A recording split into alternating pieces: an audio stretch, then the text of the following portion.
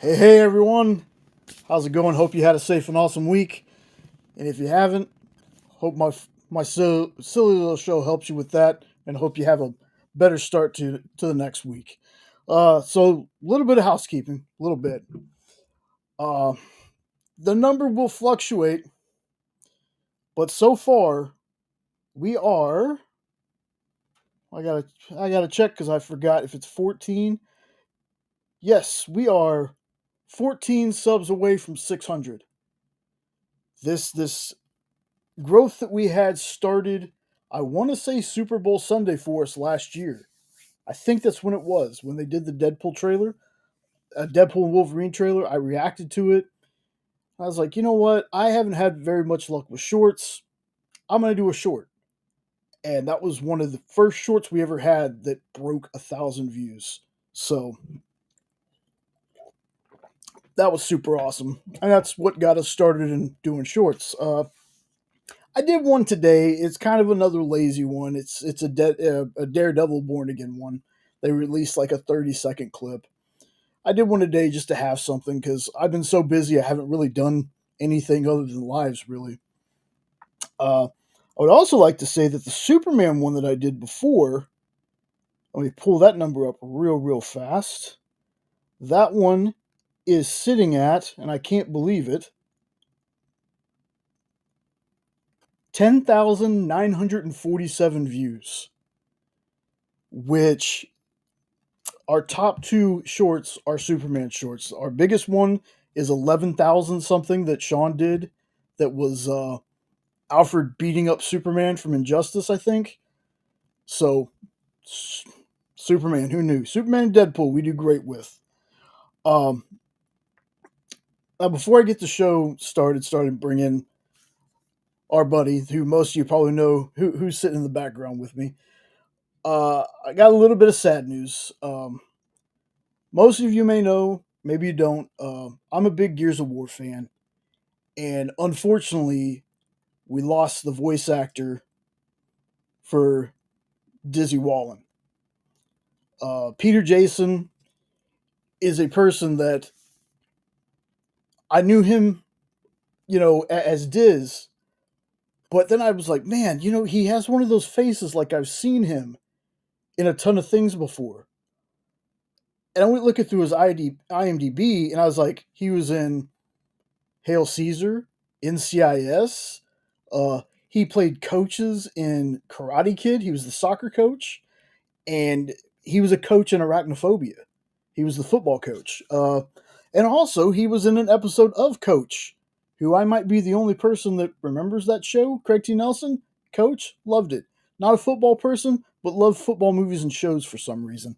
I don't know. It's weird, but you know, this character he brought such a humor and a heart to this character in the games. Dizzy showed up in Gears 2 and was in 3 and was unlockable characters in 4 and 5. Uh, but, it's very sad for the Gears community. Uh, Dizzy was a character that, in his own words, he had your butt. What did he say? Almost got it. Hold on. It's a great thing about doing it live. Got your back like a butt crack was one of his lines. So Godspeed, Mr. Jason. Thank you for all the entertainment, man. All right, now I'm going to bring the energy back up because we got our buddy, our second in command, basically until Sean eventually. I think next week I'll have Sean. Let everybody welcome in Ed Weird, Eddie Von B. Hail Hydra! Hi everyone. You know what I knew him from was They Live. That's the one I forgot to mention because I love that movie. Oh, I love that movie too. That's one of my favorite guilty pleasures when I want a Oh, horror movie to watch. so there's an episode of South Park where the two special needs kids, Jimmy and Timmy, get into a fight. They model that fight after the Keith David Roddy Piper fight, and They Live. Yeah, I've seen it. I love it. It's amazing. I love that episode. Did you did you ever see their um Lord of the Rings episode.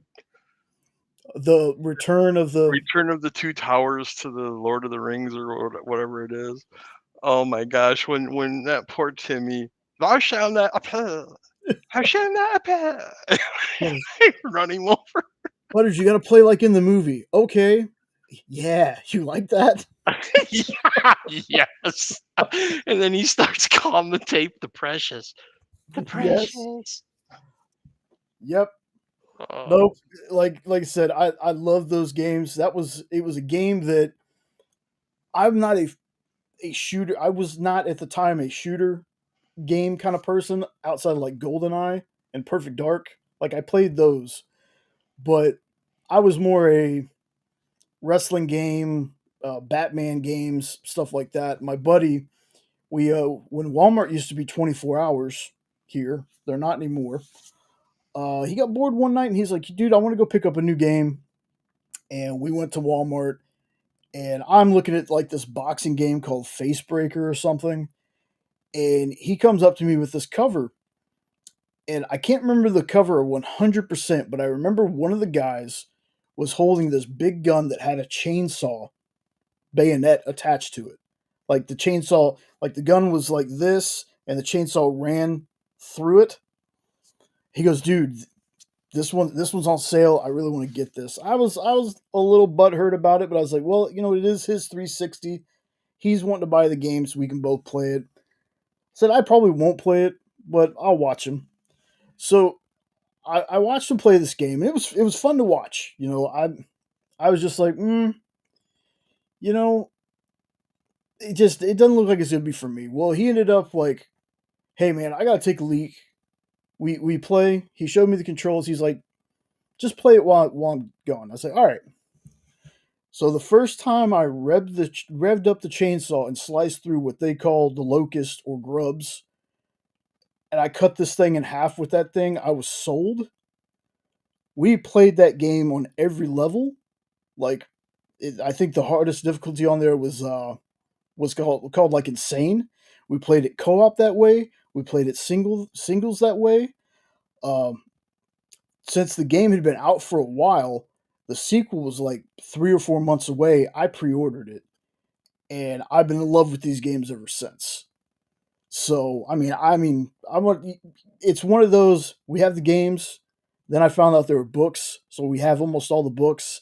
Then I found out there were comics, so I got most of the comics in hardcover. So this is a thing that I'm all about. It's like my Superman that's not Superman. So just an awesome game. I never thought I'd be into a game like that, but here I am waiting for Gears of War E-Day to come out, which is like a prequel set before all the events of the very first game during the first book. So super excited. Yeah, those games have so many great one-liners. Like it's not late enough in the night for me to repeat any of them. It's a very hardcore game, but super fun game. Super fun. Yeah, we sure did. We sure did. Nope. When before we moved in with Sean, uh, I had actually lived in the house next door to my parents' house that I live in right now, and we would do oh my goodness, online. We would play online, and then the first time we moved in together, that was it. It was two TVs. We're doing this, and I think the last one we played was five. So probably get some gears back in once Sean gets back. But yeah, love those games. So and like I said, Dizzy was a great character, and man, he just brought up like a just a big life to him. So something else that moving on from the games because I could probably talk about Gears all night. I got a picture here that kind of riled a lot of people up, and it's very weird to me that this picture would do anything, but it's just one of those pictures. James Gunn took a picture with Zack Snyder, and the internet was either James Gunn is trying to get the Snyder cult to fall in love with his stuff, or Zack Snyder's trying to make himself relevant. And to me, it's just like these guys are friends. Like, I don't know why everybody's freaking out about it. These guys are friends. They worked on Dawn of the Dead together, the Dawn of the Dead remake together. They've been friends for a long time. It's a weird thing that because people are not fans of the directors, they don't think that these dudes are friends. Like, I don't think Marvel fans and DC fans really know that Marvel and DC, movie wise, they root for each other. Like, there's no war. Like, hey Fable, what's going on, brother? Like, have you seen anything about this, Ed? I haven't seen anything about the picture, but I've definitely heard about the two sides fighting. And so instead of this picture bringing people together and hushing them up, it's added fuel to the fire. Oh yeah, They just want to hate. That's all it is. I mean, you can look at that picture and you can tell that's not fake. That's two dudes chilling. yeah. The problem is though it's on both sides of the table with this one. Yeah. It's the people who believe that if you don't like James Gunn, if you don't like his movies, you're automatically just the Snyder cult fanboy. It can't possibly mean that you're just not a fan of his movies, which I am. I don't. I mean, I know there are people that aren't, but it's either you either like Gunn or you just love Zack Snyder, and I know people that don't like either one of them. So just a weird thing. Like fandoms are always weird to me. I think Kyle's been the one that's told me that there's no worse fan of Star Wars. Or what is it? What is he says something about? It's something about Star Wars, but he goes. There's no one more Toxic. critical. Yeah, there you go. More toxic about Star Wars than Star Wars fans. And I don't want. I've never understood that. How can you just hate something just to hate it? That doesn't make sense to me. That doesn't comprehend in my head. I know. I tell people all the time. There's that. It's either Star Wars or Star Trek. It's either Lord of the Rings or something else. And what's the funny part is that Abrams ended up doing both Star Wars and Star Trek. So now what are they going to argue about? Yeah. Like, oh, Star Wars and Lord of the Rings, you can't like both of those. I'm like, I like all of those. I might be a bigger fan of one in particular. Like, I'm going to be honest with you. If I had the choice between the three properties, I'm probably watching Lord of the Rings. You're a Like, good man. I'll watch some Star Trek Deep Space Nine and some TNG and stuff like that. And I'll watch some Star Wars movies. But if somebody was like, hey, we only have this much time to watch one of these. What do you want to watch? Be like, let's go ahead and do Lord of the Rings. Did you ever watch the Enterprise with Scott Bakula? I didn't catch that one. I knew Oh, about it, dude, but I never caught it. believe it or not, I always laughed at it. It's kind of like the same story I told about Pattinson's Batman. I Hmm. kind of laughed at it, and I'm like, Quantum Leap as a. I ended up watching it finally because my nephew's like, Uncle Ed, here's the DVD. Just give it a try. Guess what my favorite Star Trek series is now? Enterprise. And I didn't get into it until it had been off the air for almost 10 years. So I didn't realize there was only 3.5 seasons. So I got done binging. I'm like, well, damn it. Now there ain't no more. Yeah, I jumped on something similar to that. Chuck. I had never watched Chuck before. Heard Chuck all the time. That's the big thing that Zachary Levi was in. Like when he was just a regular like TV actor. That was like one of the biggest things he was in. And I jumped on that and I was like, I can't believe it. Same with The Office. I didn't watch The Office when it was coming out. I happened to catch it on Netflix one day. That was like, oh, they're only like 20-minute episodes. So when I still worked at my overnight job when I was on break, I'd watch me an episode or two, and I got hooked on it and had watched The Office several times now.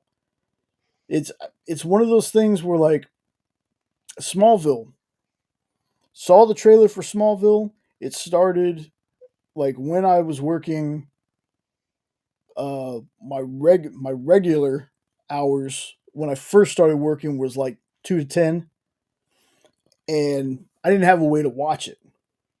Like I didn't have a VCR or any of that stuff to record it or anything like that. So I happened to go to a friend's house once, and it was the night it was on. I was off, and he was like, "Oh," he goes, "Hold on, man. You're a Superman fan, right?" I was like, "Oh yeah." He goes, "Have you caught Smallville yet?" I was like, "Nah, man. I usually work this day." He goes, "Well, this is the time that we watch it, so you're gonna watch an episode." I was like, "Okay, it doesn't bother me." Watched it, and I was like, "Oh, I got to find a way." So I went out and bought a VCR to record Smallville. And then I upgraded to a DVD recorder so I could watch it on DVD. And then I just started buying the seasons. But yeah, A it's strange. VCR, huh? I haven't heard Yeah, that one in a while. Dude, I look at you and I see a 25-year-old kid, and it just blows me away that you had a VCR. yeah. I tell you the first time I told Nick how old I was. He because he's like, now Jay, I know that Jenna's in her 30s. How old are you? And I told him at the time I was like, I'm 41. And he's like, get the fuck out of here. Mel said the same thing. We met Mel and Mog at Dallas a couple years ago, and basically got told, "Yeah, Nope's younger than me, and you had a VCR." Yeah, no, but did you ever have to rent a VCR? I bet you're not that old. The suitcase. Suitcase from hell, man. The thing weighed 80 pounds. It was hilarious because it'd take two hands and a groaning back to get that up the stairs of my old house. And it was just to watch, you'd have to rent the movies too. But heck, if you have a weekend, nothing to do back then, I didn't have cable. So for me, VCRs were my weekends when I didn't have anything going on for college. Yeah, like I said, I talked about this last time. People talk like all this nostalgia about these cartoons, and I don't have that. And they're like, "How?" I was like, "My parents didn't have cable till I moved out, so I didn't see all these, uh, all these apparently classic cartoons and classic shows that came out." Buffy, yeah. See, I was a Buffy fan like when it came out. Like I was in high school when that came out, so didn't have a job then, so I could watch it. But yep, that and Angel, I watched both of those shows, and Jenna's the huge Buffy fan. Like her and Robbie were sitting here talking like, God, had to have been like felt like 45 minutes or an hour. They were just talking about Buffy. Did you watch Robbie with Polito? Yeah, I was there for a little while. I totally forgot. I was so pissed. I wanted to know if he asked him about the corn dog. See, I didn't catch the beginning of it because that was Wednesday, right? Yep. Yeah, so I was getting the stuff ready for comic collectibles, so I didn't watch the Mhm. whole thing. I didn't even think about it because all I could think about was interviewing Dan. Oh, Nope said he did. Oh, wow. Huh? Headshot. He, he must be older than he looks, and must be another one of those lucky ones. I'm gonna say under 40, but above 35. If So, I'd have had guessed, I'd have said probably about 32, 33. oh, Phable says he doesn't think he did. And I was supposed to remind you if you didn't show up too. I totally forgot. I was so concentrating on being on the EXP that night that I completely forgot. I was getting everything set up and making sure everything was working, and then I think it was Triple B brought it up when I Mm. clicked over to his live show, and I'm like, oh damn it, I totally forgot about that. Because Now there, I would have give Brian crap if I'd have been there if he didn't. yeah, it must have been a good time. Must He have been a good actually time. said that he wants that on his tombstone. Here lies Brian Polito, never ate a corn dog. Wow. It's just like it's so hilarious. I haven't checked out his new funding platform yet, but I'm sure he brought it up because I know he left Kickstarter. I don't remember what it's called. I think it's called like Comic Shop or Coffin Shop or something like that. You have to recheck the video. I'm pretty sure Robbie's got a Okay. link in the description. Oh, Fable, like the parts I watched, but it's Robbie. Robbie is a person that like he's so natural. It's just like he doesn't matter if it's the first time he's talked to you. He talks to you like he's known you forever. Like, but Ed, how was because now that we've had the show, I want to talk. Let the people know how was it for you, man? Talking to Dan, seeing Dan on like being able to actually speak and see Dan and Dan see you. How was that for you? It was some of the most fun I've had in a long time. It was great. Once I got over being Star Trek, yeah, I was Star Trek. Once I got over being starstruck at the beginning, because I don't know if you noticed, for like the first half hour, I don't think I said a word. I was just kind of like listening. And then finally, Dan kind of pulled me out of it with a wisecrack remark from his show, and then it just became natural. And it was fun. I loved it. I'd do it again in a heartbeat. Yeah, like And him and I are from a similar time frame, so I know we'd have a lot to talk about. And from his past and my past, we've got a lot of things. I never got to go to an orgy, but but that was interesting to hear about. now, folks, for context, Dan wasn't in the orgy. He was just there when it was happening. Just want And he folks got so bored he left to go in the other room. I love Dan. How do you not same, love Dan? same. Like I knew of Dan, but the first time, like, because I started out very slow at 36. Okay, so you're about Kyle's age. Kyle's about the same age. Um, when I first started out, I was just editing the show Space Cadets, and then Kyle asked me about running the Monday live shows. And back then there was Talking Shop, there was Comic Collectibles, then there was a show called Mishmash that was for 2 hours. What was Dan's news show that he used to have?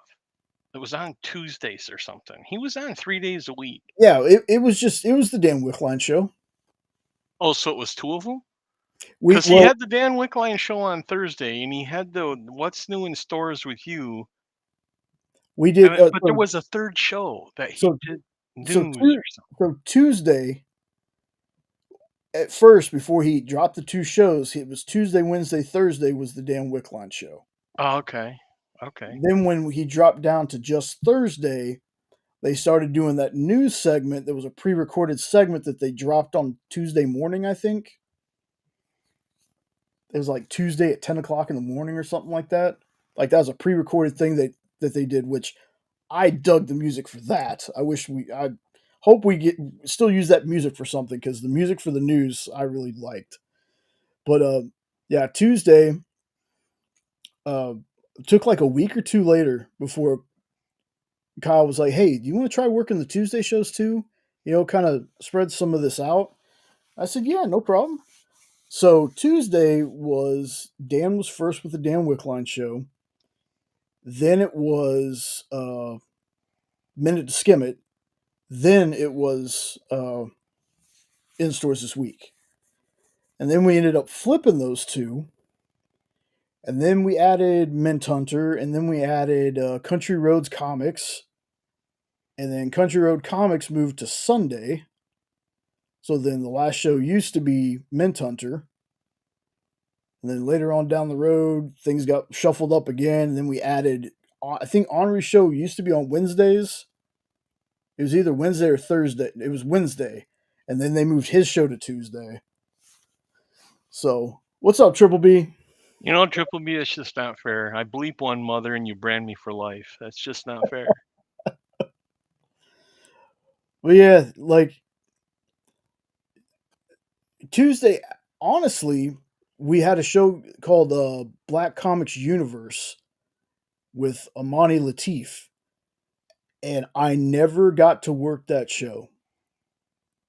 There was some stuff going on. The first day I was supposed to run it, he had to cancel.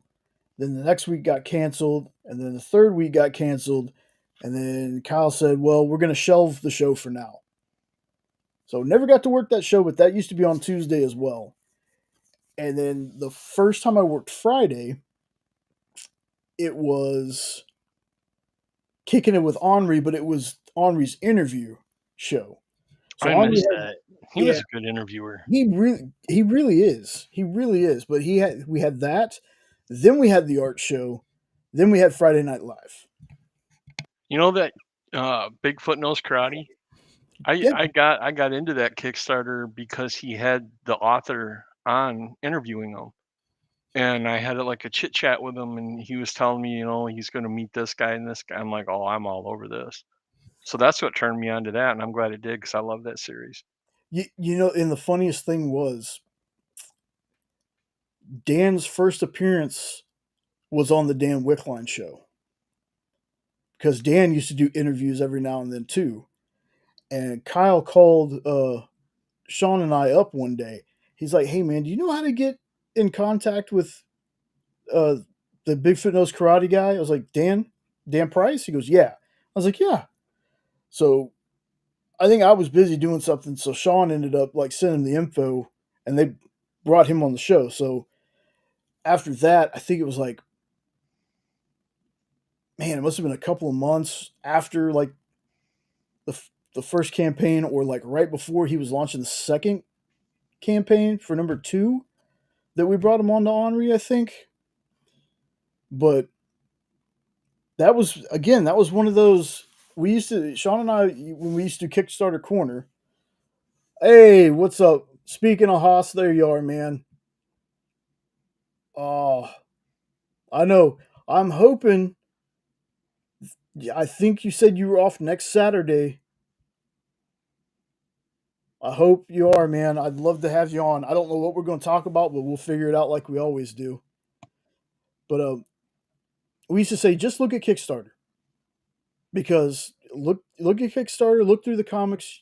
You're bound to find something or spin yourself into a rabbit hole, because we were looking at one and we scrolled down and like, oh, well, that one looks cool too. We clicked on that one. We scrolled through it. Oh, that one looks cool too. And we just spiraled. You know, the one thing about Kickstarter is I really wish, well, I'm kind of glad they don't because I'd probably be in the poorhouse, but I wish they had a better search engine where you could like type in a certain genre of something you're looking for. But in order to find what you're looking for, you almost have to have it, the name and everything to find it, or unless you get lucky. So I've never really gone down the rabbit hole on Kickstarter, but and that's how, you know, I've missed some that it's like I didn't know that that happened. I didn't know they did that. Damn it, missed another one.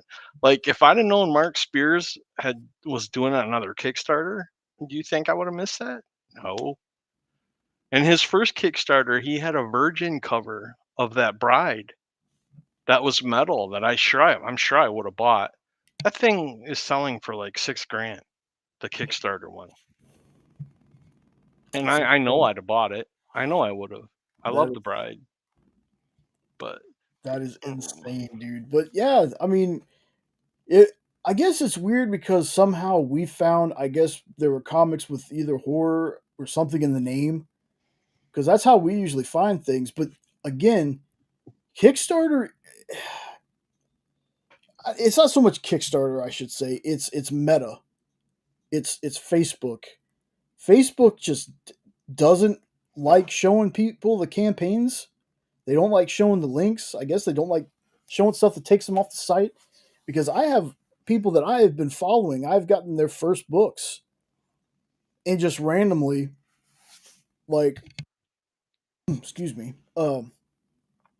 I find out, hey, this campaign ended like last week, and I'm like, I've been on, I've gotten every single issue of this person's book. I follow their campaigns. How did I not get any kind of notification about it? Right. And then my Facebook feed will be like, 7 days ago, somebody posted this. I'm like, well, that doesn't help me when the campaign, ended 8 days ago or something. There's something's going on with YouTube too, because whenever I try to post a link to anything in there, it like mutes my account. And I thought they blocked me again when I was trying to send you the Super Bowl ad link. Every time I'd put a link in there, it would black me out. Like, okay, so we Yeah, can't share links. Facebook has a weird thing about people not running the show posting links in chat because it Uh, used to be you could post them, but they weren't clickable or anything. It has to be the host of the show, or like oh, say if I'm not working that day. I had the Experience YouTube account though. I could go into my Facebook on my phone and post as the Experience into YouTube, hmm, but I have to be on that account. Because I guess they do that because same reason people tell me about the folks at StreamYard are like, only put your chat up if you trust your chat. I'm like, well, I trust my chat. Like I didn't like somebody's gonna say that's what people are worried about. YouTube is worried about, and I bet some creators are too. Some random person showing up like Liam, not this Thursday, but the Thursday before or the one before that. I don't know. It's all running together. But Liam ran the show, and we had some random dude pop in the chat and be like, "Hey, post the link. Post the link to the show." They were wanting the StreamYard link. I was like, "Dude, we don't know you. Why would I? I'm not gonna put the StreamYard link in the chat for you to some random dude." And I think that's what YouTube's kind of afraid of. They don't want people that would purposely do that to hurt channels pop into somebody's channel and put random links up. yeah. That's more than likely what that is. It's a safeguard that's not fine tuned, but I've noticed that even when private messaging on Facebook, they won't let you send links. Even on a private, if you or I were IMing back and forth. So that's why I ended up sending you the link on this chat that day for the Super Bowl. Did you like any of those commercials? I'm gonna be real honest with you, man. I Didn't I watch them. hadn't I hadn't watched them. I was that day. Jenna was like, "We don't watch." Oh, she watches football, but she's a Dallas fan. She hadn't watched football in a long time anyway. We went out. We had wings and went to a comic book store. So by the time I even thought about it, the commercials were already up on YouTube, and the only commercials I was interested in were going to be for the superhero movies, which they didn't really have anything up. So Hmm. They didn't do any big trailer releases. it doesn't feel like it. It I didn't didn't feel like watch it. the Super Bowl this year. The Lions had broke my heart so much I couldn't even stomach thinking of the Super Bowl. It was. It feels like people kind of hyped up that DC and James Gunn were going to release a Superman thing for the Puppy Bowl for crypto or something. That didn't Oh happen. yeah, yeah. The thing that happened was this Guy Gardner thing where he's like the only bowl I'll ever need, and he's like pointing at his head and making weird faces. Kind of feels like somebody said, "Hey, I think people might be mad if we don't put anything out there." So they just threw something together and threw it out there. By the way, there's like no lag today. As soon as I'm typing, the comics are popping up. Oh, good. I did end up taking off Facebook because I was like, nobody really watches it on Facebook anyway. I think I So was the only one that ever watched ESP from Facebook. And you guys were always talking. I'm like, I wonder who the hell they're talking to. And then once I got to know you, you're like, you should try it on YouTube. Yeah, Oh, that's where everybody. yeah, yeah. Not I to ju- mention Facebook's a pain in the butt anymore. yeah. Like I said, I put it on ours because I was like, that's another thing. Then I got to thinking about it. It's like, if I go back to doing another streaming thing, I'll probably do Instagram instead. But right now, it's like, let me just leave it on YouTube. That's where the majority of people watch anyway. So, Yeah. oh, Sean, I know, buddy. I Sorry, know. brother. But I can't wait to see you in that Stitch hockey jersey, though. That thing looked awesome. Like Lilo and Stitch? Hmm. Oh, cool.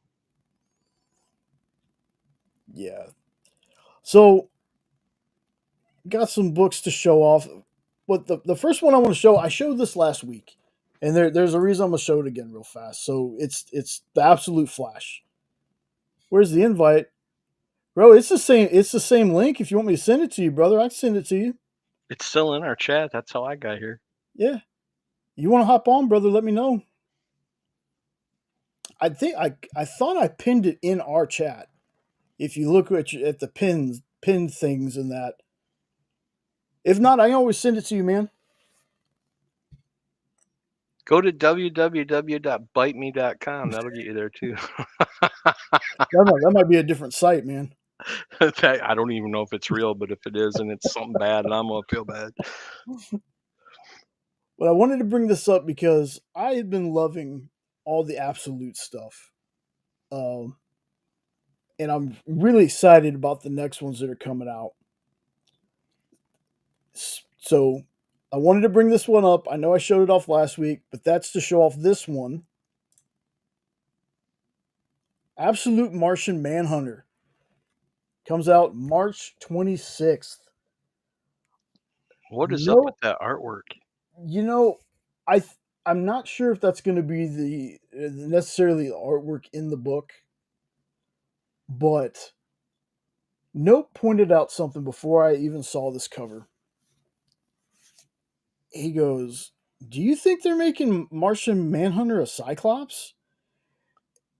It And I kind of looks think, like it. yeah, before Friday Night Live, before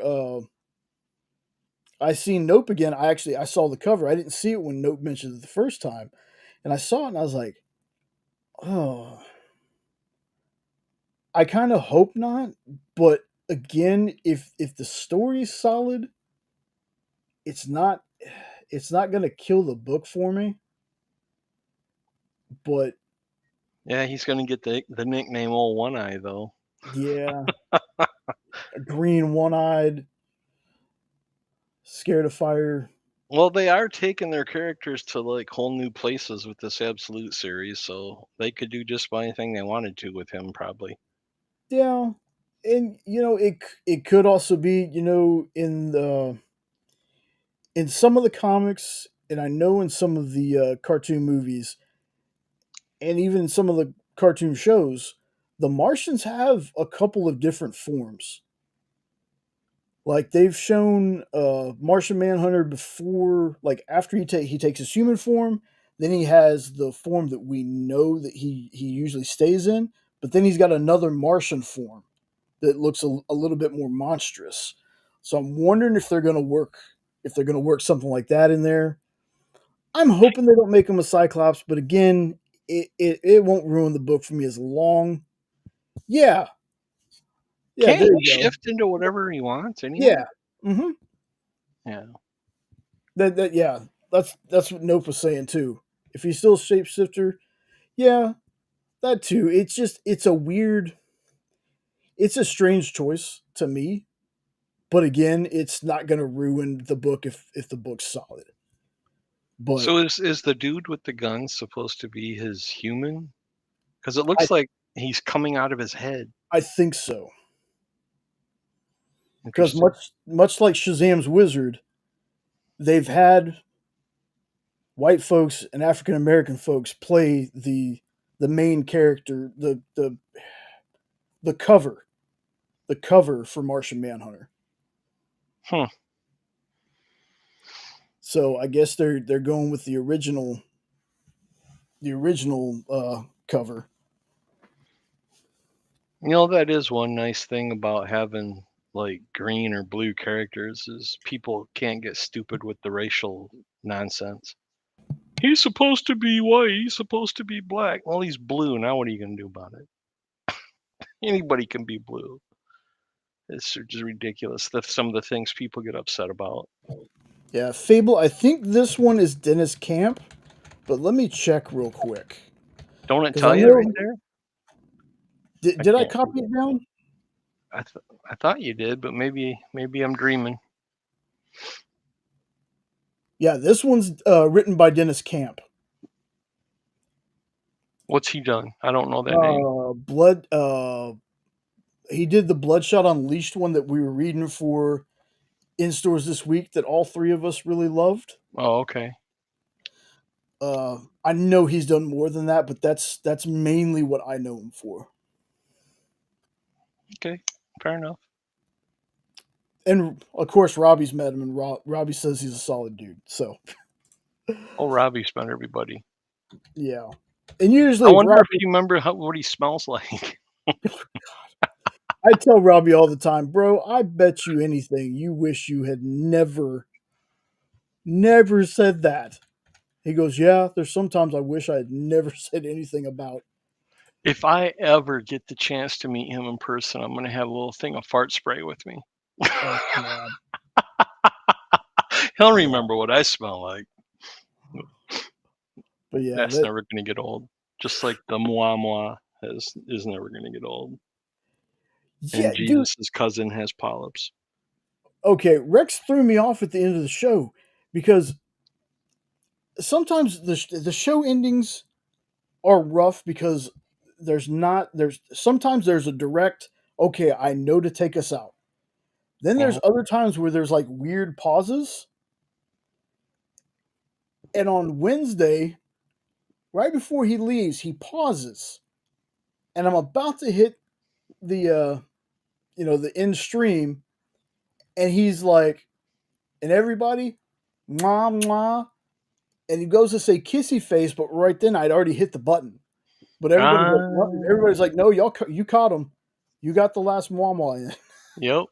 I was surprised he actually did that. It was funny. Okay, he's also doing the Ultimates at Marvel, which makes sense to me because, and I'm the one that coined this, and then I forget how I say it, but the absolute stuff feels like Ultimate Universe for DC, and the Elseworld stuff feels like the What If series for DC. So this absolute stuff feels like Ultimates because a lot of the Ultimate stuff for Marvel is fantastic. But I know we have Al Ewing is doing the Ultimate Green Lanterns, and Jeff. It's either Lemire or Lemire is doing Ultimate Ultimate Flash. So like solid writers so far on all these books. The first three. Oh wow! So Wally's going to be the only Flash in the Absolute Universe. That's Need to flash interesting. that cover up on Henry's show Hmm. as much as they hate Flash. And that that's so. Again, I tell Henri like, dude, I don't get it. Flash doesn't sell here. Although, even though she's not in the room, I'm going to tell on her. After the show, Lorena went back and bought that Flash annual that Henri was showing. So, That's funny. but I was like, dude, we got, you ship that stuff over to Nancy. Nancy can sell it. That's an interesting thing I was going to bring up, Fable. The fact that the DC Marvel crossover announcement, and I think there's also a Dynamite DC crossover happening. So both of those are going to be super interesting. But yeah, I was like, I don't get like I was like, Henri, I don't get it, man. And, here I was like, my buddy Nope was talking about how he was looking for Flash, and Nope wasn't there, but that's all right. He had to get his hair done. Well, I know that takes time. I'm telling you, anybody saw him on this show, I'd be like, yeah, he's a part of this show. Nominate him for best hair. He would win. So, next book I thought this one was interesting. From Image Skybound, March 26th, Universal Monsters The Mummy. Have you read any of the Image Universal Monster stuff? I have. I love the Frankenstein. Oh, That's okay. that's very good. I have all of that. I had the first 2 issues of Dracula and I discontinued it because I hated the art style. Mm, But the Frankenstein one was really good. here's new. I thought, first of all, I thought Ed. Now, when I think Universal Monsters, I'm like, Ed, Well, thank you. 100%. And Yeah, I I'm saw, looking forward to this one. I hope they do it justice.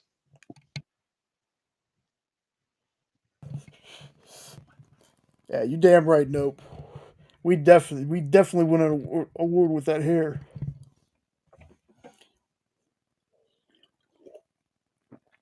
I was wondering, because the first thing, like, to me, the cover, and if this is how the mummy is going to looks cool. But I want to know from a Universal fan, what do you think about this character design? It looks good. Like I said, but it's the cover. Mm. So the cover of Dracula looked amazing, but the art inside was that new goofy kind of where everything is like blurry, Mm. weird colors and it's not uniform and it just drove me crazy. I couldn't stand it. But the cover there looks good. I mean, Hemotep that he could pass for that. I think it's funny though how it kind of looks like he's putting on a hoodie when you know it's a strapper. But it looks like he's getting ready to put up his hoodie to kick some butt.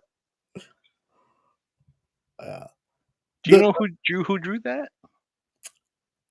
I can check real quick. No, you don't have to. It's no Sean, biggie. yeah, we got it. We got time. We're good. Sean, we're gonna win the best hair award with Nope. Just throwing that out there. We're gonna win that because I'm curious. I'm curious as well. Let's see. Let's see. Do we have the? Oh, the letter Hassan Atsmani El How. I know him from other books. Cover artist on this was Faith Aaron Hicks, and it says writer and artist Faith Aaron Hicks. Oh, interesting. So if the cover artist is doing the art, I I don't want to assume, because I've been burned by that before as well. Now I gotta look. I No, want to no, know who. Sean, no, Go ahead. best hair, man.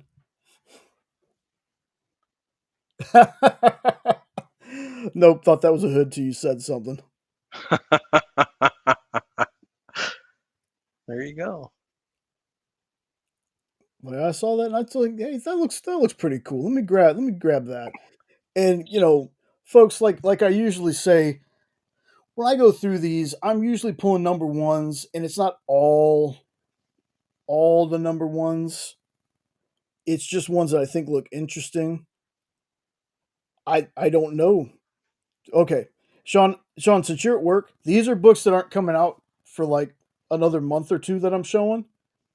So if it looks interesting to you, you should definitely check it out. Ed said he's read he liked the Frankenstein one. Frankenstein's was fantastic. Are these one shots? Are they mini Oh series? no, they're mini series. They're Okay. mini series. They're going to do each character. I don't know if the bride's going to get one or not. Mm. I'm hoping so, but we'll see where they go with it. But I wish I could show you. what I was talking about, but I don't know anyway. Can I pass you a picture? That- Will it let me do that in the private chat? It might. But this is what I'm talking about. This is why I couldn't stand Dracula if it'll let me. I don't know if it'll let me though.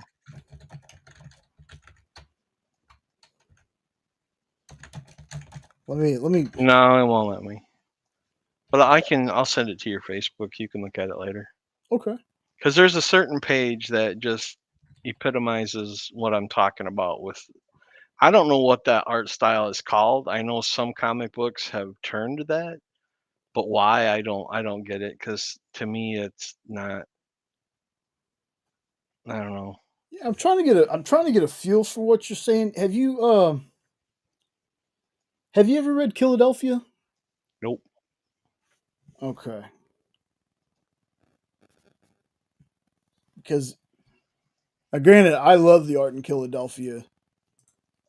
So, but it almost sounds like what you're describing. I don't even know how to describe it. To me, it's not art. It looks like some, they had somebody like me try to draw a black and white comic or something because I wouldn't even call it art. And I've always considered comic book art. But this, to me, I don't know. There, I sent you a sample. It's all blurry and everything's smeared, and there's no definition to it. And I can't get lost in a comic that looks like that. I'm sorry, I just can't. It's got to have Um, good graphics. And if you like it, that's fine. But man, I can't. Nope. I mean, for me, art has to be like super bad. Like usually, I can go into reading a book, and if the art's terrible, I can still read it. But I get Right. what you're saying because I have a Spawn book called like Blood and something that doesn't even Uh-huh. feel like a Spawn book, but the art looks like that too, and it's kind of weird, especially having like the weird letters in random places, like Right. typewriter letters. Right. Yeah, so I get what you're saying. Did they do a Wolfman already? No, they've done Dracula, Frankenstein, Creature, and now Mummy. Hmm. Unless I totally missed one, and if I did, I want to be ticked. But I don't see how I could. I obsess over Universal monsters, and that's just the thing. I mean that might be part of why I dislike it in Dracula is because of my passion for the characters. And then I sent you the art. I don't know if you had a chance to look at it or not, but I I could number one I couldn't see it clearly. It just looks it looks like a kid did it with watercolors. Everything Yeah, is smeared. I don't know how else to describe it, yeah. but I'm actually gonna pop that up here on the screen in just a second. I'm sure there's a name for that art style, but it's not for me. Yeah, I'm gonna But pop. yeah, so far they've all done four issue series, and the Frankenstein was their best one so far. Creature looked good and everything, and it had a decent story, but it wasn't anything, you know, that got me too excited. Frankenstein they did really good. I'm looking forward to the Mummy. I'm hoping that somebody can tell a good Mummy story because honestly, I have not liked any of the remade Mummy movies that they've tried to reboot so far. It misses the whole heart of the story. Yeah, Fable, you're right, bro. You're right. Martin Simmons, What about same guy, Martin the same guy Simmons? that does the Department of Truth, but for some reason, I don't know. Are you talking about that art? Yeah, it's the Oh, okay. same guy that does Department of Truth. Yeah, I've never read that either. That's a really good book, though. Is Like it? maybe it's just something. Well, it's about conspiracy theories kind of being real. Oh, okay. Like If it's not horror related, it doesn't usually hit my radar. yeah, I got But you. yeah, You know what? if it is horror related, though, I can usually talk halfway intelligently about it. So Let me get back to this, but also, well, actually, before I get back to that, Let's welcome in the haunted one himself. Yo, what's going down, everybody? I'm not blowing your eardrums out, am I? Nah, you're good. Okay, I had to turn it down a little bit. Never know when I come on live. I You going. can blow mine anytime. Triple. Never mind. Nah. Going down, Eddie Von B. How you doing, buddy? Good You're Lord. doing good, brother. How are you? Doing good. Just took the girls to the jump house. Just got back a little bit ago, and a little play date with the girls and the wife, and yeah. So I knew you were coming on, so figured I'd come listen a little bit, maybe jump on for I got a little bit of time, not too much, but Oh say yeah. what up to my community out here, man. Love this Did you lock community the that we're in. door? Lock the The door. door, it was locked, and I had to go back up there, but no, I probably forgot it. Yeah, I don't think I got any lock the door variants, but next one I got, I'm actually excited for this. March 26th. I'm sorry, but the placement of that one axe It, and the wood and mm-hmm. yeah, that's very yeah, Now, that's unfortunately, intentional. yeah. Oh, hell yeah. Like I said, if you like the Peacemaker show, the comics are going in the direction of the show. Now, a lot of people weren't too wild about what they did with Vigilante because basically they made Vigilante Deadpool, and I've said if Ryan Reynolds ever wants to give up the character or wants to do another multiverse with more Deadpools in it, Freddie Stroma that plays Vigilante should replace him. He's hilarious, and I liked him even more than John Cena in the show. Like I wanted him to get his own spinoff. Granted, it's nothing like the character, so if you were a fan of the show, don't try getting any comics till this one because Vigilante in the comics is 1,000% in the other direction than he was on the show. But this one looks like they're going to do the fun version that was in the show, and that's something that I'm hoping we start leaning more towards. You know, if we're going to put these people in shows and movies, let's have the comics reflect that. You don't have to change like this one. They totally changed the personality of the character, and I'm not saying you have to do that every time, but I would like for them to start getting closer. And the reason being is there's plenty of people that don't ever touch comics that love the movies, that love the shows, all that jazz. So I think to get them interested in the comics, it'd be nice for them to have, you know, oh, I loved Vigilante on Peacemaker. I thought he was hilarious. Okay, well, now, March 26th, or before then, if you're interested, you should always go to your LCS and pre order these. You get the Vigilante Eagly double feature. And I bet you anything, this is going to be closer to that version. So, Dude, I've been standing at my pedestal screaming for 3 years now to do a Matt Reeves Batman series because I'd buy it. mm-hmm. I mean, if we're only going to get a movie once every 5 years, I'd at least like to have a comic or something because I really got into that world. And then watching the Penguin, it's like, oh my god, that was like sniffing coke.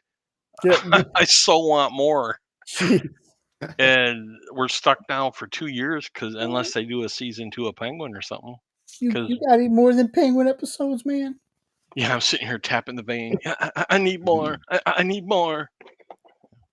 No, and I 100% agree with you on that. I wish, you know, we're starting to get more shows, going to streaming. Most of the shows that we had superhero wise that were on the CW, CW was bought out. That whole channel's being repurposed. No more superhero shows on that. Everything's going to streaming.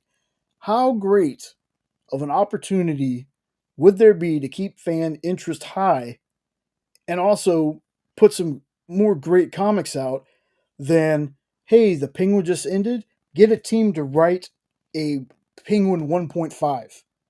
Right. It's like a season between that and the show. Obviously it's not going to run until Penguin season 2 came out, but it'd be something to kind of satiate, that man, I need this. I need some more of this. Can we have some stories?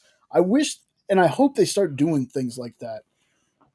Me too, brother. Because you find somebody who's a fan of the movie, who's never read a comic, and then you hear there's not going to be a movie. It's like, well, I'm going to go check out a comic. And then you go and you grab a Batman comic, and it's nothing like the movie you just watched. And you're like, what is happening? I don't understand. I don't know this. And they're missing a golden opportunity. When they have something that hits big, like the Penguin and the Batman, why not do a Mhm. book in between movies? I mean, you could have it do side stuff. You could even do backstory stuff. You don't have to spoil your movie, or you could use it to set up the next movie. Because that was one thing that, even though the Matrix films absolutely sucked after the first one, in my opinion, at least they were smart about it and they gave out a Matrix comic ahead of the movie. And then they did a cartoon that was supposed to connect the Matrix to the second Matrix when it came out, because it was going to be a while before Matrix 2 came out. The comic was good. The first Matrix was good. The Matrix cartoon was good, but the movie sucked.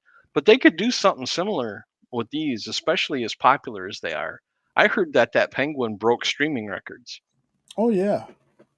Well, the Batman has been their best selling Batman, and now they got the Penguin. Come on, do a book. Yep. Let Dan write it. You know, some people might think that Ed and I joke when we say that. Uh, that's 100% honest and true, y'all. Like, I want Dan. Dan really wants to write a Green Arrow story. Dan's a Green Arrow fan. I would love to hear a pitch of what Dan would do for Green Lantern. I really would, especially because, again, Dan is a writer, and one of the things I love is when folks who are fans of something get to work on something. Like Dan being a Green Arrow fan totally and completely makes me want to read what he would do with the character. Like I love when there are folks that enjoy or love a character and they're like, "Oh, that'd be like me if I was a writer and I got to write Superman." Okay? That would be, I would hope that people knowing me, knowing how much I love Superman, would be excited if I was writing a Superman book. I'd read it. Yeah, I'm sure a lot of passion would come through Oh, your writing, and even with Dan's writing, like you said, if you can write Green Arrow, passion for the love for the character, what's going to come through out on pen for sure. like I'd Dan is love. so good with mysteries and detective type stories. A lot of his books are about that kind of stuff. I mean, he could hit it out of the park with the Batman. And I would like to see him write a 007 and Mm-hmm. him use his ideas of having different double O's. Okay, do a 006. I don't know what the number means. I know 007 means license to kill, but there's got to be other double O's out there because we've seen some in the movies. Yep. So do something on one of them. And It'd with be. his relationship with Dynamite already, I mean, heck, Yeah. I mean, they'd have to talk to the Fleming family still owns. So there's only like particular things I guess they can do with the property. It has to yep, be run through Ian Fleming's estate. but you Mm. wouldn't have to say that it was James Bond if you call a book 006. That's true. I mean, that's just a title as long as they're not referring to 007. But didn't Dynamite do a 007 Well, they James done Bond? two. They Yeah. did. Actually, they've done quite a few, but the last two I remember because they were some of my favorite books they've done. It was the Philip Kennedy Johnson run, and then the Garth Ennis did a run. And they were both excellent. But I'd love to see that. That'd be like Ed's a writer and he wants to write a horror book. Triple B's a writer and he wants to write a Sweetie book. He wants to write an issue of Sweetie. I'd be so freaking down because I know how much y'all love those properties. Y'all love that stuff. So I would honestly I would love for Dan to be able to take on a big superhero. Is he doing the Thursday shows with the XP anymore? Because I haven't seen him in the last couple weeks. Not right now. No, that might be an eventual thing, but he kind of was promoted to do something else. So he's unfortunately so tied up with doing that and doing his own books that he just didn't have any more time for the Okay. show. But he's hoping to one day come back. But for He'll be now, back. yeah. For now, it's sad, but he's kind of, it's a good thing. Like it's a sad thing, but it's a good thing at the same time. Yeah. You know how Robbie does that Hellboy song? Hmm. I've never really been a Hellboy fan, but I was kind of reading about him. I've never seen the movies or anything, but I was kind of reading about what he does and what the whole story is. And you know what popped into my mind? How cool would it be to have a Hellboy, Hellraiser crossover where he has to fight the Cenobites? And my mind just like blew up. I'm like, oh my God, that could be so amazing. I wonder, has that been done? I don't think so, but that would print money. Tell me Like, about it, man. Because like I was reading about what he does and how he works and where he's at, and then I'm like, his perfect crossover would be the Cenobites. see, I haven't watched The Crooked Man yet. I'm still kind of iffy on that one. Right? No offense to Jack Kesey or anything, but the Ron Perlman movies were just, I love them. The Ron Perlman Hellboy movies, love them. I actually liked David Harbour's Hellboy. I liked it. I liked the fact that it was R rated. I liked the fact that they took some stuff to the extreme. It just felt like the story wasn't all the way there, or they needed a longer movie. Like, I know a lot of people did not enjoy the David Harbour Hellboy, but I did. Is that a newer one? That one's 2019. Then you have the And two okay, Ron Perlman ones. it was a long time ago, but I was kind of a horror diva at the time, Hmm. and I tried to watch the Perlman one, and it was just too janky for me. It's not what I was looking for, but I was thinking it was going to be, because I was the same way with Van Helsing Hmm. when The Hugh Jackman one. Hugh Hugh Jack. Jackman one. Yeah, I went into that movie expecting to see a good, vampire Dracula, not some slapstick, goofy ass freaking Saturday morning cartoon on the big screen. Ah, I loved So it. I It was was fun. so annoyed when I left the theater. I've grown to like it over the years, but at the time, like I said, I was a horror diva. I Yeah. wanted something dark. I wanted something twisted. I had just gotten, we've just come off of Bram Stoker's Dracula, which is a brilliant movie. I love that movie. And I thought Van Helsing was going to be in that kind of a setting, In that vein, but no, it was not totally goofy opposite. cartoon. I can appreciate it now, but it's just not what I. You- When they showed, oh, I can't even remember who the character was. It was the first thing he went to fight, and it was the big giant dude, and he looked It like was a giant cartoon. Hyde. Hyde, yeah, that's Yeah. what it was. They showed him, and I'm like, oh god, it's gonna be one of these movies. And then, sure enough, Frankenstein shows up, and he has like a fishbowl head, and it's like, what in the heck are they doing? And my buddy's like, just chill and watch the movie, but I was already too angry. But now years later, I appreciate it. Do I can you watch it. I can like it. But at are the you time, are you a fan of anime, Ed, at all? some I didn't know what anime was, but anime is actually three of my most favorite cartoons: Battle of the Planets, Robotech, and Voltron. I didn't know they were anime. You should check out a series called Helsing. It's one of my favorites. Helsing, like It's Van called Helsing. yeah, it's called Helsing, and Okay. and there's Helsing and Helsing Ultimate. But now I have to ask you though, because Hmm. I've heard a lot of anime is black and white. No, this is in color. All right, cool.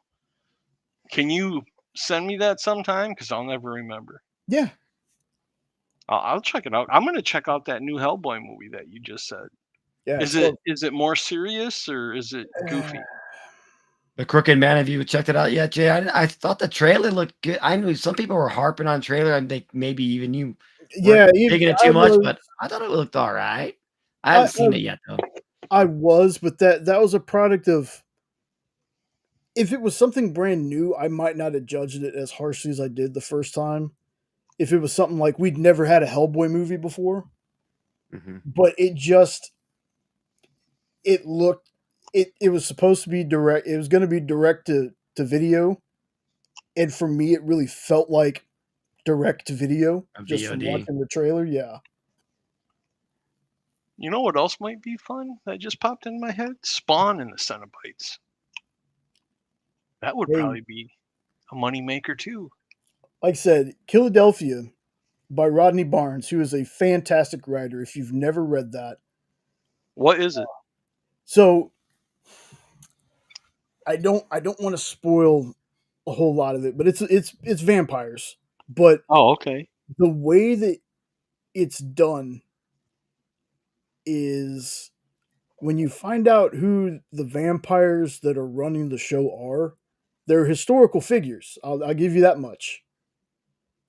And Rodney has also found a way that I think he needs to teach a master class on how to cross characters over, because I won't tell you which issues they are, but he's already crossed over Spawn and Savage Dragon into that world. Wow. And Yeah. for like Philadelphia, I think he's also done a book called Nita Hawes Nightmare Blog that's really good. He's done was it Batman Full Moon? That was good. Yeah, that's Rodney Barnes. I got that glow in the dark cover of the werewolf. That thing is amazing. I love But that book. to answer Triple B, I have it, but I haven't watched it yet. I'm still going to give it a shot. Um, but it's just I got to go into it remembering this is a character wise much younger Hellboy. Like it's not the Hellboy that we see in the 2000s. It's a Hellboy from like the 50s, I think. So he's not as big as he is in the other movies because he's still very young. So I don't know. I'm gonna give it a shot, but I'm afraid that it's gonna be like going from 30 Days of Night to 30 Days of Night, that sequel that I never want to ever watch again. Manga is comic form, and anime is video. Oh, okay. So if it's anime, it's animated. That makes Mm-hmm. sense. Because, yeah, I know all the manga's black and white because that was everything that my daughter was into, and I couldn't read it to her Yeah, after or read it with her. yeah. This vampire stuff. There's Blood Sea. There's Trinity Blood, Akira. Like Cool. Have you ever seen Battle of the Planets? I know of it. I've never actually seen it. What about Robotech? That one I have not. Oh, God, Robotech is so good. Voltron, please tell me Voltron. Yeah, Okay, just check it. Just check. yeah. But it was funny because Battle of the Planets came on at like 6:30 in the morning, and it was only on Monday, Wednesday, and Friday. And those were the 3 days I never missed the school bus because the bus would come at 7:20 because I was always up watching Battle of the Planets. Tuesday and Thursday, good luck getting me out of bed because I missed the bus so many times. Let's see this next one I got. Just because I'm a big Deadpool fan, and I love the Deadpool core books. And I saw this, and I was like, I've never seen some of these Deadpools on here, like the Deadpool frog that's down there. I'd never seen that one before. That was in the Wolverine movie. The Deadpool frog? Yeah. Because I didn't know Deadpool, and I seen all these things. I'm like, is that a frog? And then I saw a flying skull with a chopper beanie on his head. Yeah, that was on That's there. Deadpool.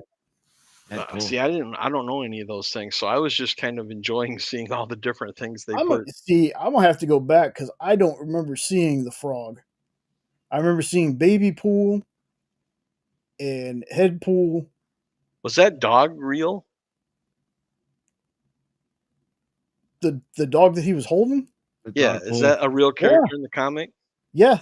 There Okay. is a dog pool, but dog pool doesn't look like that Well, yeah, that's what I was wondering is why they made it look so freaking weird. because it was a cute baby with a deformity. That's one way of The putting it. dog was cute. I loved it when Wolverine held that dog out in front of him, and so they wouldn't shoot. I laughed so hard at that part. Oh my goodness. But yeah, It's okay to talk about it. I hope there's nobody that's spoiling by now. oh, I would hope people that were watching this have seen it by now. I know it took Lorena a long time before she watched it, but um, so Headpool actually comes from like a zombie. There's a universe of zombies, and he got decapitated, but the head made it through a portal. So there's a bunch of different stories about. I'm probably getting mixed up, but there's a Oh, bunch of different Deadpool characters, and so like I said, this one, Poluminati. I'm gonna check it out. I'm not sure about picking it up just yet, but I am gonna check it out because when it comes to Deadpool, I'm trade all the way. And then I the wonder next if it. one, I wonder if yeah, it's a one shot or if it's going to be an ongoing. I'm not sure because there's a lot of times I get fooled by them saying number one. It does, and you have to look at like, oh, it's a 48 page. Oh, okay, that's a one shot. Yeah, see, I'm not as well versed in this stuff as Triple B is. Oh, I don't know. I don't know, man. I wish I can collect all the X-Men books, but there's like 50 titles out every week. So I was like, all right, I'll pass. But no, I've been picking up the Laura Kinney Wolverine. That one's been great. Good. That's really the only Marvel one that I've been picking up. I know Alien, they have some good Alien books that I picked up in the past, but they had a new one that just came out. I think it comes out this week. Maybe it came out last week. New Alien ones. So those ones are always fun. But when it comes to like the superheroes that Marvel does, oh my god, dude, you can spend an arm and a leg for all if you like character, man, they're gonna have like 50 books for you. There you go. I mean, look, I mean, we're getting Magic right now. We got Rogue and the Savage Land. So you got all these babes of X-Men out there getting this. Even got Storm's got her own title out too. So it's like, Yeah. and then you got Well, the Uncanny X-Men run that's rolling out right now. The Exponential X-Men going on right now. You're like, wait, what? Ultimate X, Ultimate Wolverine. I mean, you can just name it. And I'm not even buying any of them. I just like I look at them, because I'm looking for sick ass covers to show everybody. But it's amazing. You can really spend a lot of money on these books. dude, I saw a video before I got on here today. It was like 3 of the weirdest female Marvel characters. Never heard. There's one called Soft Serve that craps ice cream that's edible. Uh, there's another one called Ruby Thursday. And there was one more, I can't even remember, but I saw this and I was like, I know some obscure characters, but I had never Soft Serve. I've never heard that name before. Soft served. first time I got any with nuts in it. Yeah. And hello, Lorena. We were talking about you. I tattled on you for buying that Flash annual. All right, the next one I got on here, it looked pretty interesting. I don't know what this is about, but I saw the names on it. I saw the cover, Arthemis. and I was like, "What in the world?" It feels like it's a horror title, if I remember. If I remember the little blurb I read, we'll start keeping those up so I can read them. But I know what you mean, Jay. Like I'd be looking at all these comics that are coming out, and I kind of read those synopsis on it, but you get like 30 books that you look at. It's hard to remember what was yeah, this one exactly about. I'm trying to look this one up because I don't remember. I don't remember seeing it. yeah, this one March 26th. Oh, March 26th. That's Yeah, why. yeah, I'm looking I at. looked. Yeah, I looked kind of a a little farther out than normal for some of these because I remember Robbie's like, "Yeah, that Mark Spears books you're showing, it's already sold." So I was like, "Okay, well next time I just need to look a little farther out. Maybe I'll get something where somebody could be like, okay, I want to order that,' and they go to their LCS and get it in before the cutoff date." So it's basically every child below the age of 1 disappears and is replaced by creatures that are basically deranged, hyper violent adults. Cool. And it's Garth Ennis, so it's going to be Graphic. it's probably going to be out there. He does do some good stuff sometimes. He Sometimes he does. goes a little overboard, but Yeah, like I tried reading Crossed, oh, that's rough. and it's not that in that stuff in comic book form. For some reason, I don't get bothered by stuff like that because I read Red Room. Like I used to pick up Red Room all the time. Like comic violence like that doesn't get me. It's the fact that none of it really served the story, and it felt like it was edgy just to be edgy. It was like how messed up can we get? Like, can we make people not want to read this book? It's kind of what it felt like. Like the story was like okay. It kind of felt like the Crazies, but ramped up to me. But I said Garth has some hits for me. Like I know he's a very polarizing writer for some folks, but I like the boys. I like really, really blown away by his 007. I thought his 007 was fantastic. I didn't realize he did 007. Yeah, he did the run right after Philip Kennedy Johnson did. It's the one that I think we started on in stores this week. Was it Dynamite? Yeah, it was Dynamite. Wasn't like High Country for For King for King, High Country? for King and Country. Yeah. Was that the one that he did or mate? I'm trying to look it up right now. It's either that one or that's the one Philip Kennedy Johnson did, and then he did the one right after it. I'm MRS. terrible with names, and it's been a while since I read that one. But it's the one where they were looking for the weird ice bomb. It's like a chemical that turned thing that it had a weird name to it, and I always kept forgetting what it was called. Like I am right now. But basically, it was the same really great story, just the violence was ramped up. So we got this one, and then one that I know a lot of people are looking forward to, Parker. Space Quest. And yes, I went ahead and grabbed The Spears. the Spears cover. He's got some coming out. Oh, I think I pre-ordered some Spears. Like I've noticed that like Dynamite's got him doing a couple books. Mm-hmm. I pre-ordered them. I can't remember which ones they were though. I'm like, oh, I think there was a new Red Sonja one. I can't quite remember, but yeah, the Space Quest. This looks good. Yeah, like as much as I've, thanks to David Pepos and the team working on it, they took a character that for whatever reason it's like a big gap in my Hanna-Barbera knowledge. Like I know almost every single other Hanna-Barbera cartoon, but this is the one that I never saw. It made me such a fan. And I mean Johnny Quest, I grew up on Johnny Quest reruns when I was a kid. Like I still remember the Johnny Quest movie. This is exciting. This is one to look out for. And Mark Spears, I don't know how long. Like he may be an artist that the covers just never stop getting hot. So I would just say I think this one you got some time. I'm just saying.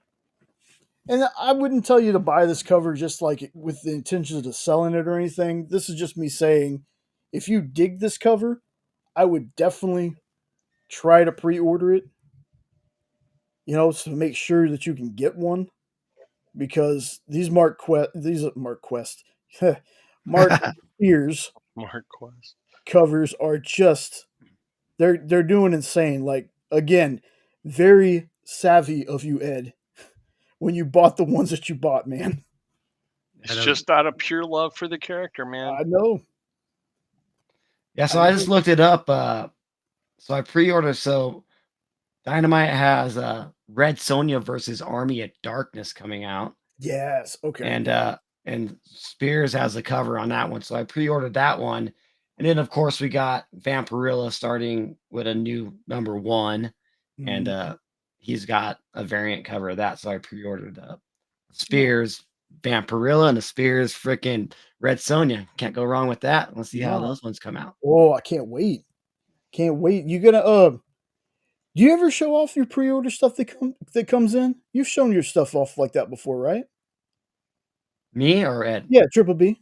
Well, yeah, like that's kind of like, hey, you guys want to see me unbox this? Is subscribe to the channel because it's going to come out in a later unboxing video. So it's usually going to come out where I'm going to say new comic book day haul or something on it. Most of the unboxing videos are going to be mysteries, but like once a month, it was about twice a month when I was getting my pre-orders in. So I would do a video and I would be like, oh, new comic book day. But Sorry. but now I'm only gonna the shipping went up on it, so I'm only gonna get my pre-orders once a month. So I'm gonna get hopefully a big old package once a month, and then we'll do the unboxings on it. And usually with the pre-order ones too, is the books that I'm reading. A lot of the mystery ones, like maybe I'll go back and read them, but the new books is really what I like to read and following. So Yeah, the and that, FOC on the Space Quest is March 3rd, so you still got time to order it. Oh, good. I'm glad I went out far enough. Got a box from Nancy, couple of spears, especially Tales of Gunslinger. That's awesome. That's awesome. Yeah, sometimes Triple B, I can't tell on your unboxing. Sometimes it's not that they run together or you don't differentiate them, but since most of the time they're Dynamite, I yeah. I sometimes I forget which one are your pre-orders and which ones are your mystery boxes. And like really too, like lately, I'd only get like a couple like new comic book days. There's only maybe 3 or 4 of them. So maybe I just like throw them into the same video. Like I'll show those ones off, and then I'm like, okay, let's end it with a mystery 10 pack. So it's just not like a 4 minute video. Gotcha. But right now, like I'm super ahead on my content. Like I'm way ahead of schedule. So like I feel good because dude, when you're like about a month ahead, and I'm putting out a video a week. So I got 4 videos already done, ready to go, locked and loaded. Now I can really like focus on the Wednesday shows. You know how you're producing shows yourself. That's what you do for a living. And like putting, I guess you guys call them slides or whatever. I Hmm. just call them pictures. I gotta put all these pictures up and get them loaded up and do the research on it. It gives me more time to do that. And it also gives me like more time to hang out with my girls, my Yeah. daughters and stuff. But just to being ahead of schedule like that's awesome, and I still got another package over there that I can rip open, and so I'm about ready to get my tax return. I'm gonna probably drop like I think I'm gonna Rex. I'm gonna say Rex, dude. I need like 10 packs, bro. Like Oh, so I can get them all in one shipping, and then like that'll put me. Then I can do those videos and like try to make 10 videos out of those 10 mystery packs, man. So it's it's fun. The YouTube thing's good, and like I love like looking at the new comic books that are coming out because like I find stuff that I don't even know, and it's just good research for me. I love art, and I love like I can't read everything, but I love looking at the great covers and trying to find sick ass covers. You know what I mean? yeah. 100%. Dude, let me tell you how smart you are, boss. I have for a while. I've been super busy these last couple weeks. Like, I only work a couple hours a day show wise, but there's all the stuff in the background that I got to do. So basically, the lives right now is the only thing I've been doing. Like, I did a short today. All I did was a lazy short where I just took the a Daredevil trailer and just made it a short and threw it out there just to have something. In my unboxing, I was able to do an unboxing earlier this week, but I haven't been ahead. I haven't been ahead in a while. I used to try on Sundays do all my shorts and stuff for the week, so I had a whole week and not having to do anything. And now everything's just so jammed up that I haven't been able to like do stuff like that. Like it's like, oh, I got an unboxing, cool. I can do a video. Oh, I got a little bit of time before the show today. Let me go ahead and try to do a really lazy short just to have something out there. But I I hope I can get back soon to doing some preemptive videos, so I'm not always like rushing to get something out there, especially with with work picking up. But that's smart, man. Having the videos done so you can have a little bit of a breather. That's a very smart thing to do. Yeah, I just try to take like, a few days. I'm gonna knock these out back to back. What I'll do is like I'll film it. Um, and I'll like do like a little bit of the editing just to get me like to cut out all the like me pausing or stopping the camera, then coming back on. So I get all that out, and it's not really that hard to do an unboxing video. But then to go ahead and throw all the B-roll in it and throw all the other cuts, then I have a couple days to do this. So, I can work out, do the editing. But filming a few videos in a row and then like getting the editing, then okay, I'm gonna get the editing done on video one, editing done on video two, and so on. But then also like I upload them up to YouTube, and then I got to get all the description in. I got to get the thumbnail in. I got to get the title in. I got to do my end credit scene. I got to do cards and all that stuff. So after the video is done, there's still a lot of work that needs to be done, and so but getting it already up on YouTube and it's scheduled every Monday. So the next 4 weeks are already scheduled. They're already done and up, ready to go. So it's I don't know, man, because it's hard like to do it like every week. Oh, I have to get a video out this week. It puts a lot of stress on you, and like, I just got to get it done. And then maybe you lose quality or something on your video, which Yeah. my videos aren't all high quality. I'm always trying to get better, but when you have to rush like that, because if you look at like YouTube and you're being a content creator, you have to put out stuff consistently. You have to put it out like you're putting out a video once a week, do it. I mean, YouTube sees that, they're gonna like it. I mean, you can go hiatus and not put out a video for, a couple weeks or whatever. It could hurt your channel, but it could not. It's like, so my goal is to go ahead and have an unboxing video every week and a live video every week. And just to get caught ahead, then I don't have to deal with that stress. And like sometimes I was stressed out there, during Christmas time because I was buying all these packages, but I wasn't getting them because the postman, it was too busy, right? I'm like, oh my God, I'm not gonna have a video this week. I'm not gonna have a video this week. And that's what happened. And all of a sudden I got all these packages in like at once. I'm like, okay, here we go. And that's how I was able to get ahead because I was able to just open one up each day, record it, edit it the next day. And then so I got ahead. But just now I got to stay ahead if I want to keep doing this.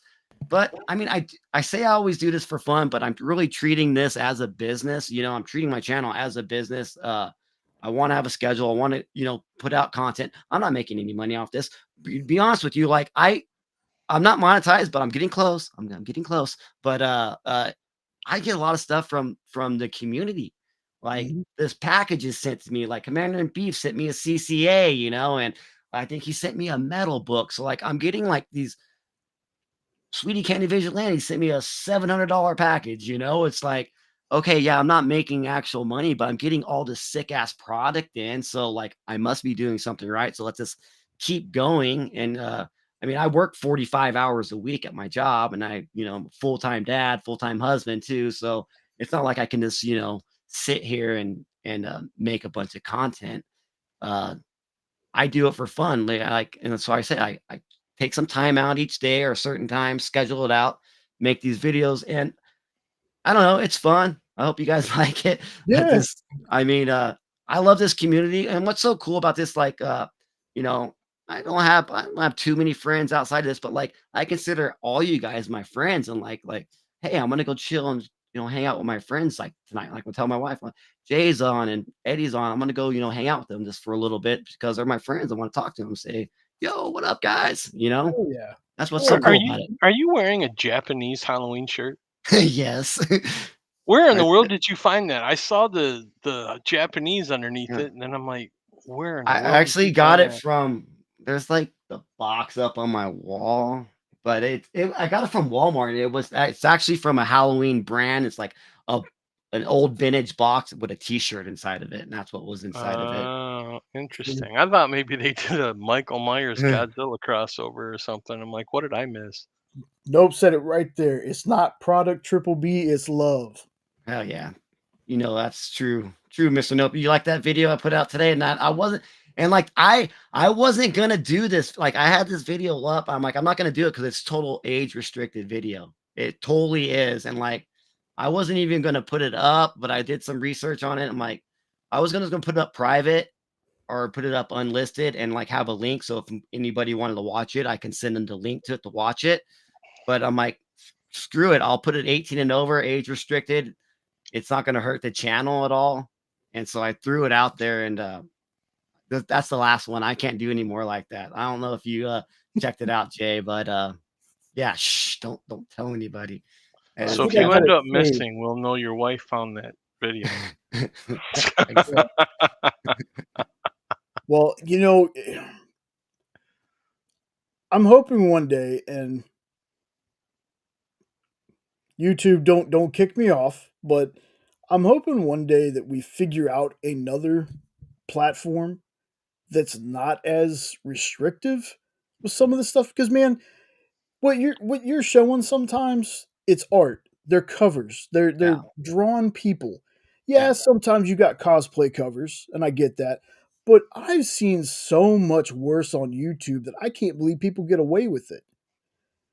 And the fact that a comic creator gets their videos taken down, or they get strikes and all this other nonsense for Mhm. art, it blows my mind. And it's like, are you not watching some of the stuff that some people put out there? Yeah. Like, it's a weird thing when I see Triple B got a video taken down because there was some cartoon boobs on the cover. I But think that only happened maybe one time, dude. yeah, I've been pretty dang good to, like, honestly, like, I have, like, 200 some videos on my channel, and, like, the only age restricted one is the one I put out today, and I put the age restricted on it. So all the other videos are free for anybody to watch, and that's what I tell my wife. I'm like, I'm following their guidelines. Like, you know, there's like maybe some covers where I got to put a little painter's tape. That's maybe only been one or two videos out of 200, and it yeah, still got past the guidelines, so anybody can watch it. But there's this comic creator. He only has he has under 100 subscribers.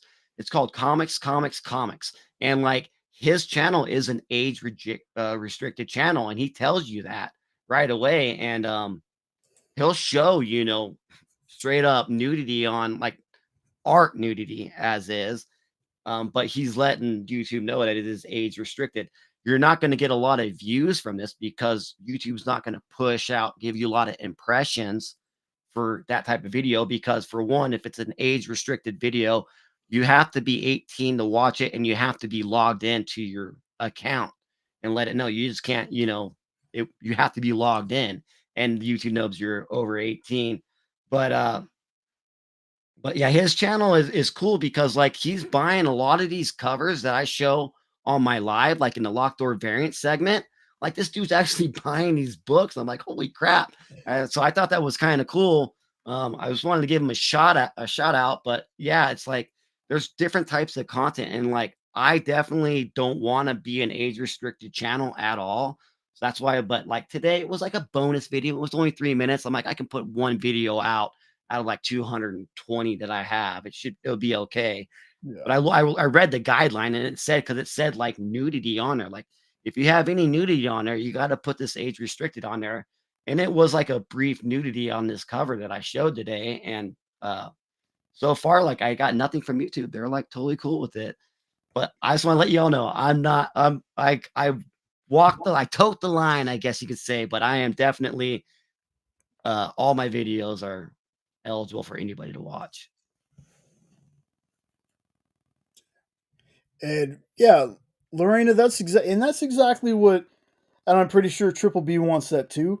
We want to be people that when Triple B goes live and I go live, we we want you to feel like you can come just hang out with us in the chat.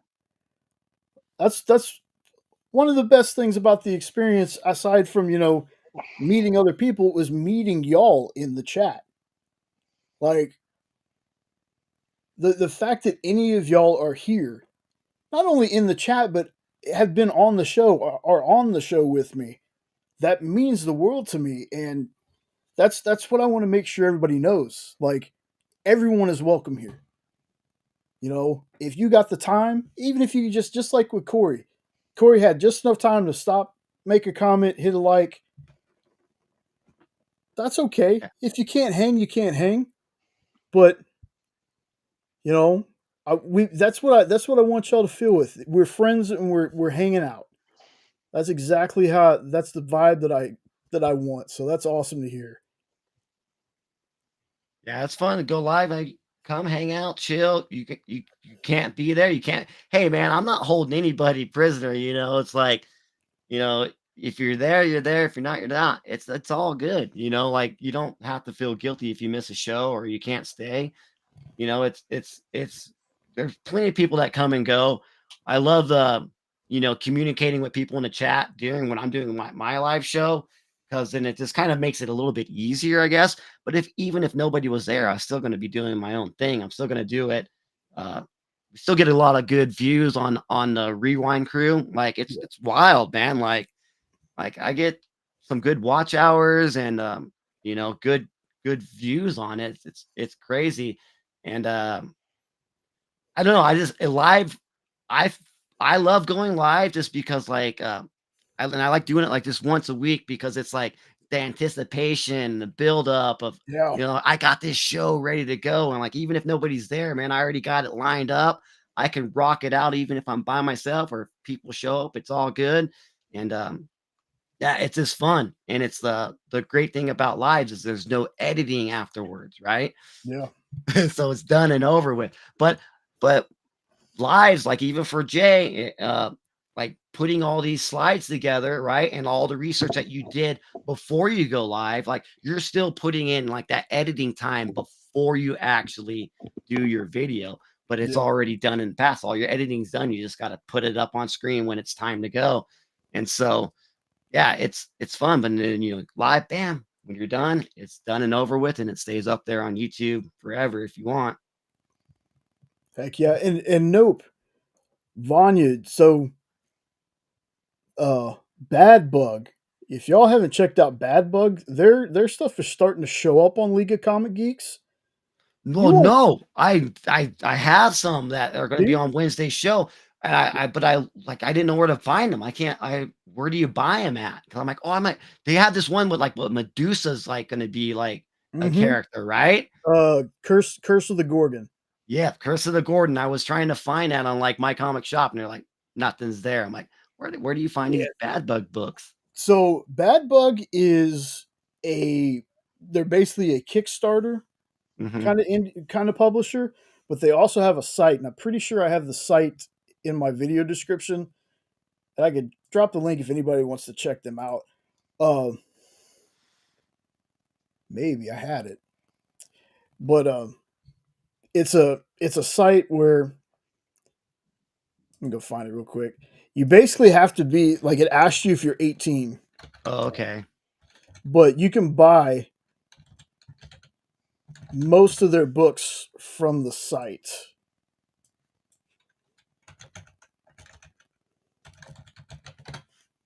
Let me find my. Wow, they're a little bit pricey. Yeah, that's that's true, but they're also one of those they completely fund themselves for new books, or not fund themselves. That's not what I meant to say. They any of the extra funds goes right back into books, and they release a lot. They release a lot of books. Yeah, that one's like $20 that I'm looking at. There's a Yeah, few that's of for the them. They're eight. about That's just 20 for the eight bucks. cover. Yeah. What is Like this? it's better to catch Bad Bug on the Kickstarter side, to be honest. These are some nice covers though from the Curse of the Gordon. They're gonna be. I want to have them up on my show on Wednesday. Yeah, there's some cool ones. I'm like, oh, I want to buy this. That's why I was honestly I was looking at it today. So maybe I'll have to check out this website that you're talking about. There we go.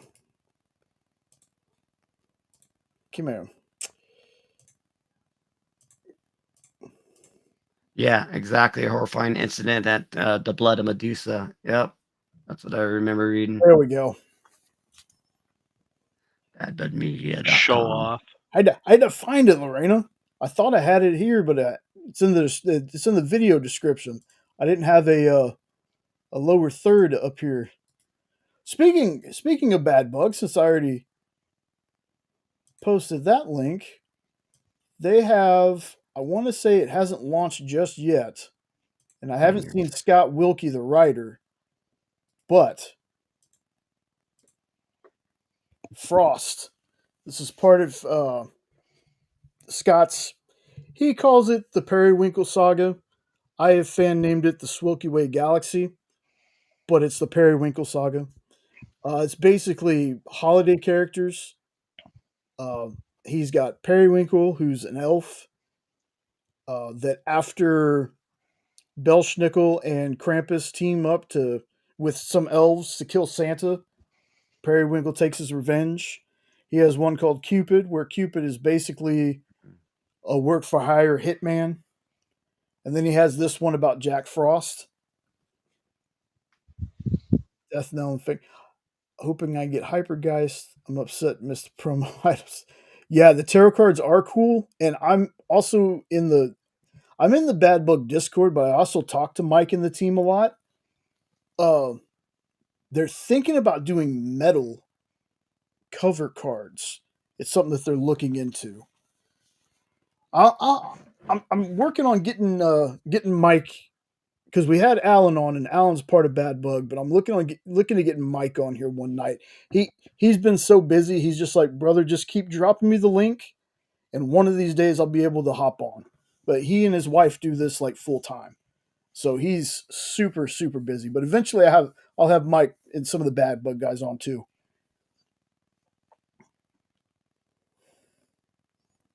They got some sexy covers though coming out. Well, man, like Yeah. they've got some spicy ones, man. They've got some spicy, and the Fingers book they did with Garrett Gunn. Mhm. That thing, oh my goodness, whew. Like those are books that I'd put them in the box, and they'd only come out. Those are lock the door variants, brother. Like, Did you and they say also do fingers? Fingers, Oh, fangers. Fangers. Fingers, They're like from True Blood. That's what they called them, right? The Fingers. Fangers. Yeah, yeah, and they have cosplay covers too. Like some of their cosplays, like granted they're not, well, they've had some pretty famous ones, but they've also had a lot of up and coming cosplayers. Nice. So they got a lot of good covers, man.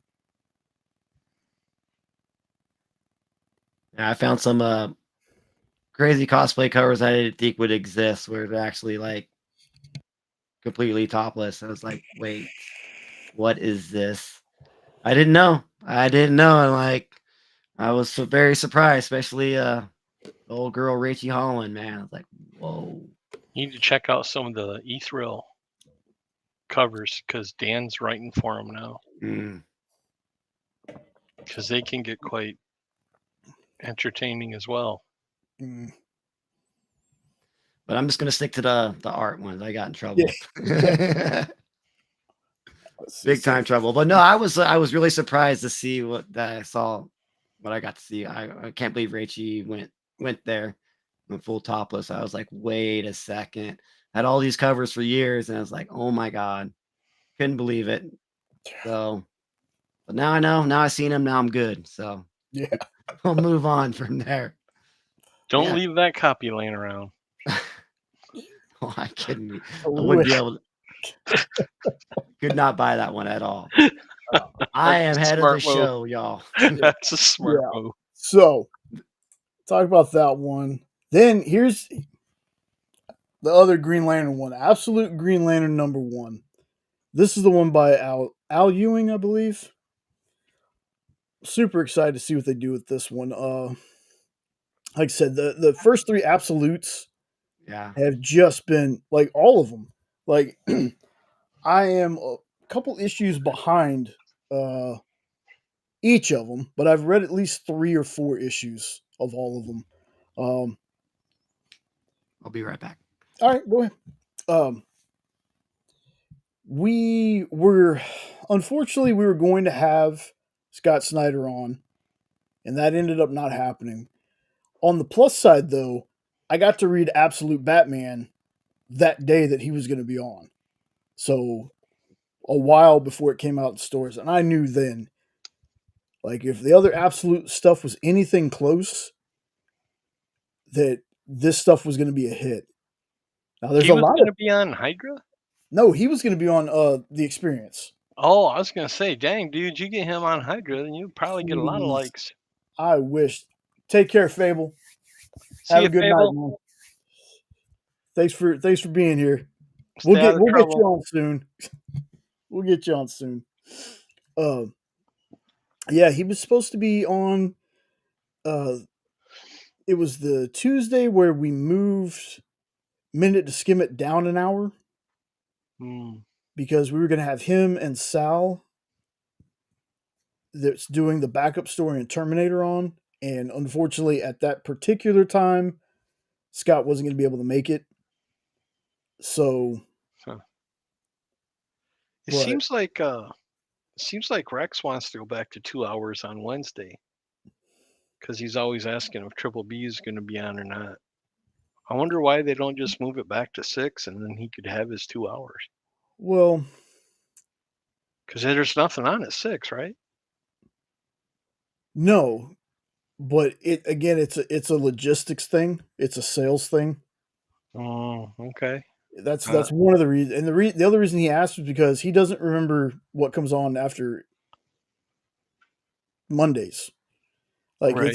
it's the same show that comes out unless they cancel. It's the same show that comes up on after you every Monday. Well, I Like was just curious because if he wanted to go 2 hours, he could just go back to the way it used to be and start at 6 like he does Monday. I was just curious, that's all. well, but again, it also have to be a. We'd have to factor in what we would do. I know there's not another show there, but there's like it's weird to say it can't just be Rex decides he wants to go to that time slot. We have to make sure that there's no future plans because we have because eventually, and I hate to say it like this to Triple B because I don't want him to ever think that we're like purposely trying to step on his toes or anything. But eventually, we are probably going to have a full Wednesday. It's okay. It'd be like the Monday Night Wars, baby, dude. I know, WCW I versus know. WWE. I just tell people leave 2 tabs open. No, it's all good. The reason why I started doing the Wednesday show was because there was the hour open. That was Yeah. I'm like I thought it was a perfect opportunity to jump in and people that because it used to be a 2 hour show, and Mhm. I know it was been like almost over a year, maybe 2 years since he's been 2 hours on Wednesdays. Before I started, I'm like I'm just gonna do it right at 6 o'clock. But it kind of works out for me. But even if you guys end up doing a show like you said you're gonna do, no Yeah. worries, man. I'm still gonna do mine, and hey, dude, it's a Yeah. big old world out Yeah, there. dude, and it's not like we'd be like, No "Hey, worries. y'all, make sure you don't watch Triple B and watch us instead," or Yeah, we're not going to share your link anymore or anything like that. It's just like the thing is, like we were kind of hoping to get Chuck back sooner because I think Chuck is usually in that time spot or was in that time slot right after. And Johnny, I got you just a second, brother. Um, but he hasn't come back yet, and it might still be a while, so that's why that's still open. But we don't have anything really planned for a while because the diamond thing, like Kyle has told people, has affected the experience as well. So eventually we're gonna get things figured out. That's also why though we didn't do the Kyle and A Q&A at that time slot, because I reminded Kyle, hey man, Triple B's got his show, and he's like, oh, okay, well we'll do it in the hour that Joe was on from 360 Comics. And I would love Zack Snyder directing The Authority. I think Zack himself, I believe, is a great filmmaker. I don't think his strong point is writing. Um, that's not to say that I don't like Zack Snyder, but I think Zack works best. Like take Dawn of the Dead. The whole reason that that picture was awesome to me is because the two of them worked on Dawn of the Dead, the remake, together. James Gunn wrote it, and Zack directed it. And that movie, to me at least, was dope. Like I enjoyed the remake of Dawn, but I also like the original Dawn of the Dead. But I like the remake with the two of them. I think the two of them working together on a project, I think that would be great.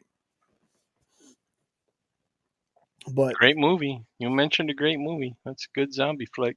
yeah, I And like them working Sucker. together can really shut some people up too. What are I you gonna hope. do? I know. I hope I'm so, so man. sick That's of the hate. So so I am hate James I. the hate. Gunn Does worked that make with. sense? Huh? I said I hate the hate. Does that make sense? Oh yeah, you. I was talking to Triple B that time. Oh, So James Gunn worked with Zack Snyder on Dawn of the Dead. I didn't know that. Yeah. yeah. One wrote it, the other That's one just didn't. so weird, yeah, because now he's the head of freaking DC, and like kind of Zack had his run with them. Hmm. That'd be kind of cool, full circle. Bring him back to direct a movie and have Gunn write a DC film, man. I Yeah. don't know. I don't think Zack Snyder will ever go back though. I think Well, he's Snyder and Gunn are actually friends in real life. Jay was talking about that earlier. yeah. Yeah. So They're friends, and it's again, it's the whole like. I don't know if you caught the beginning when I talked about this Triple B, but it was the whole like people are either Marvel or DC, and I'm like, I like both. There's Mhm. Star Wars, Star Trek, or Lord of the Rings. I like all three. Man, that Rings of Power was amazing, dude. Freaking the season 2. I loved it. I still don't know what the hell's going on, but it was awesome, dude. Yeah. It's I know Eddie Von B is big. He knows all the knowledge about the rings. And so what did you like? I probably asked you that before, Eddie, but I did finally finish season 2. Did you watch season 2 and 1? oh yeah, Rings of Power. Yeah. Yeah. Yep. I It was enjoy them. yeah, it was way I'm a good. big Tolkien fan, but I'm not a toxic fan. I Mhm. like watching variations because one of the things that really bothers me because I'm in quite a few Lord of the Rings groups on social media, and you'll get the people out there they're calling themselves purists, so they hate the Rings of Power. And I'm like, so what do you like? And they say, oh, the movies are excellent. And I says, I'll have you know the movies are nothing like the books, so you can't call yourself a purist. What? What do you mean? I'm like, you've never read the books, have you? And then they go quiet. Yeah. Like, don't pick on somebody for what they like and call yourself a purist. I know. And then I you got find somebody who is a purist, and you're exposed. So I got let crap people for like what liking they the like. Hobbit movies. Yeah. 'Cause I was like, now granted, here's what I'll say about the Hobbit movies though. I wish they would have used the same practical effects that they used in the Lord of the Rings movies, because the orcs and the Uruk-hai and all those in the people in costumes, those were awesome. But in the Hobbit trilogy, they were mainly CGI. And again, I am more of a CGI to help enhance the experience, not rely completely, completely on CGI.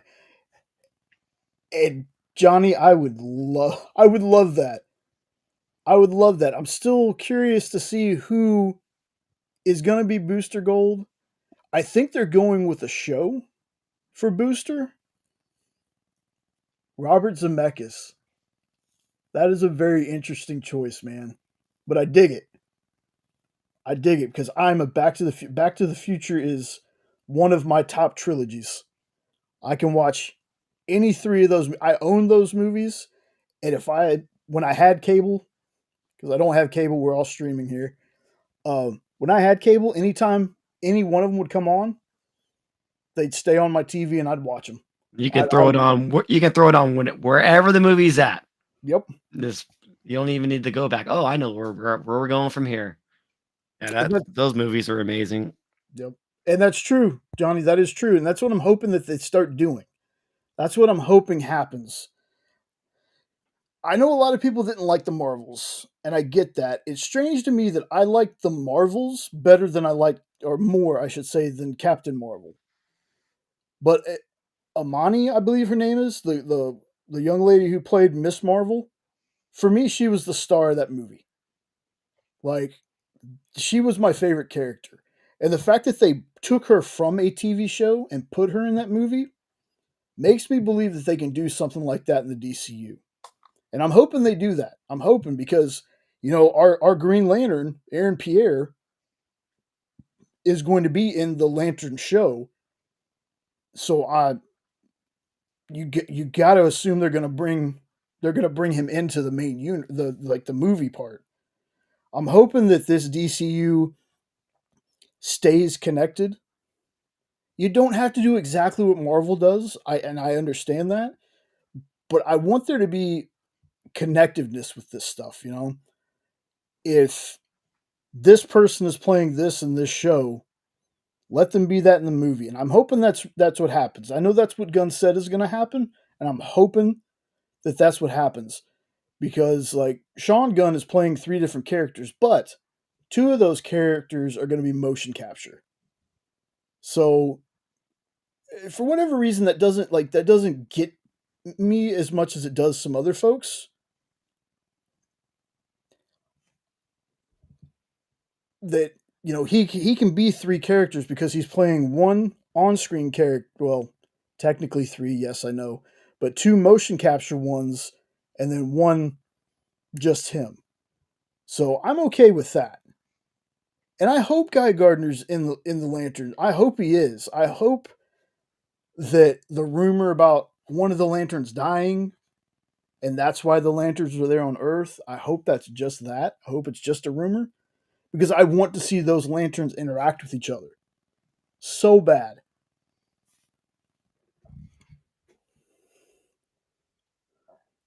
I can't wait for the Superman movie. I think I can't wait for it. I'm gonna definitely go check it out in the movie theater. Yeah. The first weekend it comes out. And they come out on Thursday, but I don't know if I'll be able to make it Thursday, but I'm definitely gonna check it out. Yeah. But Yeah. like if it was usually like when good horror movies come out, like Terrifier 3, I went and saw right on Thursday. Scream 6, I went and saw on Thursday. You gotta see it before all the spoilers come out, right? And That's so might have to 100%. jump in that. But I would definitely did you go see Brave New World? No, I haven't been able to see that yet. I mean, I'll wait for it to come out, but the Fantastic Four, now I might want to probably be going to the movie theater to check that one out for sure. So we got a couple good superhero movies coming out, and I have high hopes for Marvel. I mean, with Deadpool, Wolverine, I mean it brought him back, and then I guess maybe this Captain America movies like giving him a little bit of a black eye. It's like right when they're starting, like they're back. No, you're not. You're back on the ground. Let's hate on the MCU. But Yeah. I just think they waited way too long. That Captain America movie should have been out, a year, 2 years ago, like right after the Winter Soldier or Falcon and the Winter Soldier TV show. They really should have had their shit together and put that out like right around there. They waited a little bit too long. It should have came out way before Deadpool Wolverine, but I don't know. We'll see what those see what writer happens. strikes screwed everything up. Yeah, that is true. That did happen right then and there, but I don't know, man. We'll see. I'm holding out for the X-Men. I want AVX, X-Men versus Avengers. I mean, when when they did the Avengers and they built that Avengers movie and all that stuff, I'm like, oh my God, I didn't even know that different studios owned the different characters, like Fox owned the X-Men characters. I'm like, oh, dude, we're going to get AVX. You know how long ago that was? Yeah, But maybe but we can. you know, because I don't want to spoil it for folks. But if you haven't watched the Marvels, if I Mhm. can tell you this one thing, at least watch the end credit scene for the Marvels. Is I'm that where the telling beast you. shows up? Yeah, okay. Yeah, there you go. Sorry, Well, come on. spoiler. Well, you know what? You know what though? If people haven't watched the Marvels by now, I mean, Yeah, they probably weren't going to. But yes, not only is it Beast, it's but the Frasier guy, the guy who plays yeah, Frasier, the yeah, actual actor, It's Kelsey Kelsey Grammer, Kelsey Grammer. Yeah. but he looks like X-Men 97 Beast, like Oh, cartoon Beast. Like I liked how, because I mean, what are you gonna do when you put Kelsey Grammer in a suit? You know, his Beast looked good to me in the X-Men movies, but him being the age that he is, I think mhm. him doing the voice, and then that's when a CGI model to me works. Um, I think that worked a lot better, and I think it looked so clean. Like I could almost feel him fixing to hang upside down from the rafters and writing on his clipboard, just like he did in the cartoons. Like, Well, they can do oh, CGI man, good when they want to, because look how long ago the Lord of the Rings came out, and Gollum was perfect. I They couldn't know have done Gollum any better. it. That's the thing I don't understand about tech for CGI. It feels like the more upgraded it is, just the more off it feels. I agree. With some projects, there are some projects now that I look at it like, wow, look at the CGI on this. Well, But look then what they did in the '90s with Jurassic Park, for crying out loud. dude, Those look like dinosaurs. animatronics, man. All of them weren't, though, were they? Yeah, most good chunk of them were animatronic. Yeah, but when that T-Rex and stuff was chasing them, there's no way that was animatronic, was it? I don't I, know. I had I just assumed it was CGI. Well, okay, let me go to Terminator 2 then.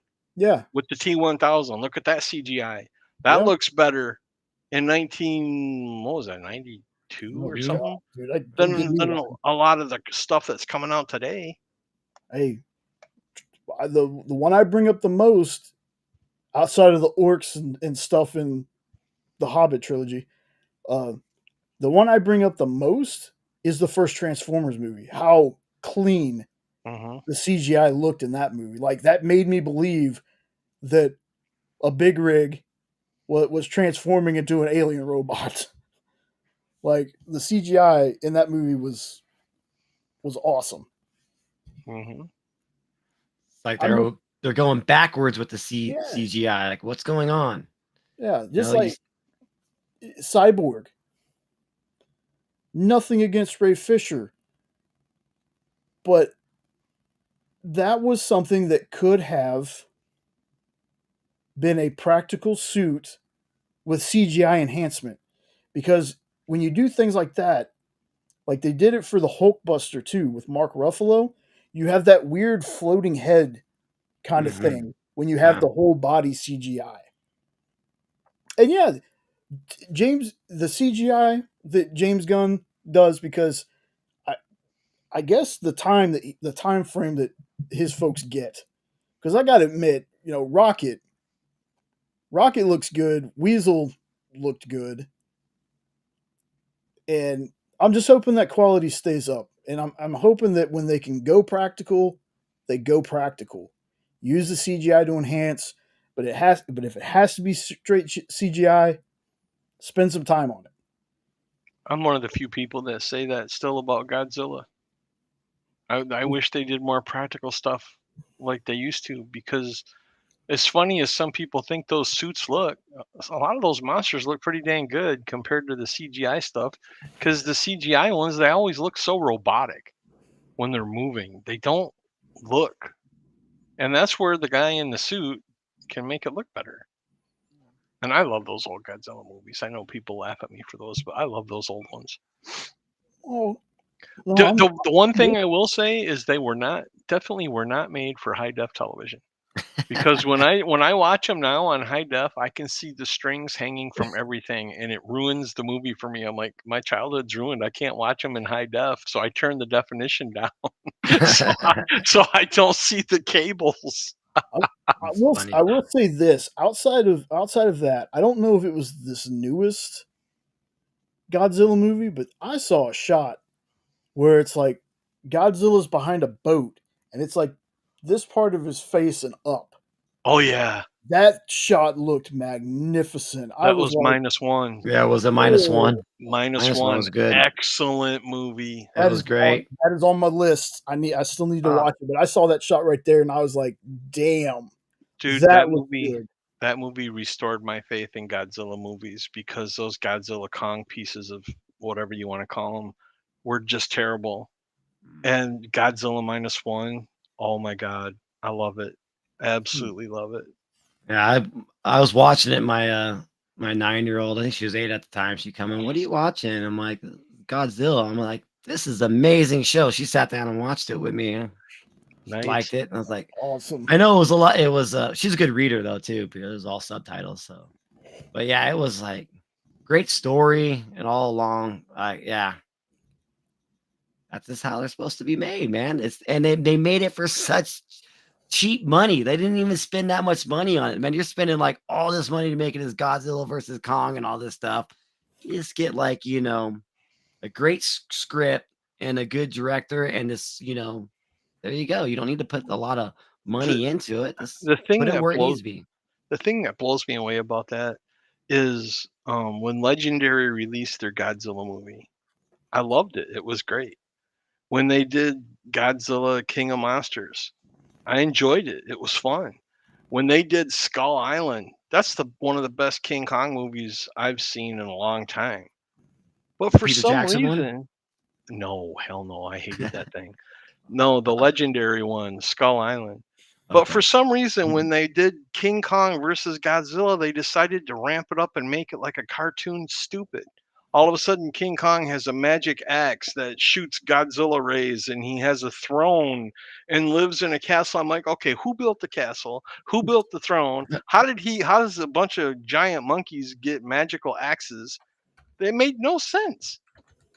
And I was so looking forward to a good Godzilla versus Kong, and for me, it was garbage. And that second one was total garbage. But that's just my opinion. Was the legendary one? Was that the one with Aaron Taylor Johnson and Bryan Cranston, where they made you think Bryan Cranston was going to be like the star? Yeah, and he dies right away. Yeah, Yeah. yeah. I actually like that one.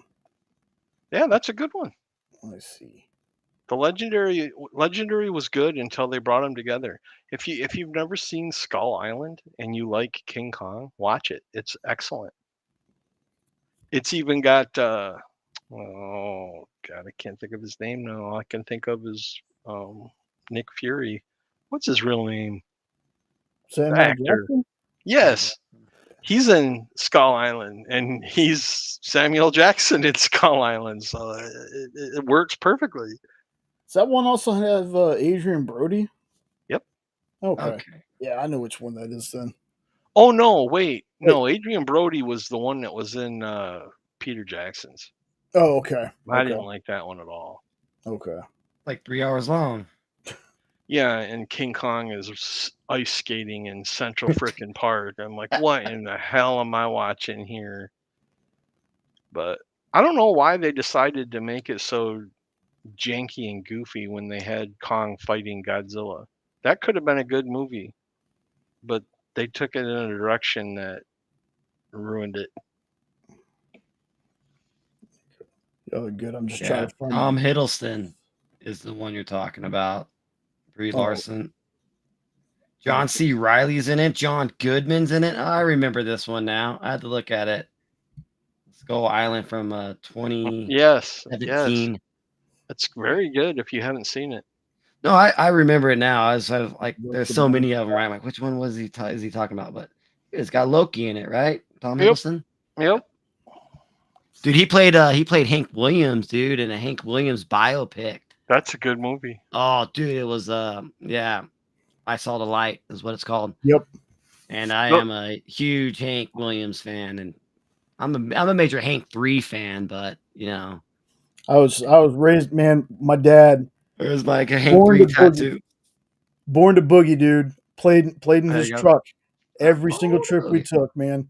Nice. That whole tape Junior. wore that thing out, man. Well, yeah, you live in Texas, man. You better like Hank. Well, my dad was like good old country boy. So Oh yeah. yeah, country look, music was definitely in the house most of the time. I can't think of his name, but the guy that played the Joker played Johnny Cash in a biopic, and that's a good movie too. Joaquin Phoenix, Joaquin Phoenix. Yep. Walk Yeah, the I couldn't Line, think of dude. his Walk the name. Walk Line's a the good Line. movie. Yeah, that was good. Reese Witherspoon, man. My girl, my crush, man. Right? Oh, dude, Oh, Cruel 100%. Intentions, man. Oh, Freeway. Whew. Wow, you brought up Freeway. That movie's There you wild. go. Yeah, that movie's wild with I've never even heard of that movie. Kiefer Sutherland like plays like this serial killer and he picks her up and she fucks him up, dude. Wow. Yeah, It's called Freeway. Yeah, it's called I'm gonna Freeway. have to watch that. It's That like one of sounds her good. first movies, dude. yeah, very young Reese Witherspoon. Well, I say young, but like maybe early 20s, Man, she was late so raw teens. that her mouth in that movie, man, she was just Did dropping you did you ever see swear words. Pleasantville? Oh yeah. Yeah, Oh yeah. love That was a good one. Pleasantville. I love Pleasantville. That had Toby and her in it as Hmm. brother and sister, right? Yeah, Yeah, that was a good Free movie. baby. I've seen him a damn it, few nope. times. Yeah, Damn it, nope. Now I'm good. Now I'm gonna see that every time Triple P's Night on. 3, baby. Let's see. Hold on. Let me pull up. Okay, so talk about that one. My next one. I just thought this cover was cool, and it looks like it's going to be kind of old man Daredevil. Hmm. And I'm a sucker for all the old man. Like I really like Old Man Logan. Obviously, Old Man Mm. Logan is top. But they did Old Man Hawkeye, um, Old Man Star Lord. I think. Now this is just me guessing. I don't know if this is actually an old man, but if I'm looking at the cover, it looks like an older Matt Murdock. Yeah, Yeah. it does. I Why like wouldn't they the go that cemetery. way? They should go that way, with these characters. Got Old Man Logan, like you said, and Star Lord, right? Yeah. Well, because isn't like Elektra playing Daredevil right now in the comics? So I don't even know where Matt Murdock is. If he's, because I know they got the Woman of Fear. Is it over with? I don't know because I know that she disappeared in X-23 or Laura Kinney Wolverine in #2. She goes down to Hell's Kitchen and Elektra's dressed as Daredevil. It's like, what the hell are you doing down in my parts of the city? I take care of this. Yeah. So But I don't know. I dig Daredevil. I'm super excited for Born Again. Like I'm Oh, March me too. 4th, I think is when the first part of that drops. That's the only sad part is since it's not on Netflix anymore, we won't get the whole season. We're gonna have to do the wait on the episodes. But Johnny, it's funny you mentioned that because I'm gonna go ahead and skip to it and I'll go back to my other ones. That was actually my last picture tonight. Wow. This is the Superman Unlimited that I believe Dan Slott is going to be writing. This is the Dan Moore James Gunn cameo variant. That's a cool cover. I really dig this cover. I really dig this cover. That might be a hot one to grab. Yeah, like Gunn was like, yeah, they even got the stickers that are on my laptop, right? Like The suit looks better in cartoon form. it does. It does, and like I said, I'll see it in action. There's a chance that it's going to change my mind, but right now, I like the suit drawn better than I like it on the person. Like it's just not my suit, but that's okay. It's okay. No hate. It's going to be somebody's first suit. There's people that love this suit, and unlike what when Robbie totally ripped me apart the other night on his show, uh, I'm going to be the person that says that I don't have to like this. Other people like it, and that's all that counts. Whatever other people think. I Yeah, wasn't laughing at you, brother, but that was so funny when dude. he was ripping into Oh, you. I was I sitting know. back here just And cracking he up. told me he goes, it's because I feel comfortable. I was like, dude, it's not like you hurt my feelings. I knew you were kidding. Like I would think that there was something wrong if people don't pick on me every once in a while, man. You I would know, never. okay, liar, Ed. You're being untruthful right now. I don't have great powers, so I don't need great responsibility. That's true. That's true. Yeah, Johnny, I wanted both of those guys in there too. There was so many people that Ryan wanted for that movie that You do have to admit though that Elektra's little comment, because she that- used to Yeah, be married. yeah, it's married fine. to him, was like, I'm okay with It's it. fine. Yeah, Nah, good riddance. That was great. yeah. That movie has some of the best one-liners I've seen in a Yeah. long time. And I'm not Well, even a Deadpool fan, but I like that movie. Speaking of which, that was my next book. Okay, usually I'm not down for these. They that first series was good. the first series, excellent. I did like the second one, but this is Deadpool kills the Marvel Universe one last time. And I'm hoping it's one last time, but it also looks like we're getting newer characters to kill too, or variants to kill. Mm. These are usually fun, even if sometimes the story is a little, hey, I think we've seen this before, but let's face it, Marvel's done a lot of stuff where, yeah, Howard would have been good. I heard that they were trying to do that. He wanted to bring in it, but did he show up in one of the Guardians of the Galaxy end credit scenes or something like He's, that? I He's in want the to say, movie, yeah. Oh, yeah, I haven't seen 3, so don't kill me. yeah, no, He's also in in game, Endgame, yeah. yeah. When they all come running through the portals, Howard's there. Okay. Seth Green playing him just works for me.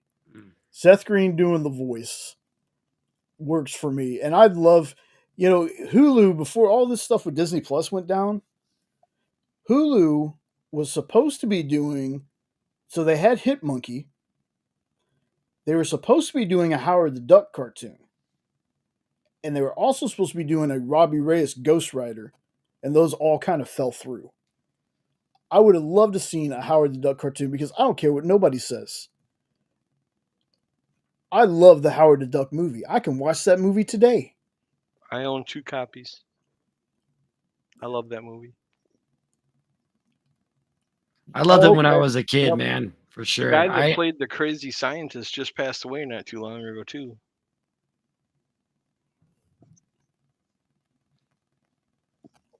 I haven't seen it since then.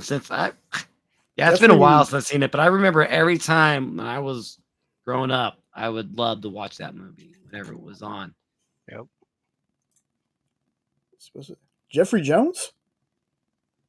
The same one that played Bueller's principal. I don't know his name. He was Ferris Bueller's principal. Oh, Yeah, yeah. Jeffrey Jones. I mean, I know he's in prison. Oh, is that what it was? Is he in Yeah. prison? Oh, okay. Yeah. I knew they said I thought he said he had died because they said he'd never be in movies anymore. No, they killed him off in Beetlejuice too. Oh, okay. Okay. So he's not really dead. They just killed him No, off. they killed him off in that movie. Okay. Oh, okay. And yeah, Johnny, I get what you're saying now, man. I get what you're saying now. Yes. Yes. I would love a Howard the Duck movie again. I wouldn't mind a Howard the Duck cartoon as long as it wasn't kiddie. kiddified. If it was like the comics, I would enjoy it. Yeah. So we got that one. Let's see what I got on here next. This is another one I was super excited for. Valiant making a comeback. The Exo Man of War #1 from Alien Books. I cannot wait. I hope this is on my list. I hope when we get books for that week, that is. So did I. Nope. I liked it. Like, it was 20 something years later and it was still pretty good. I won't say, like, it didn't feel like it suffered the same way that, say, Dumb and Dumber did when they did the Dumb and Dumber sequel, not the When Harry Met Lloyd one, the one that actually had Jeff Daniels and Jim Carrey. Yeah. I think it was better, but I also think that I know there might be some people out there who are getting tired of her, but give me Jenna Ortega and everything. I think she's phenomenal. I think she really helped with that movie. But then, Michael Keaton. Love Michael Keaton. How can you not? Yeah. I mean, to think he went from Mr. Mom to Beetlejuice to Batman, it's like, the man's amazing. He can play anything. Yeah. I love them in Gun Ho. Oh, Movie's God. the best.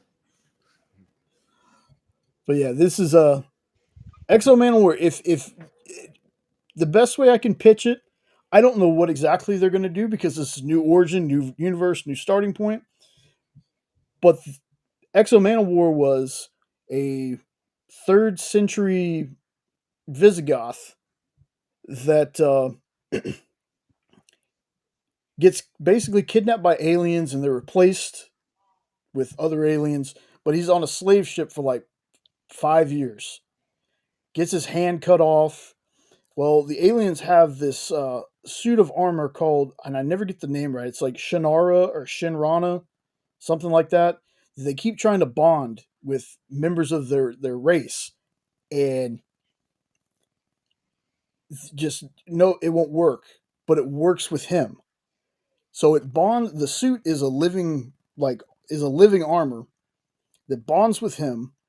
He uses it to escape, but by the time he comes back, gets back to Earth, it's the present day. So it's 100% a book that shouldn't work. It's like a Barbarian and Iron Man, but even more technical. Like, it should not work, but it works so well. Exo Manowar is one of my favorite characters. He's been in a video game with Iron Man before that wasn't great, but it was like heavy metal Iron Man and Exo. But very good jumping on point. Valiant is usually really good with any of their books. You can jump right in, and they usually explain things pretty well at the beginning of the book. So Valiant's a pretty good universe to jump into anyway. This one being a starting point, one of the best times you can jump in. So if you've ever been interested in checking out Valiant, they're back. They're back through Alien Books. So again, go to your retailer, go to wherever you get comics. If you can pre-order, like Robbie said last week when he was on, the earlier you can tell your store you want a book, the better, to make sure you can get a copy. And I never watched the Naomi show, Johnny, so I'm not sure. But I'm really hoping that we get to see a lot of characters we haven't seen before get a movie treatment. Like, there's so many, Green Arrow being the big one for me. Like, the fact that Green Arrow has never been on the big screen has just boggled my mind for years. But I'm an Archer guy. I love the Archers, Hawkeye. There's more. I know there's more, but I can't think of them off the top of my head because they're not as famous as the superpowered folks, but they're still, to me, they're really cool. Archery's just cool in general to me. Does the XO mean something? No. If it has, it might have been something that I missed. Okay, I was just curious why XO Man of War. Because he's the XO Man of War. What is I don't know. Kiss and Hug Man of War? I don't know. That's where my mind went, but I didn't want to go there. Adam Strange, XO, XO, baby. Adam Strange would be Does the Valiant have any horror titles? uh Because I'm not really familiar with Valiant. You talk about them a lot, not but not really. Like the closest you would get would be like Shadow Man, and that's only because Shadow Man is like they have these. Guy has a thing called a Loa that's like a demon attached to him, mm, and you can walk between the world of the living and the dead. And they have some pretty horrifying characters, but straight up horror, they that might be a genre that a genre that they're fixing to go into, but they haven't really had anything horror based. Like it's usually heroes, and there was yeah, bro, Triple B, brother. It's always good seeing you. Thanks for hopping on, hanging out, man. Hell yeah, man. I want to jump on for a little bit, but yeah, wife's calling, so Yeah, all thanks, good, brother. man. I gotta run, but Yeah. hell yeah, man. Appreciate you having me, and love you guys, man. Bats We'll- for life. Hell Love you yeah. too, brother. I'm gonna pop your link in the chat. So make sure if y'all have not subbed up to Triple B, Not yeah, go check out the channel, you can man. do so. That'd be awesome. I do appreciate you, mother bleepers. And All right. all right, man. You guys take care.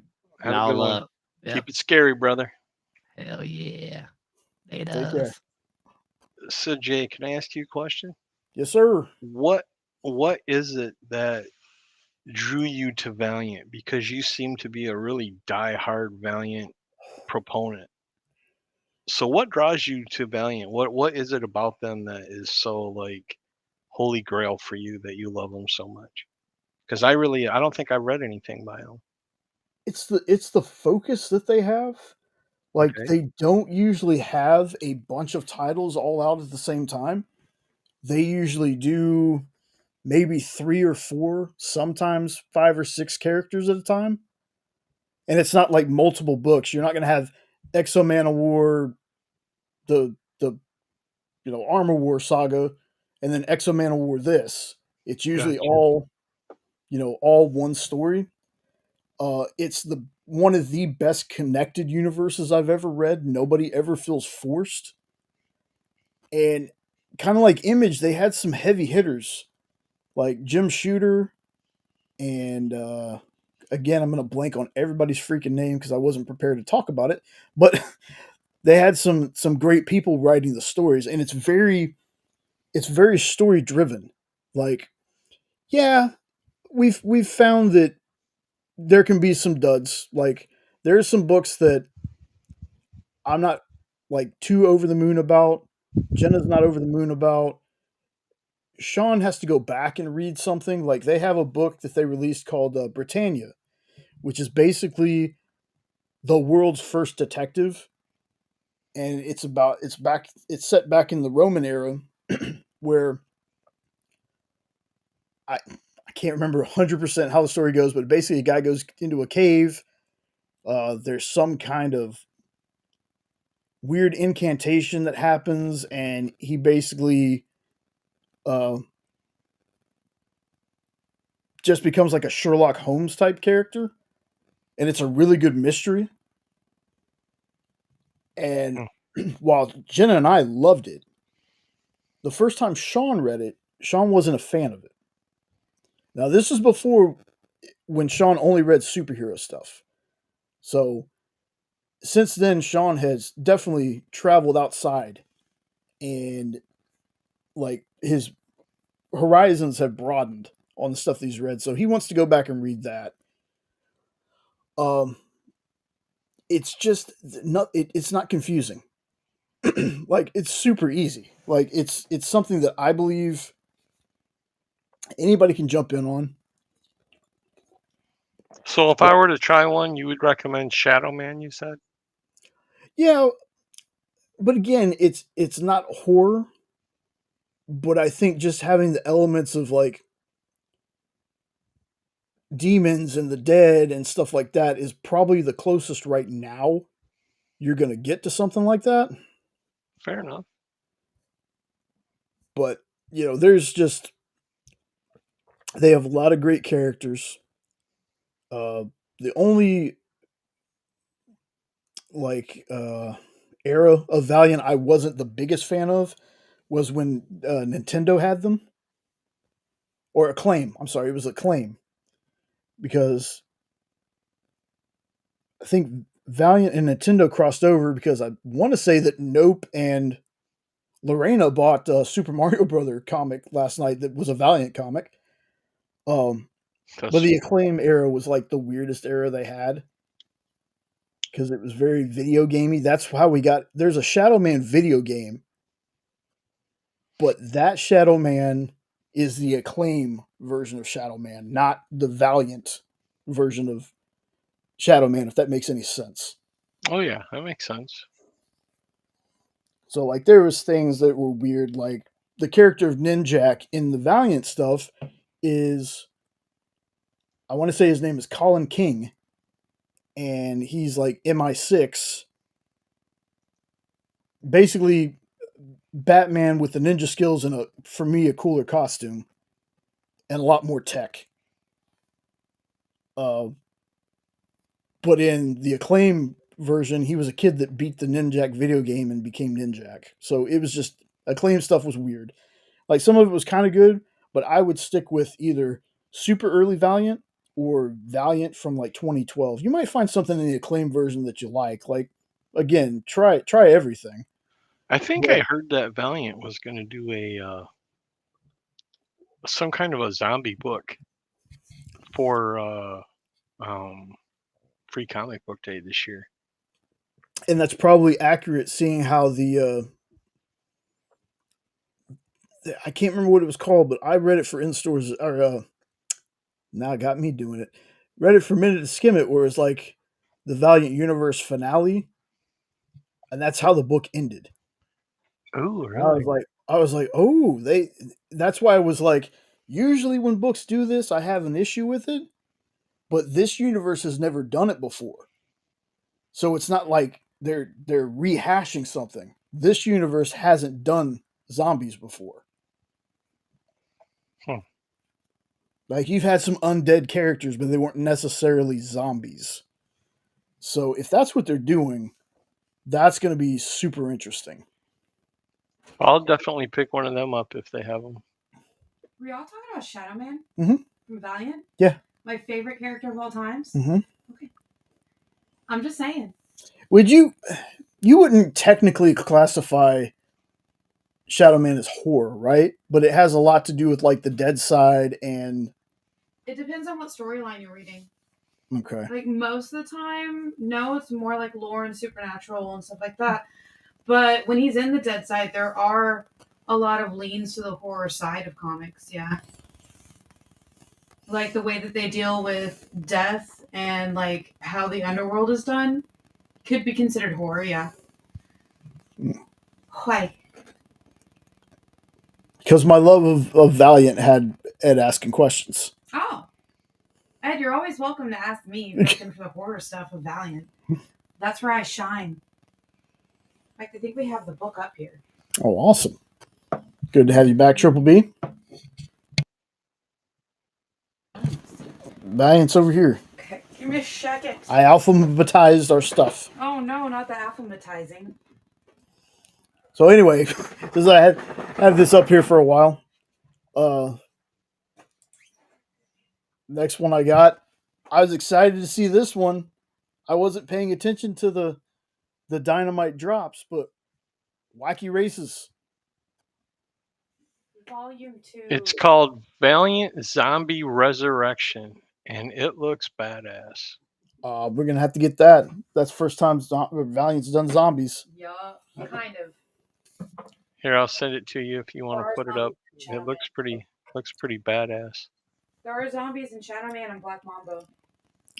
So Yeah. I'll be all over that one. I already have it on my pull for Free Comic Book Day. Nice. So there's the cover, and it had me hooked. Let's see.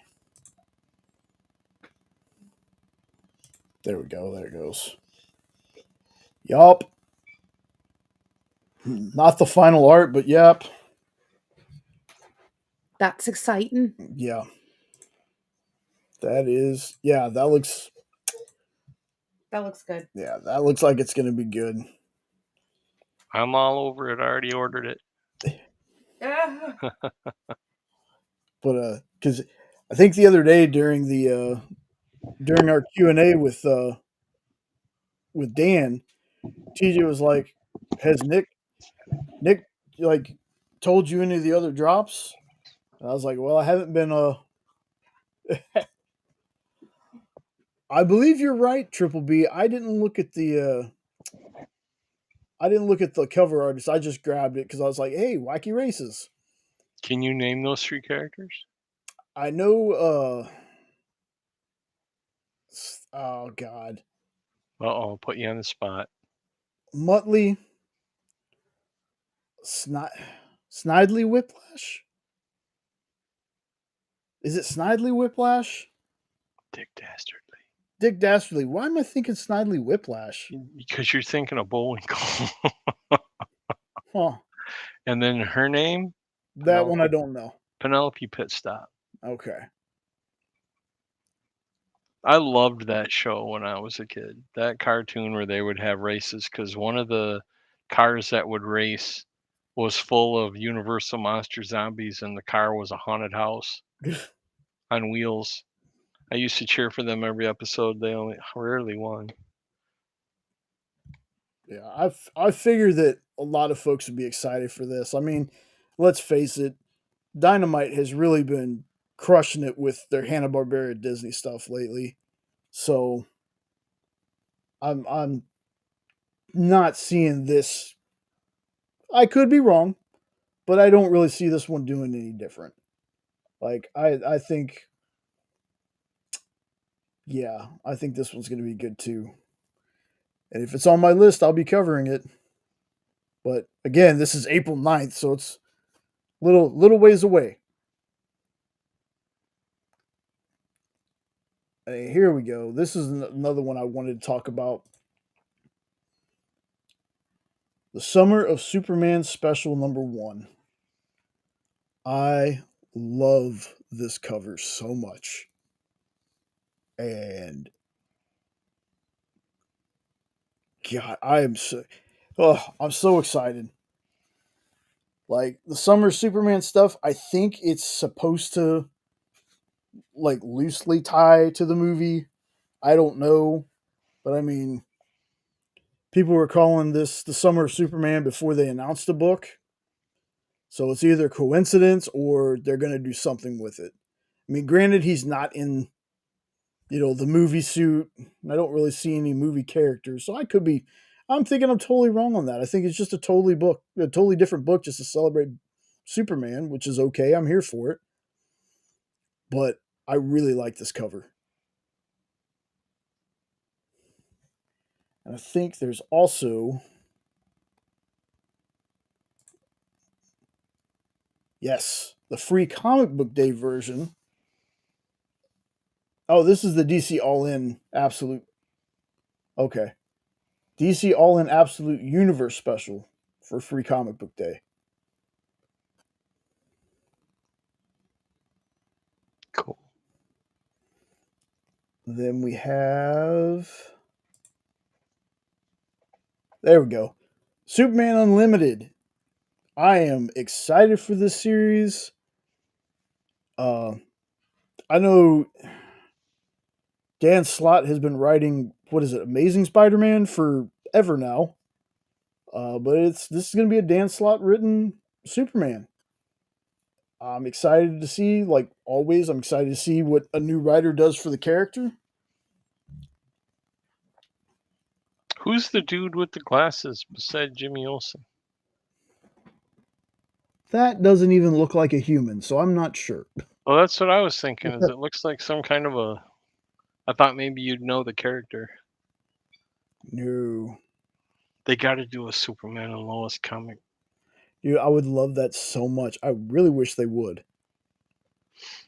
They could even start right at the beginning if they wanted, and lead up to the show and then do like a post after with the the sons and everything. I did kind of notice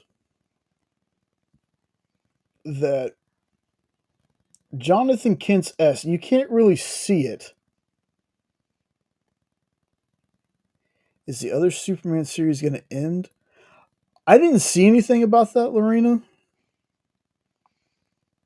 I don't know if DC, well, it's a new writer, but I don't know if DC is going to pull a, hey, this is a number one, but it's continuing something, or if it's a brand new story.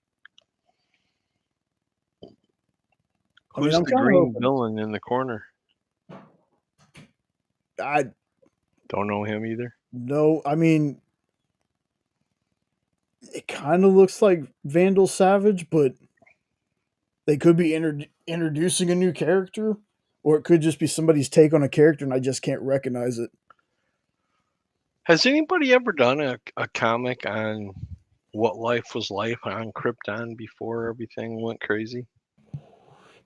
I want to say there's an Elseworlds Krypton book because I think I have an issue or two of it. Okay. I think it was called like Elseworlds Tales of Krypton or something like that. I know they tried to do a show, which I kind of dug the show because it was like Superman's grandfather. Bless you. Sorry about that. I Oh, couldn't you're hit the good. mute button fast enough. But John Kent's S on his shield, I mean, that weird guy down there is kind of blocking it, but it looks almost like a mix between the new Superman shield with pieces of the Superman shield we can see. John Kent, like from I want to say it's John Kent. Superman and Lois? Well, John Kent's in the comics. There's no Jordan. Oh, okay. Yeah. So Yes. who's John Kent? John Kent is Superboy. Is it Superman's son, cousin, nephew, uncle? No, his son. Lois? Yeah, it's his and Lois's son. Oh, okay. That's why I thought it was kind of weird that they did twins for the show, but then I was like, well, it's an Elseworld story, so it doesn't matter. But yeah, John Kent was with Damian Wayne, and they were like the Super Sons. And then somebody decided to age up John Kent, and I think John Kent became Superman. I think it was actually called Jonathan Kent Superman. Okay. I wasn't real big on that one. Like, just give me Superman.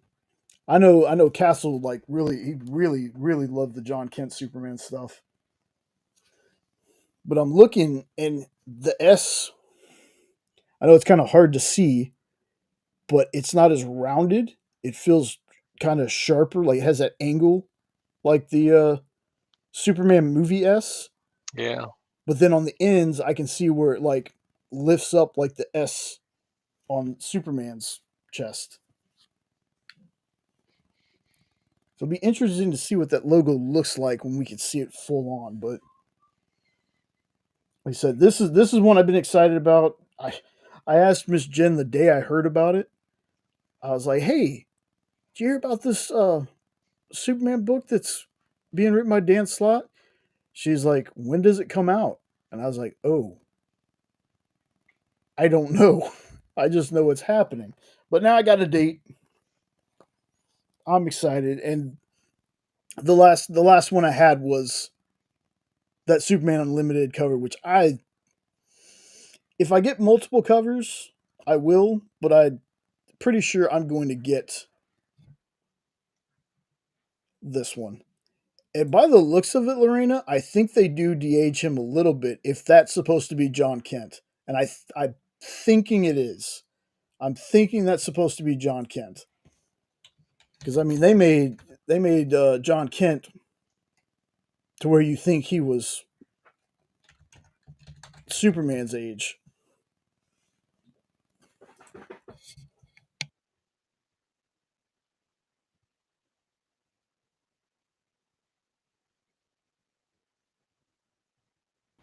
Hold on just a second, guys.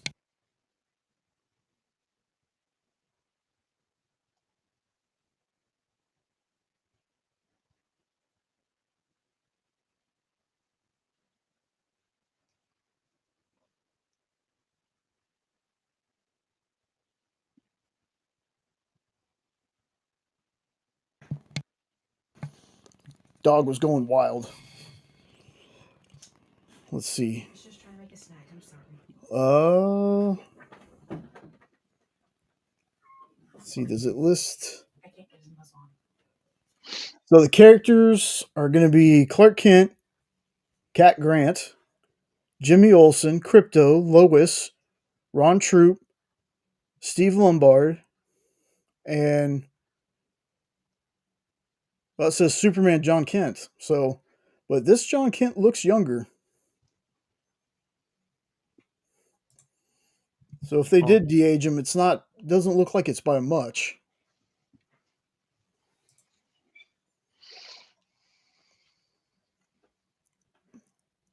It's funny though, it feels close to movie cast. Because aside from John Kent, all these other characters are in the movie. Should be interesting.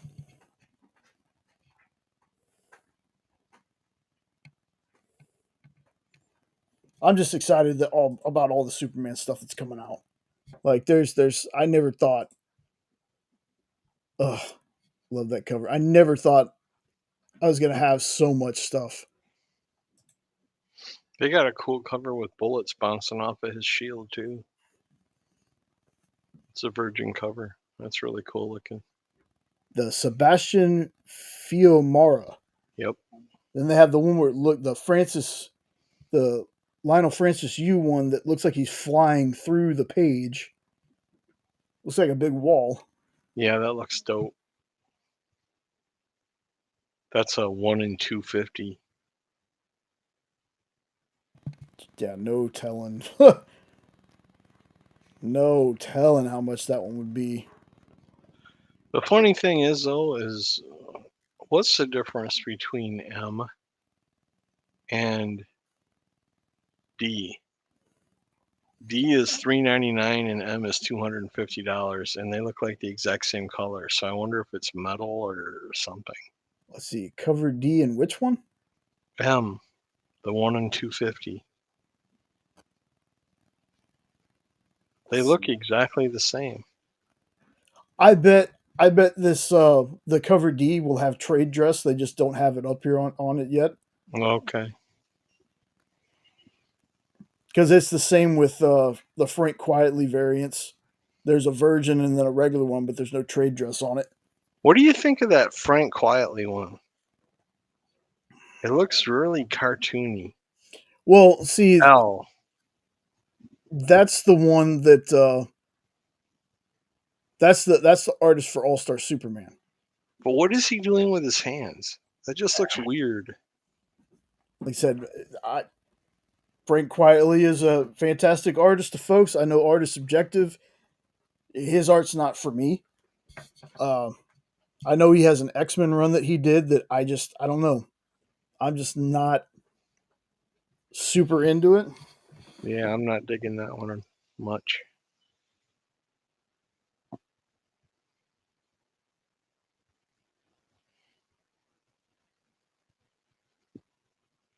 You're muted, brother. Yeah. I was trying to the dog decided, hey, time to get crazy, guys. What do I want to do? Let's see. Let me do this.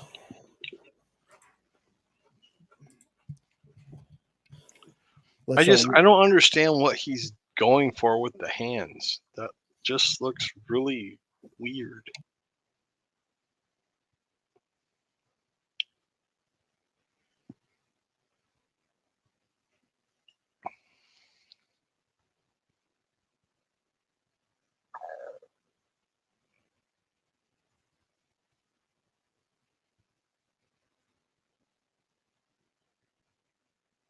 He left me alone in the Hydra headquarters. What chaos can I cause? Goodness. Hands just like, you're not paying attention to me. Yeah, my hand says that a lot too. Oh, that's not what I wanted. Hold on. Ugh. What is up with the hands? Can somebody explain that to me? What in the hell is he doing with the hands?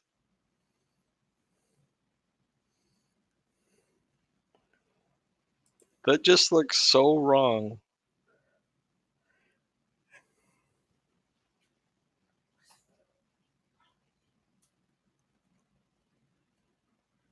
I wouldn't mind. I wouldn't mind Gunn having a cameo like a Stan Lee thing. I don't know why that bothers. I don't know why things like that bother people. Like, oh, his wife's in everything and blah blah blah. It's like, who cares? Did you catch Stan's cameo in the Wolverine Deadpool? Was it the bus? Yeah. Your wife's in everything you do as well. That's true. Yeah, the bus. I love that scene. I kind of wish though that when they did the jump out of the back of the bus that they didn't have Deadpool land on his face. I kind of wish they would have had that awesome epic pose, but I also get it. Who was, I'm not a big Deadpool guy. I've told you that before. Mhm. Who was the Peter guy that they were all hailing? Okay, so in the second Deadpool movie, he makes X Force. He forms X Force, Okay. and it's Domino, Shatterstar, Bedlam, Zeitgeist, and Peter's just a random guy. No powers or anything, just wanted to get out and be a part of something. Well, spoilers for folks. Everyone in X Force except for Domino dies within like 5 minutes of forming the team. But Deadpool uses the time slider and goes back and saves him. It shows that he only saves Peter, but Shatterstar you see in the third movie. He's one of the people at the party. So why was Peter so beloved by all the other Deadpools that they started? The reason being is because he has not met the MCU's Peter Parker. Okay? Deadpool, aside from being in love with Logan, is in love with Peter Parker. He is obsessed with Peter Parker. So I think them having that Peter in there was like a stand-in. Oh, okay. So he's like that universe is Peter. So he's also Peter Pool. And so the joke there was every one of the Deadpools, their one consistent thing was they all had Peter. Right. That's just my theory. Yes, I made the Red Tool joke I think last night on one of the shows, and I don't think anybody knew who I was talking about.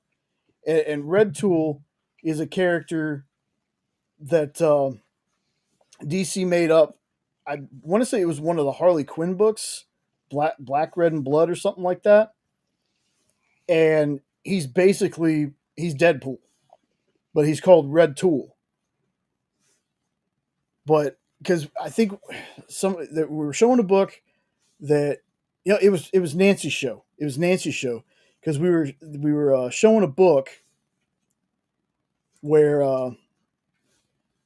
it was like the first appearance of the Nightwing costume and something else. The first appearance of Deathstroke, and somebody said, "Who's this character?" I said, "Deathstroke," and somebody was like, "The Deadpool guy." I was like, "Well, DC actually has their own Deadpool named Red Tool." Triple B.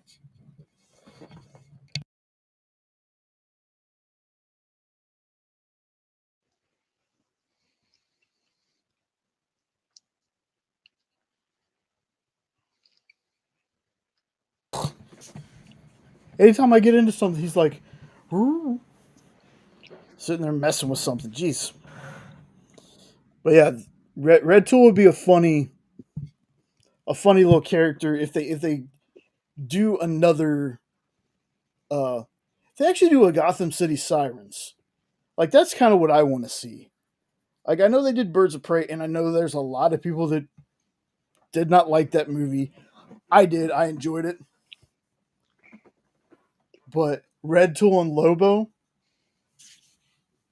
that's part of the reason why I want DC. If there's something that I want DC really to take from Marvel, is them doing like a DC Presents where they can do stories like for the man who has everything and use, all the characters, or they can do, you know, meetups like that. Somebody can make a Red Tool Lobo story and it's just a short little 30, 45-minute thing.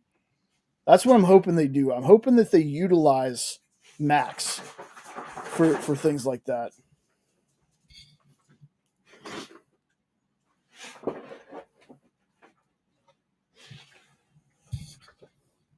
Hey, you want to relax? There you go. Slip him a Benadryl. That's what Mom used to do to me. Put her in his orange juice.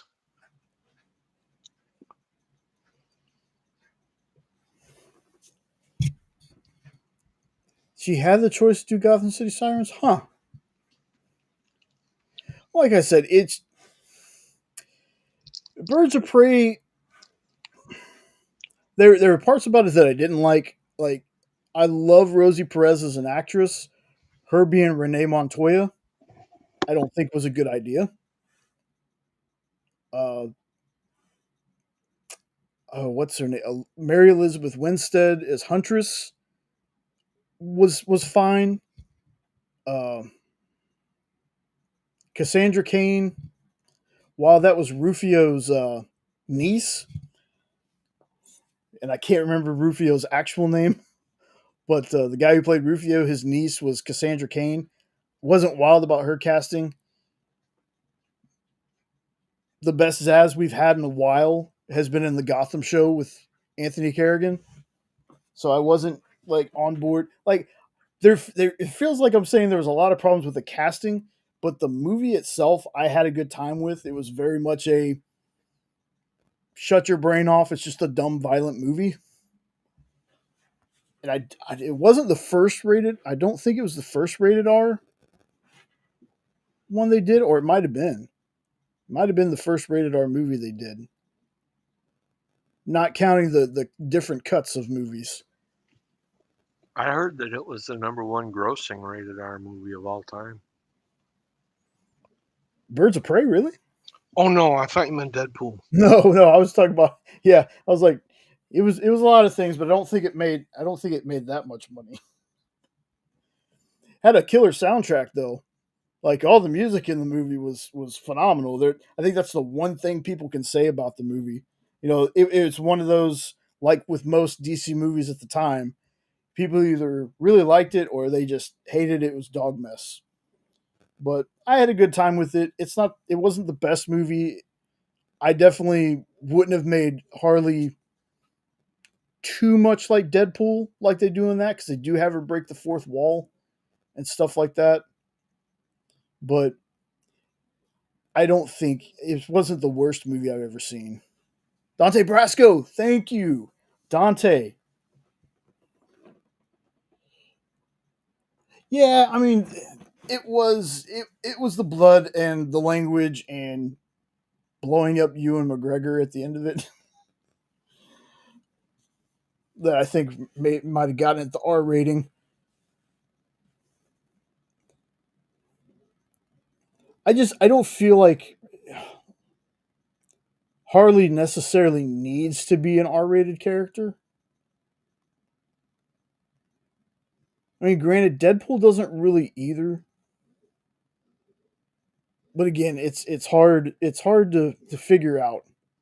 It's tough to figure out sometimes because some of them have R-rated comics. It just depends on what story you want to go with. But there's certain characters that I believe should be R-rated. Like for me, I think Punisher should be R rated just because Punisher straight up murks people.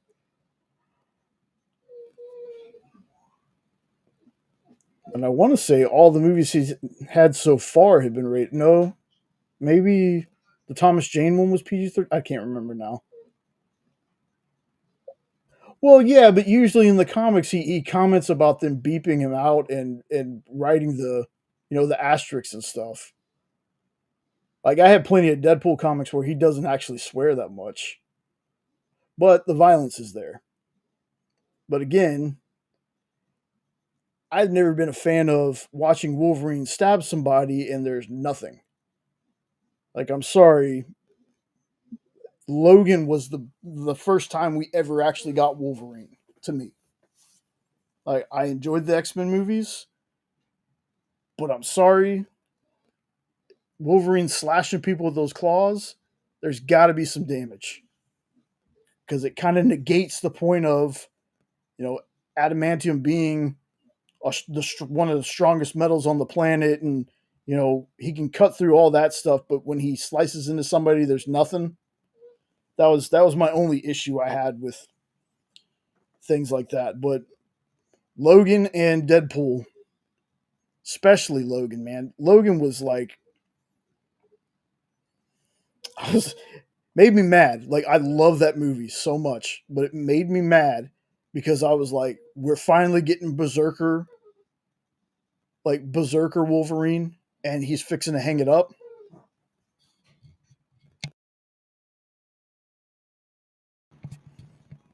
Crying because he can hear her in the other room. Um, Johnny, I have Animal Man on my list. I've never read any Animal Man. I have that on my list though, because people tell me it's either Deadpool or Booster. Like he's another kind of Booster Gold like character.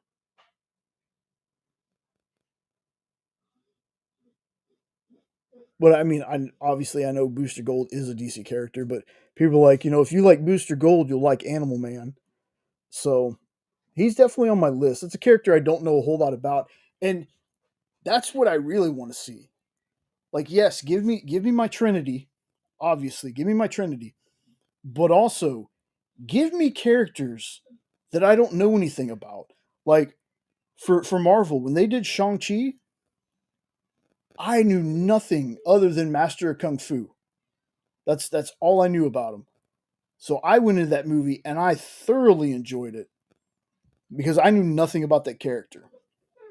So I'm hoping that we get characters like Animal Man and other random ones that aren't like as widely known.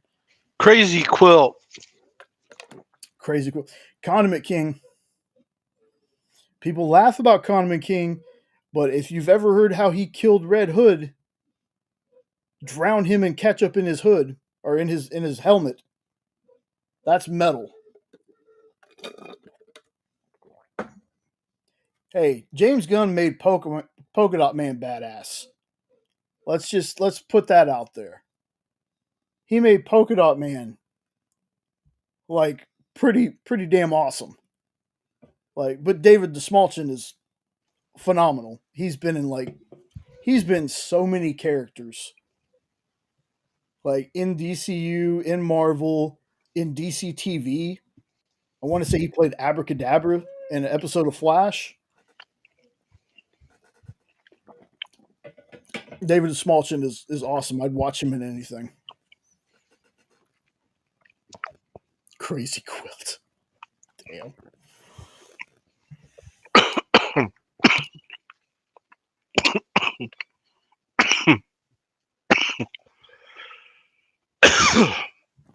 Hey man, don't choke. There's no choking here.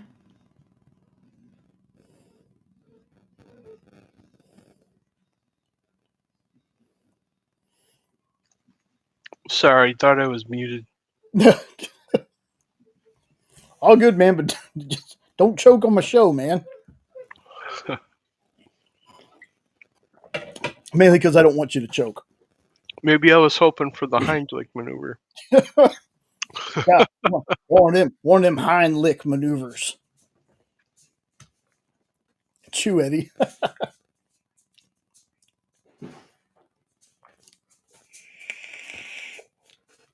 Man. Like I said, I hope that this universe just has a healthy mix. I want to see a character where I'm like, I have no idea who that is. Let's see what they're about, and hoping that they stay close enough to the characters so I get a feel for them at first. You know, I'm not going to run out and get Creature Commandos books because apparently most of those characters aren't exactly how they were in the comics. Like, let me have them close. Let me have them close to what they are before I get a drastic change. Like that's why Vigilante works for me because yeah, I knew Vigilante from one comic, so I wasn't that tied. Hey, Bearded, what's up, man? So I wasn't that tied to him. And then again, being a Deadpool fan, turning him basically into a Deadpool, I like the character in the TV show. So, but yeah, give me some characters, give me ones, and it's not like James Gunn is directing everything. Like some people that's their whole thing is, oh, he runs DC and he's going to be writing and directing. I was like, no, he's not. He's not going to be. So far, he's done four things, because he did Suicide Squad, he did Peacemaker, Creature Commandos, Superman. Like, I think even for Peacemaker season 2, I don't think he's going to be as hands on as he was with the first season because everything he's got. I did not know that. Superboy Prime that breaks the fourth wall too. I did not know that.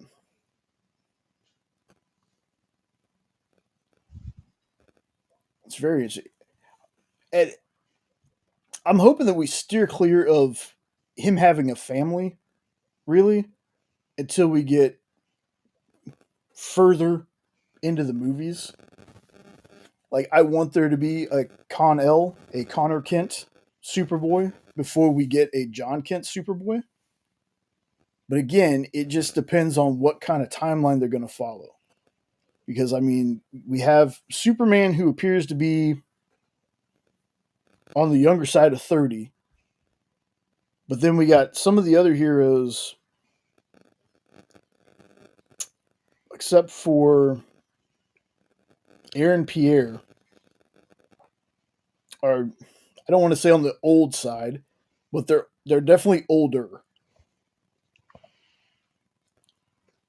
So it's one of those I gotta wait and see. I gotta wait and see what they're gonna do. Like I want to theorize. I want to like make predictions and stuff like that, but it's kind of hard to nail down what they're doing right now. But that's actually a good thing, though. It's nice to be a little bit surprised. True. That's true, but the one thing that kind of bothered me about, but this is a lived-in universe, so I gotta keep that in mind when I think about these other things. One thing that bothered me about the MCU was kind of the timing of things. Like, I know Black Panther was an Avenger, but I can't remember exactly when he joined the team. But I feel like he should have been in the movies earlier. But also Hank Pym. The fact that they skipped Hank Pym and were basically like, "Oh, Hank Pym was Ant-Man back in the 60s and 70s." Okay, so Ant-Man, Giant Man, they were superheroes back then, but you had like no other ones. and we skipped directly to Scott Lang. So Hank Pym was never an Avenger. So the timing was kind of the timing they were doing was kind of a little off for me. Yeah. T'Challa joined the Avengers in 1968.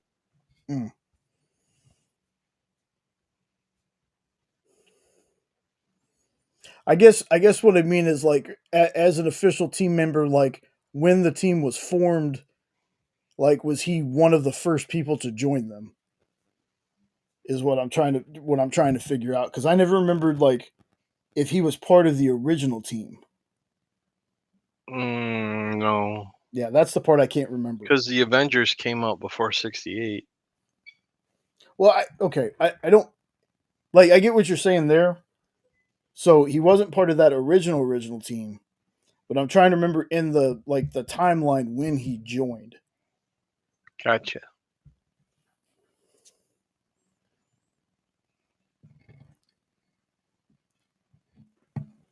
But I can't remember. I just remember that he joined, and I was like, why is T'Challa not in the Avengers already? And then why are we in Wakanda, or not Wakanda, but why are we introducing Claw? Why are we talking about vibranium? Where the hell is T'Challa? It was Avengers 52. Okay. He joined the team and was to spy on them to see if they were a threat to Wakanda. Okay. And it looks like Ant-Man's there and Hawkeye's there, Cap's there, Witch is there. Okay, so even Scarlet Witch was there. Yep. And then again in the movies though,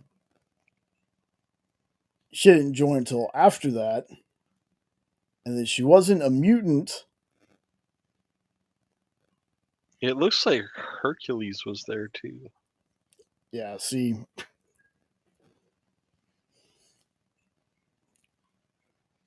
I was just like, we've already skipped all these other events. Or why don't we just go ahead and why didn't we have T'Challa on the first team? You're not gonna have Scarlet Witch on the first team. Why didn't we just go ahead and do T'Challa? We would need a Black Panther movie forever anyway. And I say forever, and Avengers was like the 5th movie or something like that. I can't even remember anymore. It's crazy how fast they went by, isn't it? It went by so fast. Yes. Good one. Nice. All I remember is talking my friends into going to see Iron Man 1 in theaters. 2008. Being the only person that really dug it because they didn't understand. They were like, "Wait, so he just told everybody who he was?" I said, "That's what he did."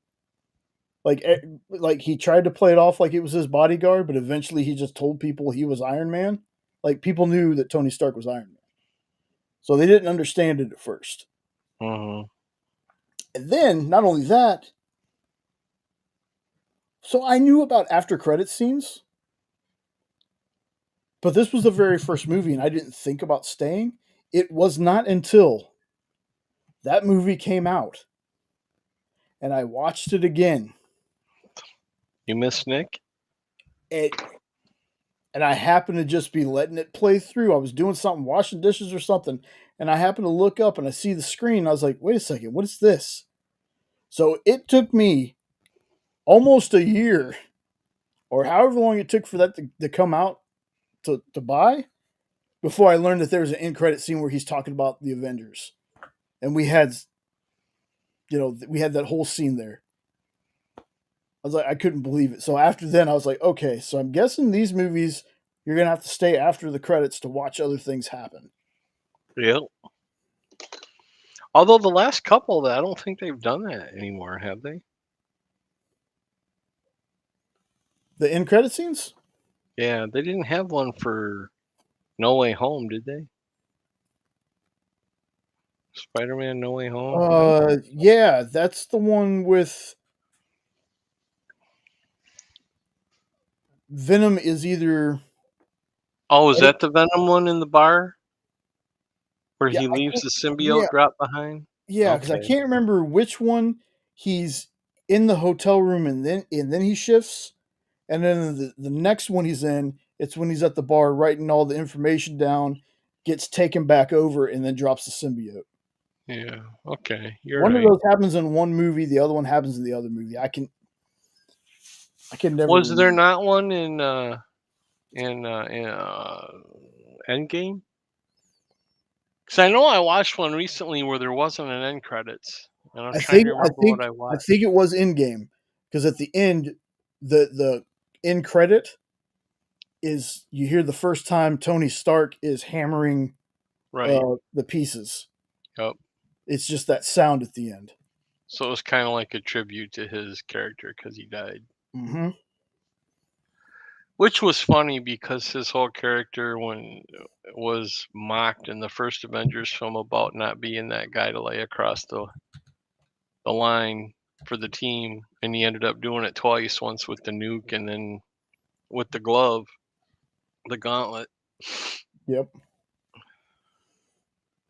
Yeah, I'm That is excited. such a great scene. It I am really is. inevitable, and I am Iron Man. Snap. Yep. Oh, And I heard rumors that Doom is supposed to have his own Avengers like team. oh boy. And I'm thinking if they really do that, we're gonna see what did they call it? Captain Hydra? Can't remember what they Yeah, call that them was it. You had me Captain look Hydra. before. Yeah. And like an evil Hawkeye, and there's a couple other ones I can't remember. Me want Bizarro. Yeah, basically. That'd be great. I also saw another. Somebody said it's confirmed, but I haven't found where it's confirmed. But Miles Teller from Fan Four Stick is supposed to be coming back as Reed in the new Fantastic Four movie and in like Secret Wars, but he's going to be the Maker version of Reed, which the Maker is like the evil version, I guess, the one that made the Ultimate Universe. I think is his whole thing. And I I was thought like, they were done messing around with the multiverse. oh no, dude! Not if they're going to do Secret Wars and or Uh, yeah, not if they're going to do Secret Wars. well, the There's, way there's that Deadpool was ripping them apart, I thought for sure they weren't going to do it anymore. no, there's gonna be, we're gonna have some more variants because that's they're gonna have to explain. They got to explain their Doctor Doom. So there's Well, got to be especially if his helmet gets knocked off and he looks like Tony. There's no way they could just pretend they don't know him. yeah, and I think that's also how we're gonna be getting Cap and Black Widow. They're supposed to be coming back too. Yeah, I heard that. So they got to do time travel and multiverse. They got to do one or the other. Did So you see the latest Captain America movie? no, I haven't seen it yet. Again, everything is either well. This time it ranges from it was okay to good to it was garbage. But I always watch. I always watch for myself. Like I still have Madam Web that I haven't watched yet.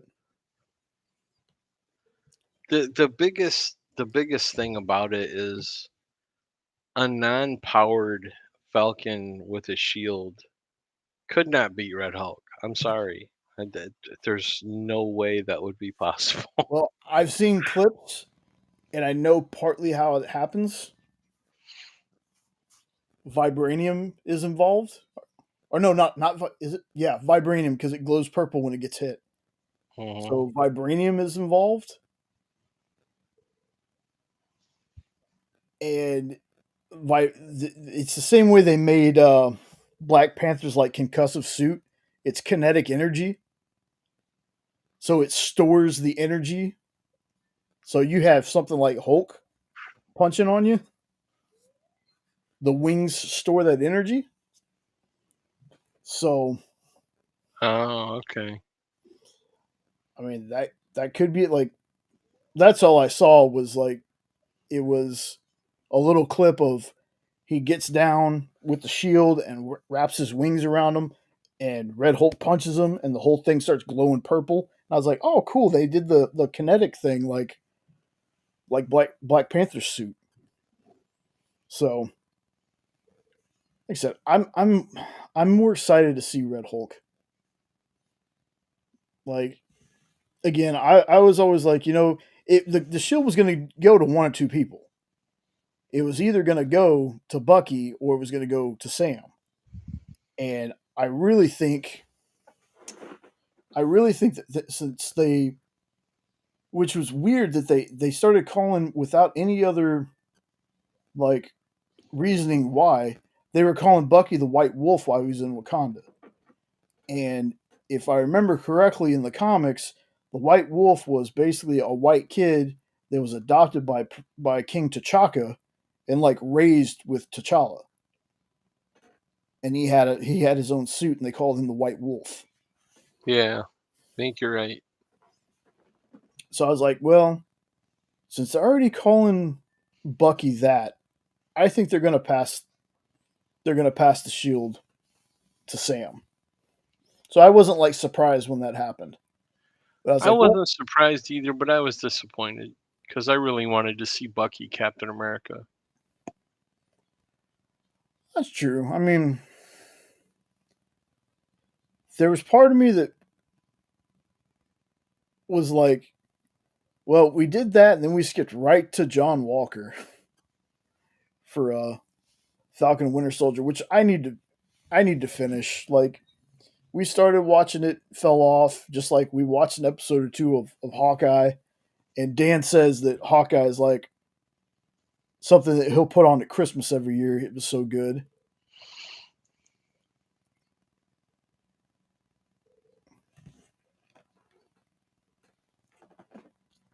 Yeah, so we're one superhero movie into the year, and it feels like we don't have anything else coming out till July, superhero wise. But March 3rd or 4th will be Daredevil Born Again. Which again, I'm only sad about that show because it's going to be another week to week. Has that already dropped? Oh Has yeah, March the already first 3 episodes dropped Thursday. Okay. And yes, I've already watched them twice. I was pretty sure that I saw Dan say something about it too. I think he said he was going to talk about it on his show. I hope he does. Mm. Yeah, I need it.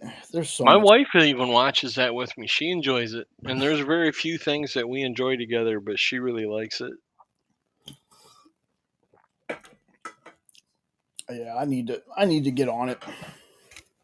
It is so good, brother. If you ever get to where you're caught up, I could talk to you, Reacher, for hours. I think I could act out every episode for the first 2 seasons. Like that. Like I'm gonna have to go back to the first season. I know that it's been a while. Like a while. Holy hell! Like when it was coming out. So yeah, the thing I remember most is him getting off the bus the very first time, almost getting the pie, getting arrested. Him, but before he goes in, it's the guy at his truck and he's staring. Oh, yeah, because he's Yeah. yelling at his wife. Mm-hmm. Well, I'm sorry, I just had a bad day. What are you looking at, stupid? He doesn't answer, and then all of a sudden he's like, "Oh, I'm sorry, man. Don't kill me. I'm just having a bad day." Yeah, nope, it's the one on Prime. That first season, the running joke is that peach pie. Because he tries to get it like 6, 7 times. And he never gets it. Well, one of you is going to have to drive to the hospital. Exactly. Well, so you have seen a few of them then. Yeah, I have. It's just like I said, it's been since that first season came out. Like I don't remember where I stopped. I just know I didn't finish it. That's something I can sit down and just binge both seasons in one day. I love it that much.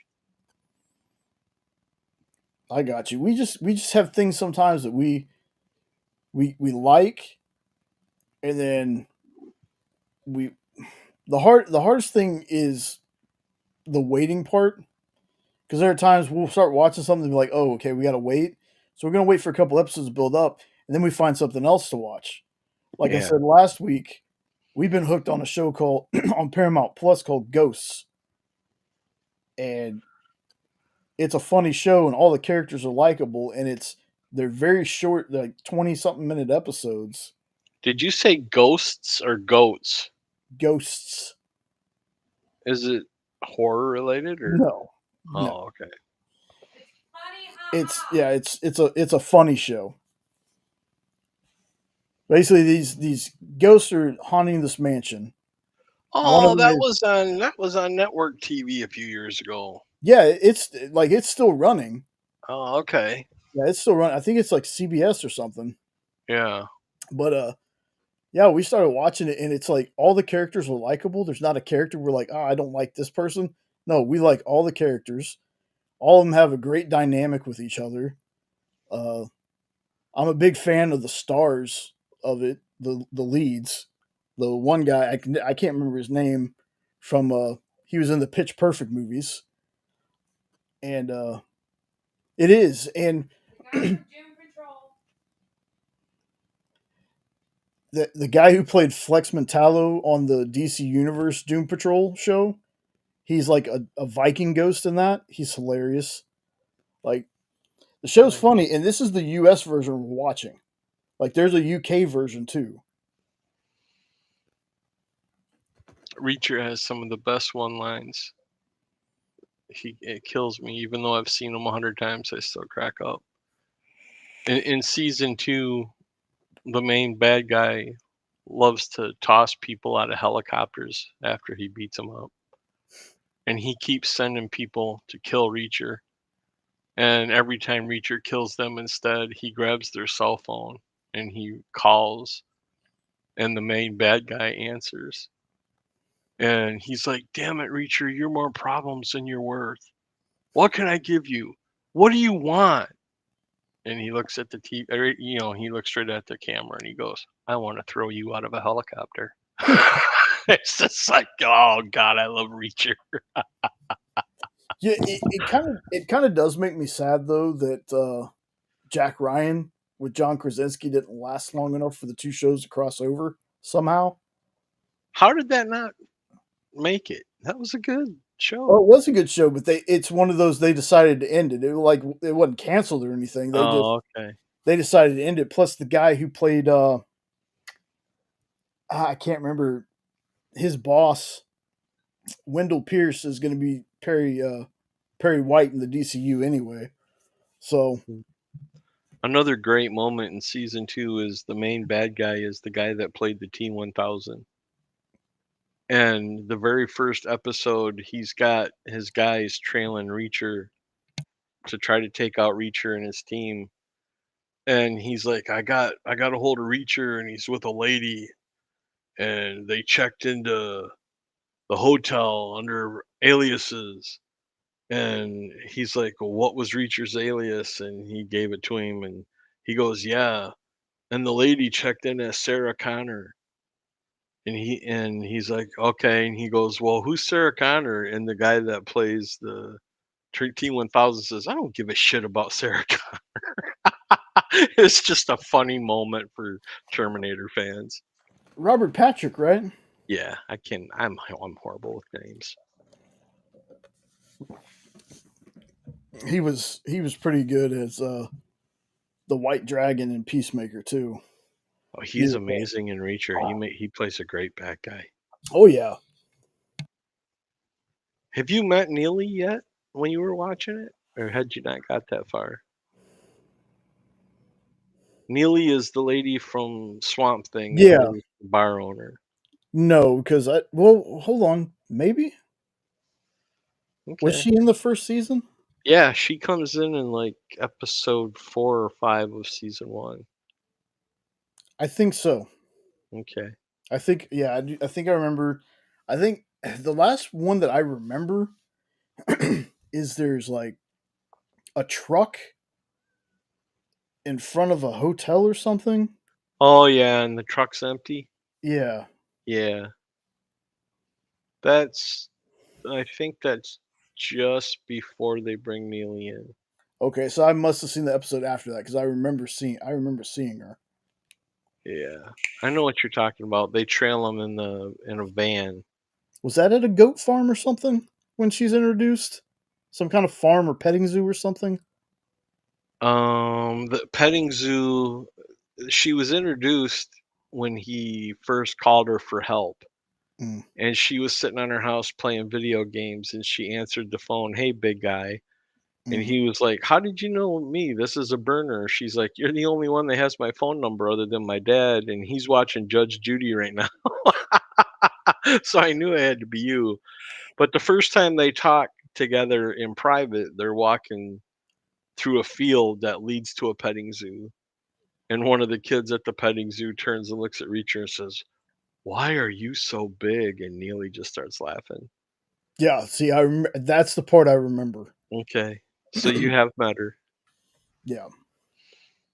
She's my favorite character next to Reacher. The chemistry between them two is just phenomenal. Yeah, I want to get caught up on that, and then I still haven't watched The Penguin. Oh, you haven't? Uh-uh. Oh. Just got Yeah. to find a good time, man. Well, you're a busy boy doing all these shows. Yeah, no, I'm glad. Like for folks that didn't know they're still watching. I know it's getting late. Um, JD covered Thursday for me, so I could take a break. I appreciate that because I needed it to get some stuff done. Didn't get any channel stuff done, but I got some other work done. But I have plans of starting to do some more shorts, some more stuff you should read, some more stuff I should read. Uh, some more reaction kind of shorts. Like hopefully Sean will get some time to get some stuff done. He's been working like crazy too. So hopefully we'll have him on Saturday. I know he says he's got to do some packing, but like have him at least come by for a little bit. Well, But I'm glad you at least had time to finish Cul-de-sac because that was a fun read. yeah, folks, if y'all haven't read Where Monsters Lie and Where Monsters Lie Cul-de-sac by Kyle Starks, you're really missing out on just a great book. I mean, Kyle Starks has become a name that if I see him writing something, I'm gonna read it. Like he has not let me down yet with anything that he's written. You know, my favorite character in that Cul-de-sac Hmm. actually turned out being that holiday killer. He was hilarious. How am I supposed to kill somebody on Arbor Day? What do I kill him with a tree? And then Grandma puts her hand on his back. Well, don't worry, honey. Mother's Day's coming up soon. Then you can kill all the mothers you want. Sweet, that sounds awesome. It's not a holiday. How am I supposed to fight anybody? Exactly. Oh yeah, what holiday did the guy come up with? I can't remember. I just read it. But he's like, it's something or other day. And he's like, okay, that'll work, but I don't remember what it was. It was Damn something it. about kill the cop day or something like that. Kill that cop. Yeah, kill a cop day. It was funny. Don't want to spoil it for people, but if you're not reading it and you like horror and you like snarky comedy, it's a brilliant book. Both of them, both series. Yes, and again, pretty much anything by Kyle Starks. He's got that. Nope, help me out, man. You helped me out last time with it because now I forget the damn name again. Those Not Afraid, I think is what it's called. I can't believe I was just thinking about that book too. Those Not Afraid. Pretty sure it's called Those Not Afraid. It's about. Who is afraid? No, I'm pretty sure it's Those Not Afraid. The movie or the comic? I'm talking about a comic. Yeah, Those Not Afraid, Dark Horse, 2025. It is by Richard Ramirez. Oh wow, there's quite a few coming up. They're having a trade paperback come out in August. Yeah, there we go. Those Not Afraid. I've never heard of that one. Who is afraid? With Joaquin Phoenix. Yes, it's very different from Those Not Afraid, sweetheart. 2 serial killers discover they are within reach of the state record for killing and enter into a competition to see who can get there first. Yes. Okay, I'm digging that. That sounds good. Yes. And like the first one they let you know who it is kind of right off the bat, the first killer, but the second one it's near the closer to the end of the book and yeah. Carl Starks is the writer. You're right. Yep.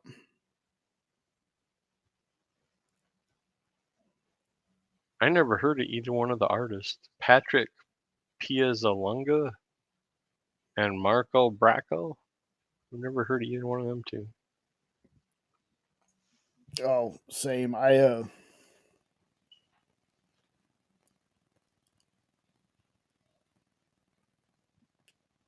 it. Huh? I was trying to well, I was going through the issue and I realized I'm in the wrong issue for that holiday joke. Oh, for the holiday guy? Yes. I was like, let me find it because it was funny and it's not spoilery. But I was like, oh, you're not in the right issue, dummy. I just love how he immediately starts right at the beginning of the book complaining, man, I just got back home from Valentine's Day or whatever it was. I can't remember. But and he's dressed like Santa Claus. Yes. It's just it's brilliant. Everything about it is brilliantly clever and funny the way they do it. And the old lady is just creepy. There you go. So it's late enough and I can drop my F bomb. It's National Fuck Up a Cop Day, brother. There you go. Oh, this it's so good. It is. I can't give it enough praise. It's not scary, but it's great. Yeah. It's great. If you're a fan of like the Freddy versus Jason movie, you'll love this book. Because it's Tucker and got Dale versus Evil. yeah. Good stuff. And the first series was fun too. Yeah. But the second series is a little bit more edgy. I kind of dig it. Yeah, this is one of those where like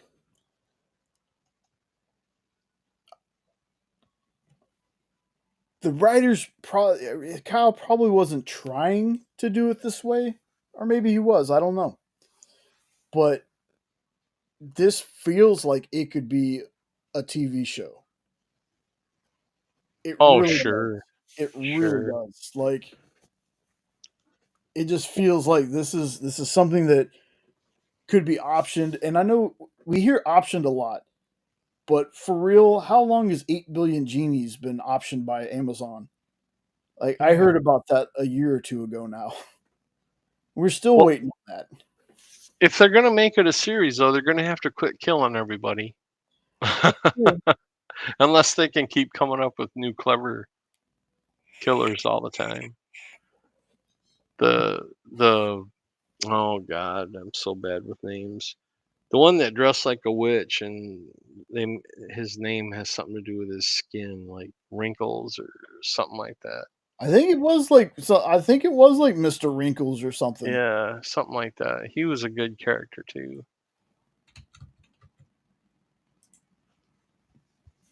But like just that's one of those things that they could literally just do page to screen, and I'd be fine with it. Just to Oh, see it in live action, just to get the oh heck just the yeah. tightness and the kills. Yep, I'd be there. I'd be all for it. Mr. Wrinkly. Well, Mr. Wrinkly. That's it. Yeah.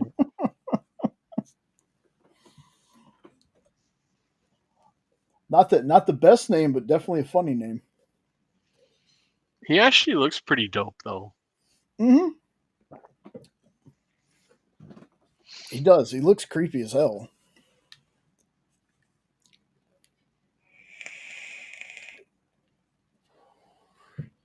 That's one of those things. Like I hear this has been optioned, this has been optioned, this has been optioned, and I'm like, I'm ready to see them though.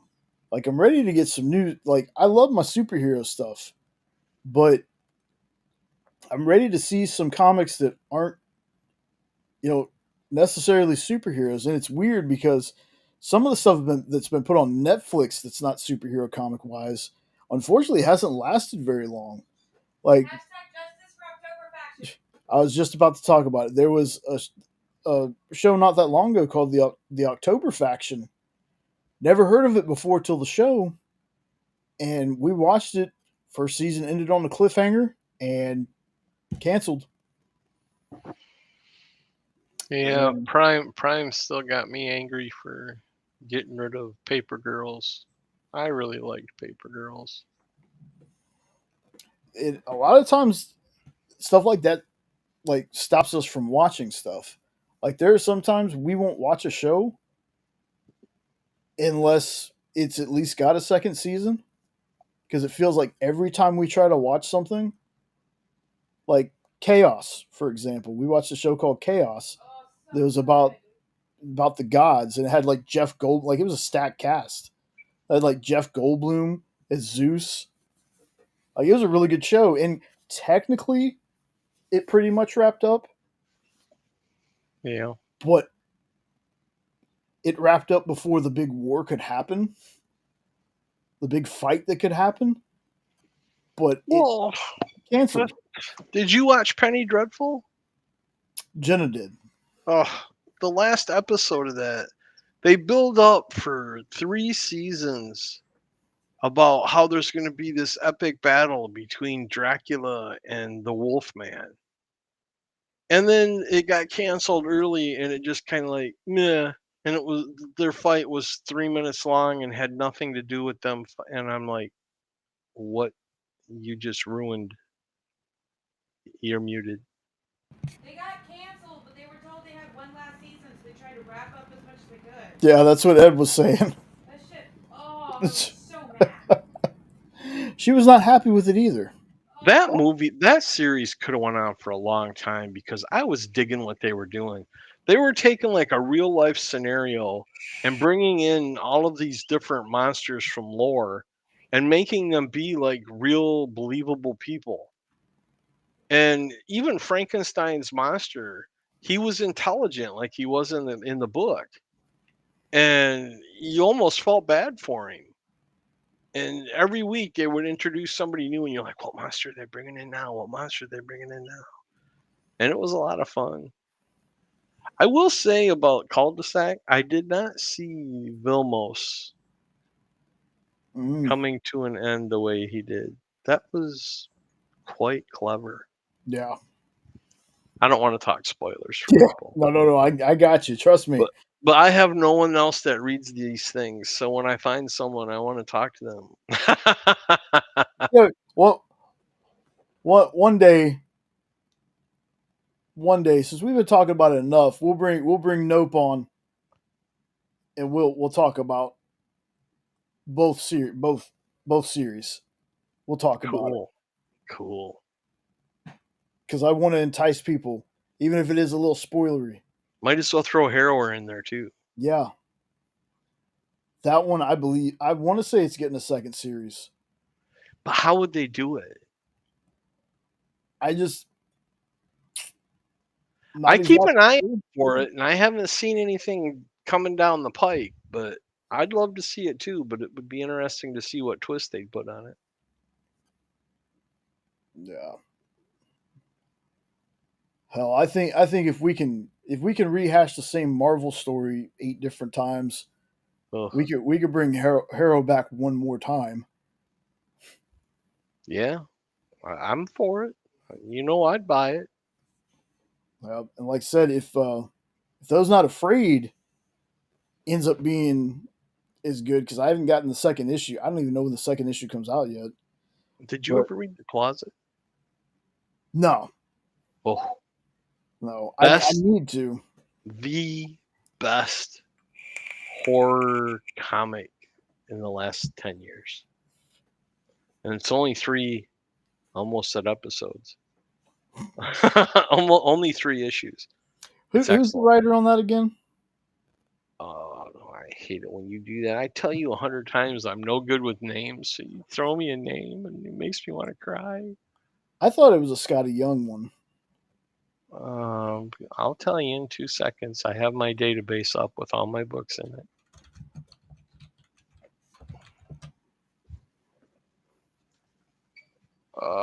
It is Tinian. Oh, James Tinian. And the art's by Fullerton and O'Halloran. Okay. But it's really good, man. It really, really is good. Especially if you like Tinian style, which I do. I do, but and this is some earlier stuff, so I'm pretty sure I will, but Tinian is a fantastic writer. I give him all the credit in the world, but kind of like Cullen Bunn, there's a time there where he's writing so much stuff, it felt like he was spread too thin. Yeah. And for me, some of his stuff kind of suffered Yeah. because of that. But this is earlier. This is 2022, it looks like. So, second issue came up this week or last week of Those Not Afraid. Okay. Because I didn't get well, just to give you a quick, synopsis, it's typical Tinian. There's this family that keeps moving cross country, and the son keeps seeing monsters in his bedroom closet, and it goes from there. I don't want to say anything else. It's only 3 issues, so it's a quick read to get caught up, and I'd gladly talk about that one with you too.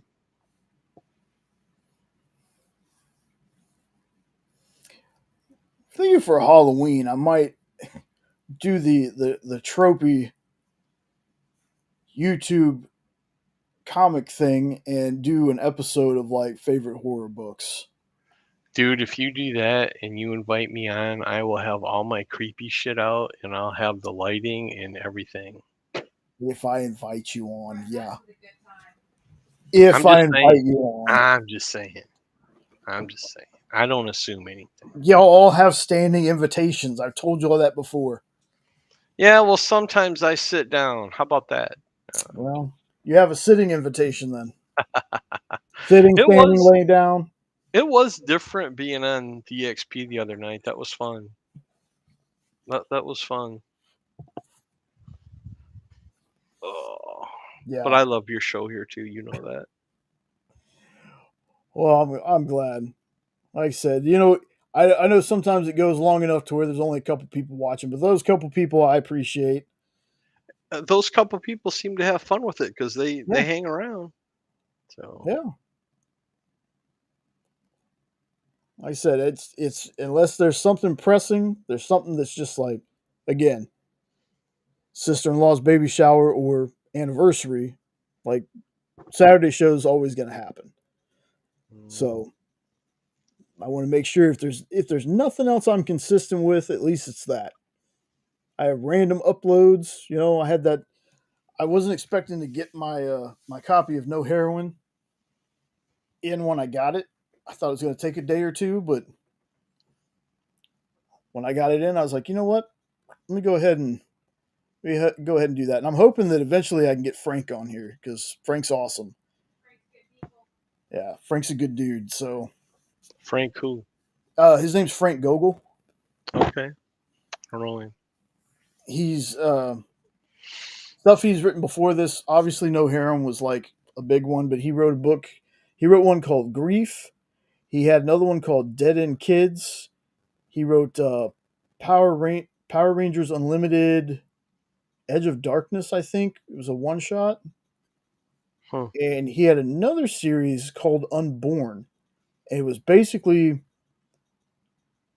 think Power Rangers, but mixed with aliens, like Aliens the movie. Interesting. It was so good and just a gut punch of a book. It was so good. Uh, like Sean and I both. He used to be on a show. The channel's called Nearing Nerdvana now, but it used to be called like Comic Book Food Chain. And he was on the show, and when he was pushing the book, he was like on his website. He had a spot foil Ivan Tao cover, and this particular person on the cover was like pink.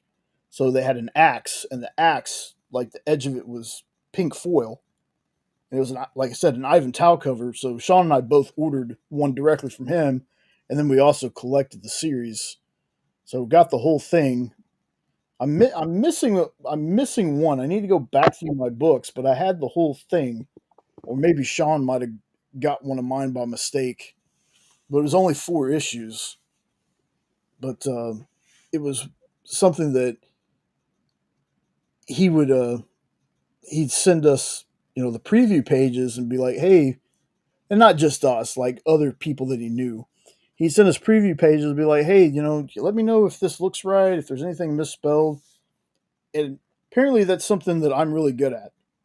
Like, I can't ever catch my own spelling mistakes, but other people, I'm right on it. So I caught some stuff for him, and So what I you're like. saying is you're a wife. No, I did not You say you that. never admit your own mistakes, but you can No, find everybody else's. Ed said that. That is disclaimer. Jay did not say that. Ed said that. So for my lovely wife that's within earshot, Ed said that, not me. Wife's a 4-letter word, and so is Jenna. I'll just put that out there. She knows I love her. Oh, I know. She. The funny thing is she can kind of hear you because she's in the room. Like I'm in my office with the door open. She's in our room with the door open, and she's sitting there, I think, playing Stardew Valley or something. So she can hear Killing all the lava slime. killing lava slime. I don't know what the fuck that means. If that's a euphemism, I don't want to know. Mm. No, she's literally on this 2D game. Like we're on Xbox One playing a 2D game. It's like I don't know how to describe it. Yeah, I know the truth. She's watching Civil Wars. Oh yeah, that's her She favorite thing to do. loves it. She loves it. She likes making herself angry. She likes being angry at things. So she's like, I'm gonna throw this movie on because I want to be mad. What did you just say? Huh? What? What? Oh. Play your game, woman. What did you say? Know your role. Jesus. The role of the one who wears the pants and plays the video games makes all the money. He does all Oh, the laundry and dishes. wow. Speaking of laundry, I need you to check the washer. You check the washer. I try to. I can't get it to work. Oh goodness. That's not my role. I'm the fixer of things is what I am. Hi, Jenna. Hi, Ed. Hi, No. I don't have my glasses on. Who else is here? Hi, George. Hi, George. You can absolutely join. Hi, George. Yes. I don't have my glasses on, so I don't know who people are. Anywho, so Stardew Valley is this really fun. It's a 2D kind of 8-bit game, and you can do all sorts of things. You can go down mines and kill slime monsters and goblins and shadow creatures, and dinosaurs eventually. And then you can also like it's a farming game at its base core, and then I know. And then there's also like you can either be the good guy or the bad guy, kind of like morals of the thing as well. Kind of goes where you can either be a complete dick to everybody in the town, or you can be nice. Yeah, I know that game. I have close to 1,000 hours in this game. That's not an wow. exaggeration. It's 1,149 before I started today. I love it when you find out when you get to the level where you find out that Bucky killed Tony's parents. That's the best part. Hold on, folks. So I'm gonna fight you. we're about to meet somebody for the first time. Let's welcome in George. Hi, George. Hey, how's it going? Hi, George.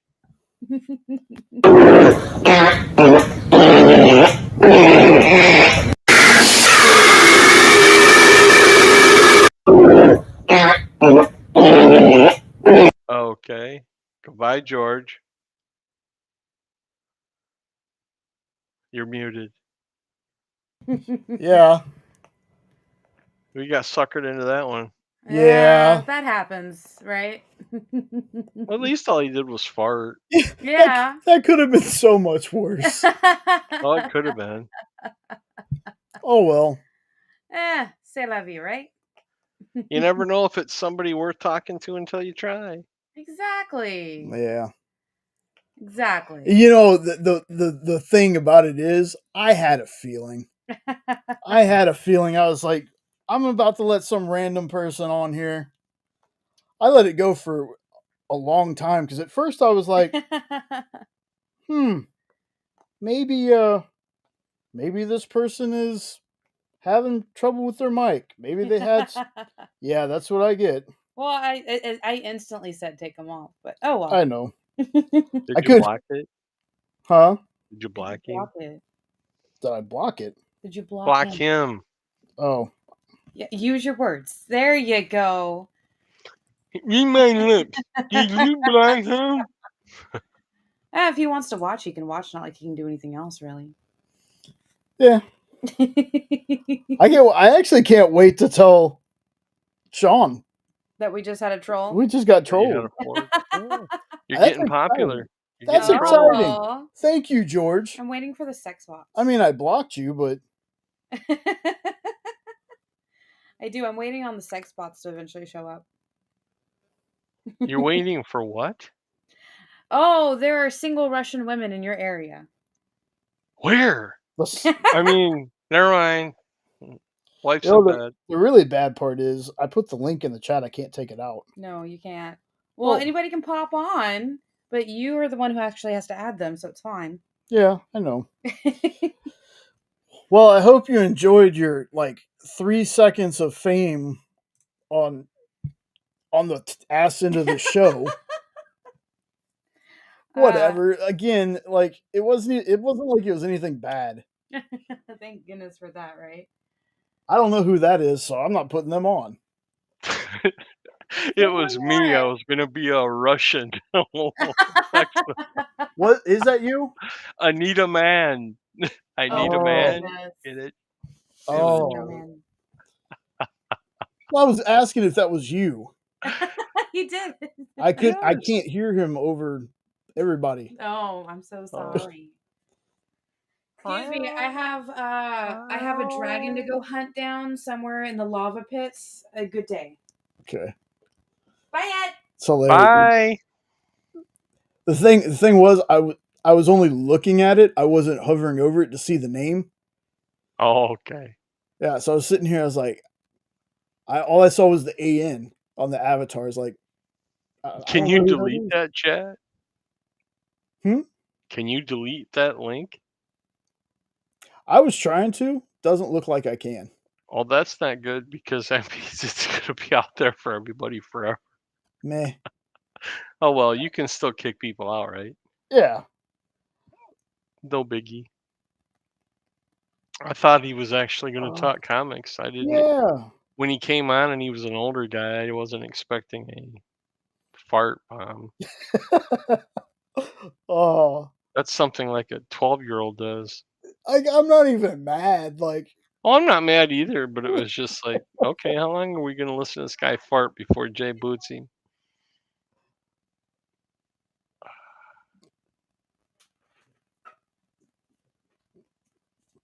there we go. Well, at least on YouTube, it's gone. Yeah. The only problem is, though, is, well, they'd have to watch the first 4.5 hours to find the link anyway. Well, no, I deleted it off of YouTube. No, but I mean on your restream here, though. Well, they're not gonna see. They're not gonna see this chat. Oh, okay. Okay, I thought for some reason this chat showed when you rewatched it. It does up here, but the link won't shouldn't show back up. I'll Gotcha. know. I haven't had to do this before, so I'll know once it plays again. But I deleted it off of YouTube. I wonder how the heck he found you. Probably just randomly. Well, that's good. That's good though that people can find you on searches. Heck yeah. I need to make a rule though. Hey, I gotta know you first. You know what's funny? I was literally thinking, why don't you ask who he is first? Well, that wouldn't have helped. Yeah. He could have told me he was a king somewhere. I own a comic book store. I couldn't tell at first if he was making sound effects or if Jenna had hot chicken. I think part of the reason is my brain just didn't pick up on the fact that was really happening. I thought at first it was just some background noise I was hearing. It took my brain a minute to be like, wait, it's the same sound over and over again. And I was like, my brain was like, dude, listen better. I was like, oh, okay. At least it wasn't like, porn noises. I mean, could have been, like I said, could have been a whole lot worse. Could have been. Were you on Robbie's show the other night when he decided to have karaoke night? That was so much fun. Oh yeah. I kept throwing him songs just like out of nowhere. Like I asked him to do the Barney song. That was so much fun. He has a terrible Barney impression though. He has to work on that.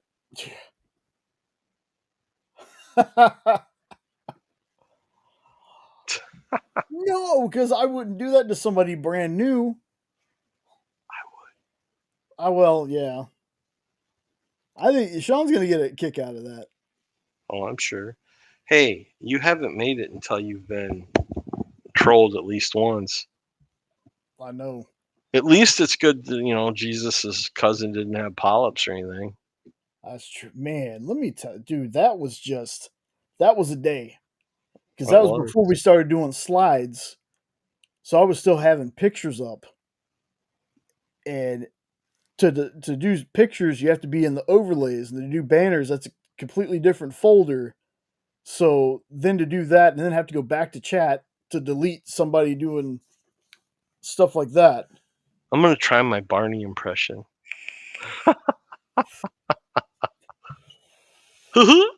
I love you. Oh, God. You love me. We're a happy family with a great big hug and a kiss from me to you. Won't you say you love me too? That was pretty damn good. I had this is a cute story. My goddaughter used to live like 2 miles from where I worked. So when she was growing up, I would come over for my lunch hour. And it got to be our little routine as I would sit in the rocking chair. She'd climb up on my lap and we would watch Barney and Dora and she would fall asleep. And then I'd put her to bed and go back to work. And then one time I fell asleep with her and her mom, in her wisdom, thought we looked so cute. She didn't bother waking me up. And I ended up not going back to work that day. Like, you have to wake me up if I fall asleep. This is my lunch hour.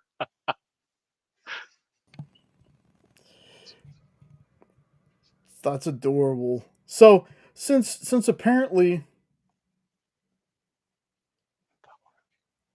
we can't see the other message you sent, or at least I couldn't. I don't see anything else from George. I went to check channel activity, and George says, "Sorry guys, I have bowel issues." Yeah, right. Yeah. His butthole has polyps. I knew we'd get a polyp joke in there somewhere. Oh wait, there it is. Huh. At least it's just farts. Yeah, a fart joke is harmless fun. Uh that's too good. Your first troll. Celebrate. Yay. My first troll. Do you do any impressions? Me? Yeah. Come on, let's hear one. No. I make Oh. stuff up. Do you karaoke? No. Come on. I'd love to go karaoke in with Robbie. That would be so much fun because I love to karaoke. Like I make up my own voices for the voices in my head, so what's this? As long as you're not arguing with yourself and fighting at nothing, you'll be alright. I kind of do that too. I argue with myself all the time. You're doing it right now. Yeah. I'm looking at George's channel. Oh, George has a channel. George does have a channel. He's Is got it Farting with Gramps? 287 subs, 5 videos. Oh, hang on a second. See if you can hear this. Hang on, I'll be right back. Okay.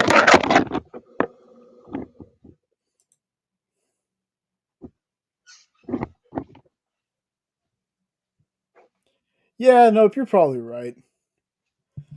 The poor old guy. I hope George ends up clipping that segment out and using it as like a short or something. He might. Have you ever heard of Chopper? Chopper. He's a droid on one of the Star Wars animated series that were out. I think it was from Clone Wars. But he also made a brief appearance in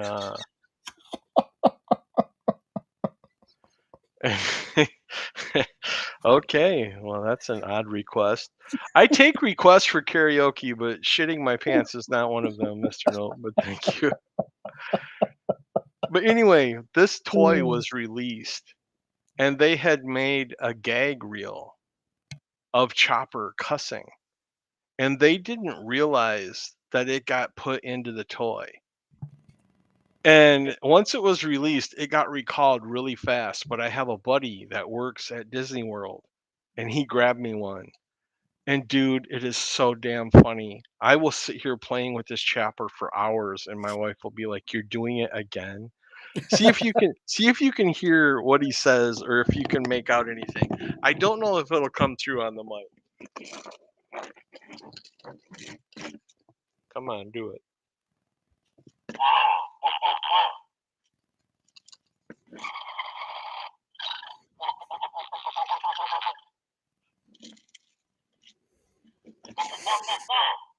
What the was that? Yeah, that's what I heard. Hang on, there's one more.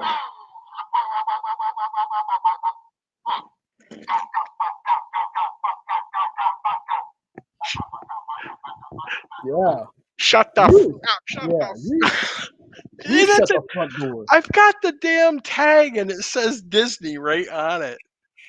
And I left the tag on it because I'm like, this is priceless. And whoever got these through marketing and actually got toys made, they're my hero. To hell with all the other heroes. Whoever pulled this past them, because it's hilarious. Because what he says is he goes, fa, fa, fa, fa, fa, and he's saying the word, and then he goes, shut the up, shut the up. And then the other one was, what the was that? And it's so loud and clear, and it's brilliant. That's Yeah. actually Dave Filoni doing his voice, and he's definitely cussing. Yep. He admitted it that he did that on the cartoon, but they would muffle it, kind of like with Kenny and South Park. But they didn't muffle the track. So on this toy, you can hear exactly what he's saying. And I'm surprised the battery still works, because I have played with this stupid toy like I was 3 years old. Hey, And I love Cussing Chopper toys. Nope. Cussing toys, man. Can't beat them. Did you ever see the transforming battle action Punisher? No. It's an action figure, and it was supposed to transform. But when you transform it, the big gun comes out between his legs. And it looks just exactly what you think it looks like. There's this huge thing sticking out from between his legs, and it's supposed to be a gun. And here's the best part, if you pull back on it, it shoots a thing out. Just like and then there's another one called Jungle Action Tarzan from Disney, where he's got a lever on his back and his hands are at his side. But if you pull the lever, his hand is like by his crotch area. It goes up and down really fast. I love collecting odd toys. God. But yeah, those are the best. That's incredible. That's incredible. I'm gonna see if I can find that Punisher. Oh, found it right away. Here you go. Here's your Punisher, transforming Punisher. You know I love you, Jay. Oh, I'm ready, man. Well, don't I'm get too ready. excited now, big boy. You might turn me on. Ugh. Oh,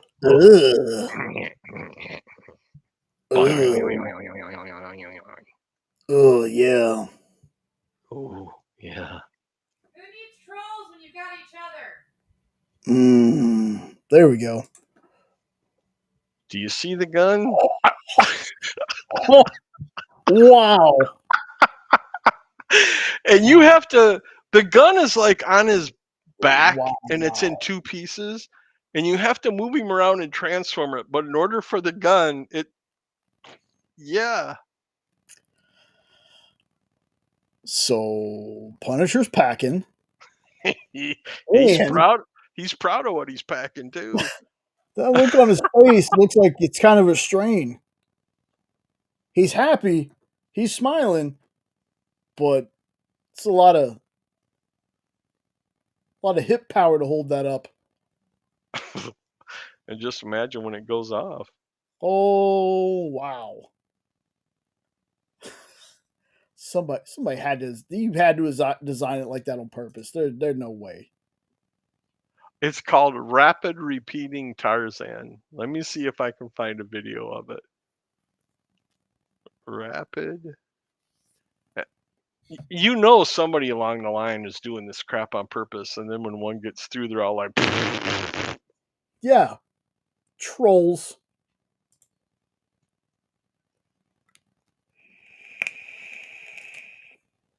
nicotine or THC? Nicotine.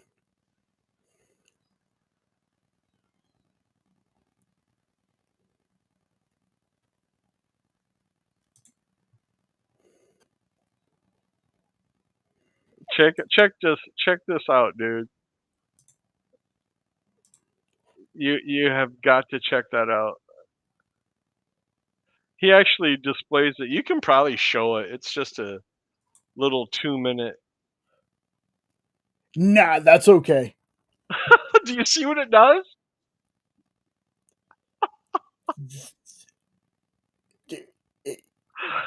He's just missing the horn.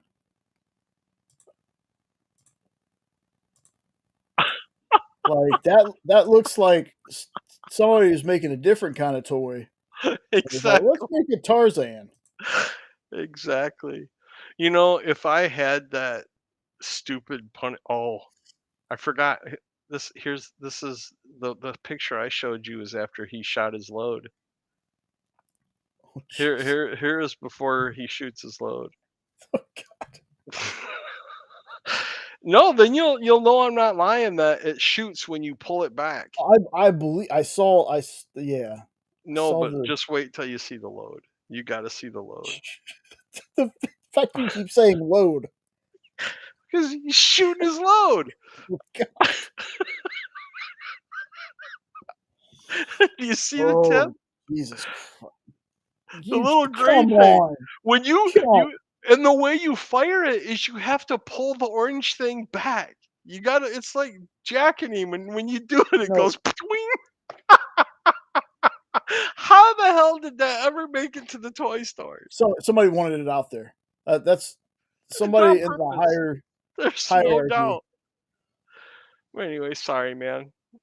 It's after midnight. We're okay. Holy crap. But I don't know what made me think of those things, but I've seen some weird shit in my collecting days. Oh, have you ever seen the comic of Elf humping a seal? Yep. I own that. I have that comic.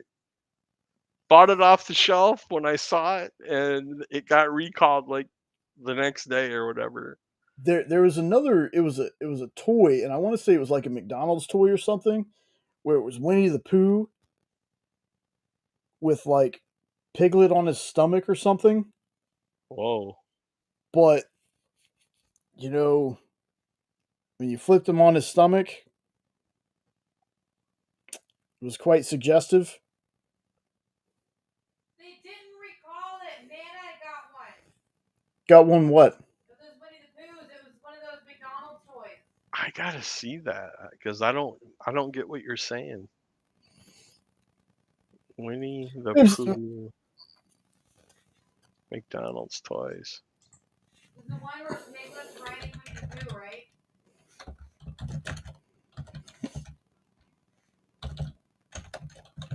Did she just say Piglet is riding Pooh? Yeah. Yeah.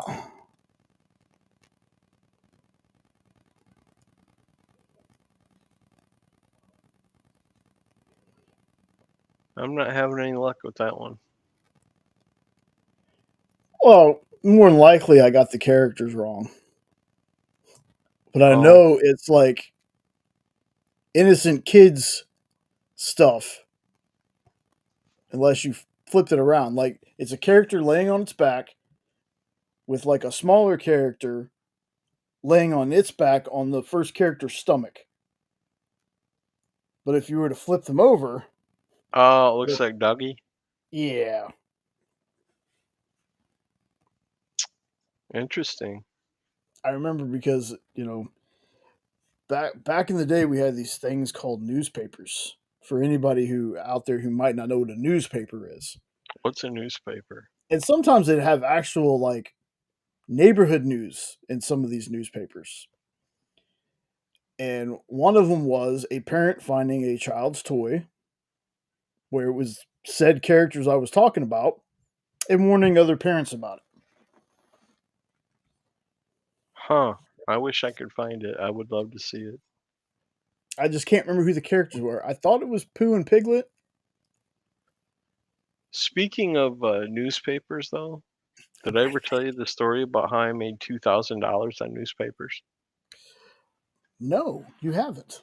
2008, the Detroit Red Wings won the Stanley Cup, and I had a eBay channel at the time, or an eBay store at the time, that my girlfriend at the time was helping me run because she had done eBay stores before.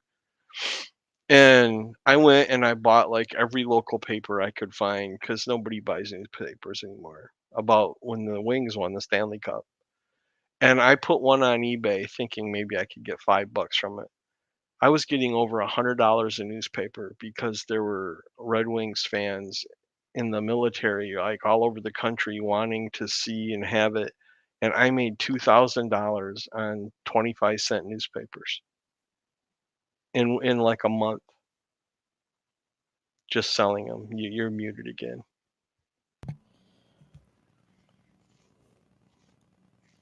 I was mouthing holy crap. Holy crap. I was just, And then I went to the local stores when everybody, the nostalgia had worn off, and they were selling their Stanley Cup t-shirts for like 90% off. And I was selling those on eBay. And I wish I knew the logistics, because that's how I would try to downsize my comic collection, because I have a huge comic collection and I need to downsize it because we want to move into a smaller house when Natalie moves out. And I don't know how to sell comics and in a safe way. Let me put it that way. Because I don't want, hey, this came with a bend in it. Yeah, baloney. I don't play that game. yeah. But I was hoping to find a comic shop around here that would do consignment, because I would love to do consignment. And Alex reached out to me because Castle told him I was looking, because Castle wants to buy some of my books. And he was going to help me sell them, and now he's gone. And that's why I was asking you what his last name was. Did But you ever find him? no, I couldn't find where you wrote his last name because we chat so damn much. I couldn't remember where the chat was or anything. But I don't even know if he could help me anymore, because I don't know if he's working in comics. But I have, like, we're talking, my collection goes all the way back to first appearances. I have Invincible Iron Man #1 that my dad bought me. And I read it, and it's still slabbed at a 6.5. I have Namor Submariner #1. I've got like 4 of those, and I slabbed the best one, and it came back at like 7.6. So I know there's got to be some money, but I don't know how to turn it into the cash. That's the problem. Because I can't read my slabs. And then I have that one that I showed you before, which is the original origin of Spider-Man, but it was the human spider. And that came back at like a 4.5. And for being a 1961 comic, that's pretty amazing. Yeah. That's a pretty high grade. I know they're worth money, but it's like, how do you get the money? Yeah. Because all those slabs, I'd love to get rid of them and get the money for them. And then the books, and plus, I hate to say it, but I have a bunch of black and white comics that are no good to me anymore. So I wouldn't mind downsizing on those too, but I just don't know how to do it. So I gotta figure it out one of these days.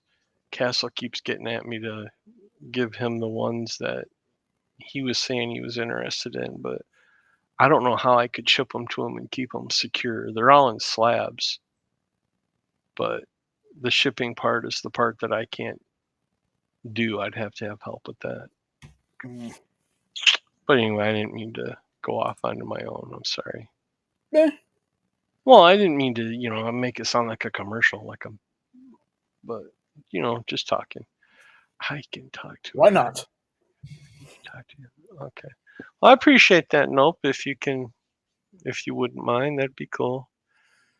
I was hoping that one that was local here in Michigan, that was on CBSN, but they ended up being not nice people.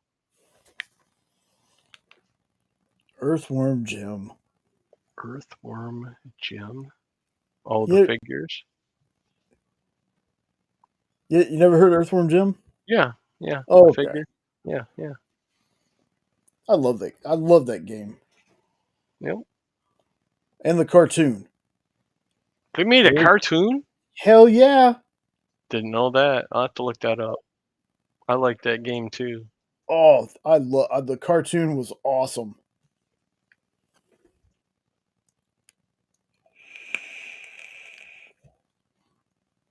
Your old lady must not be in a talking mood tonight, huh? She usually sits down for a half hour. She playing her game. Probably ready for me to wind it down and Yep, whenever you want to, brother. Don't let me keep you. you're good. I was actually getting ready to before the excitement happened. Like I almost told George, we're actually fixing to wrap it up, so we'll talk to you next time. And I was like, why not? Some people that would bother. I just think it's funny. I think it's funny.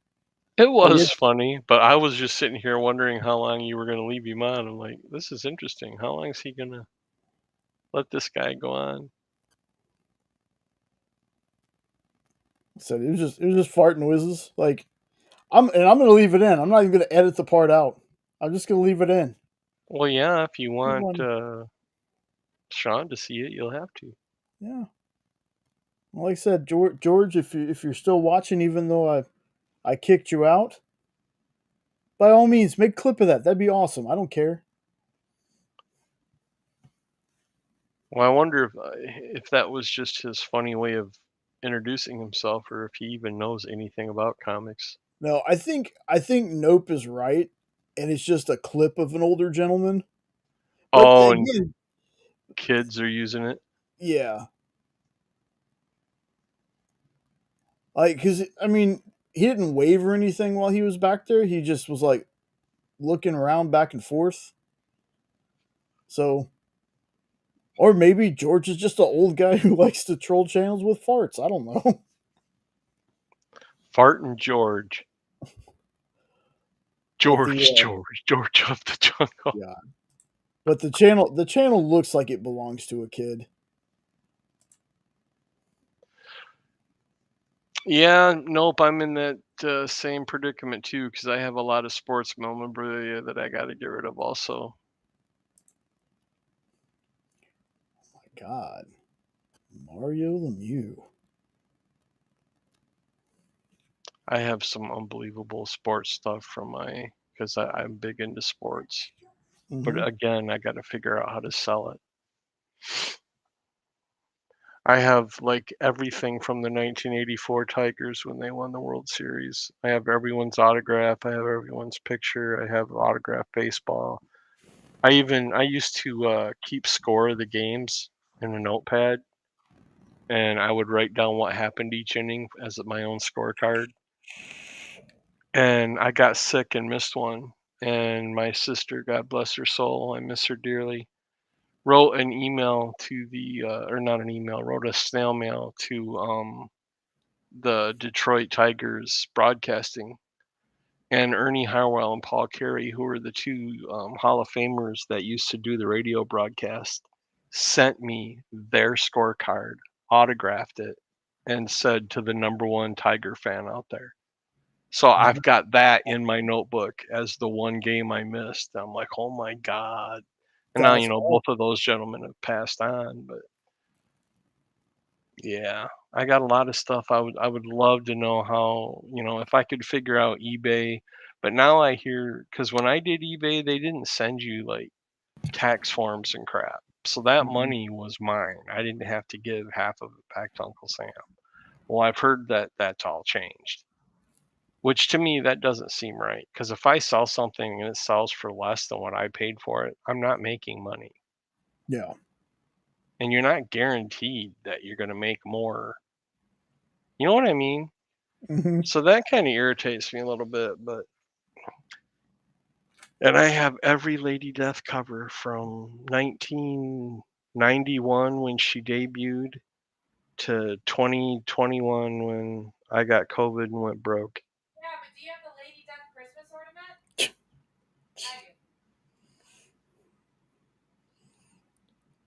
Did you hear she said? No. What did Yeah, she but do you have the Lady Death Christmas ornament? Because I do. say? As a matter of fact, my wife would kill me if I hung Lady Death on a Christmas tree. That's my favorite ornament. I made sure to put that in the chat while Brian was there. We keep the box and the packing stuff to keep it safe. So you're saying you have Lady Death's box? Yeah. Yes, I do. Yeah. That's what Can she's I fill it with my action figure? Never mind. Welcome to Hydra After Dark. Get ready. It's Hydra After Dark. Hi, all you Hydra maniacs. Ooh. This is Ed Weird, and I'm feeling a little funky.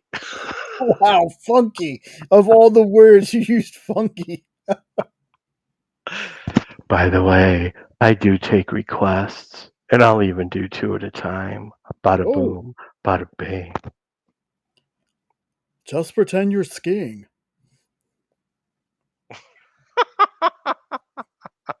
Did you say skiing? Yeah, I did. 2 polls at once. Yeah, I was talking to the females, but thanks for that, Jay. Appreciate that.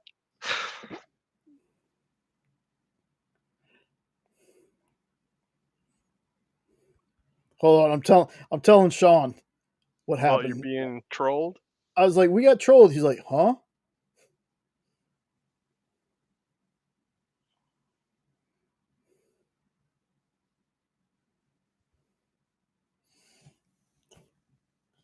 Oh, good stuff. The fact, like, if that wasn't just a clip of an old guy, and that was George, and the fact that he kept a straight face through that, kudos to him. It makes more sense the other way, though. Yeah, it really does. It really does. Like I said, the kid has like the person, George, has like 5 videos on his channel, and they're all like gaming clips that are like not even a minute long. So somebody But who's at least they their found your teens. station. Yeah, So you're out there somewhere. yeah. I'm telling you, we're gonna get you. We're gonna put you over, man. Even if I gotta write bots to do it, I'm gonna get you over. I said 14 subs away from 600. Of course, if I keep talking like this, it might help. Ugh. Jenna says no. No, that's a bad touch. Ooh. Jenna, do you know what I'm doing right now? She's like, I'm just playing my game. Just playing my game. I'm playing a game too. Ugh.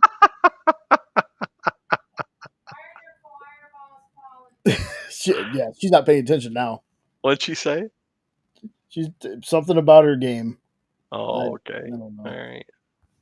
Red Rocket. Red Rocket. Red Rocket. Yeah, I saw that and I was like, oh my god. It's so very cool. You Red Rocket. you can't milk a dog. Hell yeah, I want cheesy poof. Oh. Ooh. And Now. then Kenny. Big kitties. Yeah. I can't do it right now. My voice is too shot. What were you trying to do? I can usually do Kenny. Can you really? Yeah. I got Beavis and Butthead down pretty good, and I can do Cartman pretty good. It's so weird. I used to be able to do Cartman, but then I was like, nope, can't do it anymore. Mom, can I have cheesy poof? But Mom, I want cheesy poof. No, Kitty, that's a bad kitty. But Mom. Randy? She does that really good. She does that in Nathan and Mimsy. She did Mimsy. Who the hell's that? Later episodes when they're doing the special education students. Oh, Timmy. Timmy, Jimmy, Nathan, Mimsy. And Jimmy. Thou shalt not poo. Thou shalt not poo. Did it down like a clown jelly bear? Did it down like a clown jelly bear? Everyone Down knows like third graders can't cross water.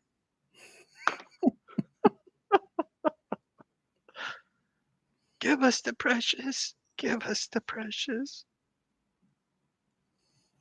The best part of that is when Token grabbed that DVD to go in his house and watch it, and he just comes out, drops it. I don't know what it is. I don't know what I saw, but he claps his hand. He says, "I'm out."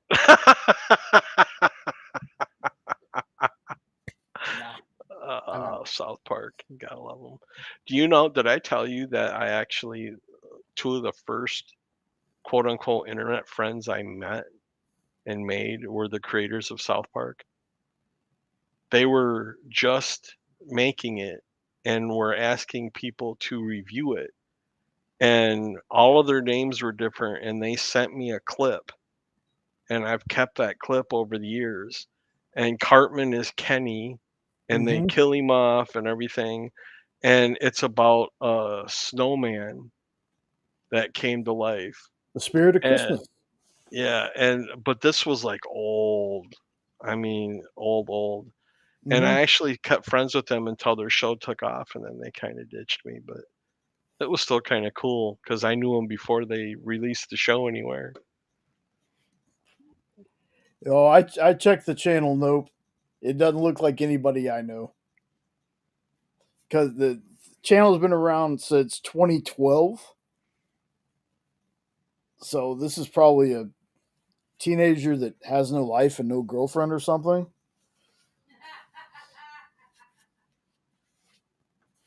Wow, that was awful judgmental of you. It sure was. It sure was.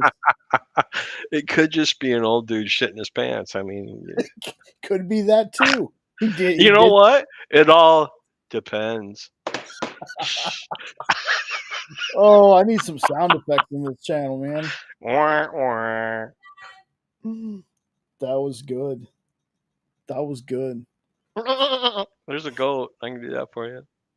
Definitely not your nephews either. Yeah, this is let's see. I'm a man of many names, he says. Dynamo, Mid Boss Steel, Lady Geist 1v3. Oh, Trumpet is a tier 3 weapon in Rust. The Banana King of Twitch. Poor guy got CSGO'd. They're all game clips. CSGO. Yeah. What would that be? And the CSGO. latest one is from like 4 months ago. Well, whoever it was, they were having fun and they didn't do any damage. Yeah. They gave us a laugh. Yeah. It's funny. Nah, no reason to.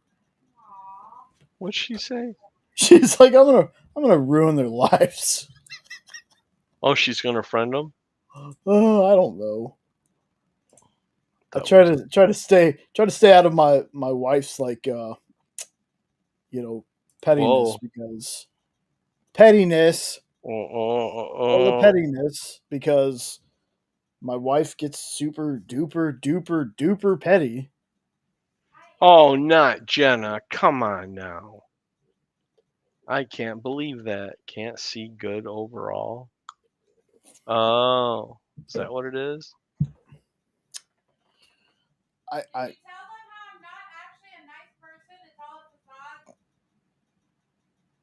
Jenna, dear, I never thought you were a nice person. So you're all right. You're welcome, hon.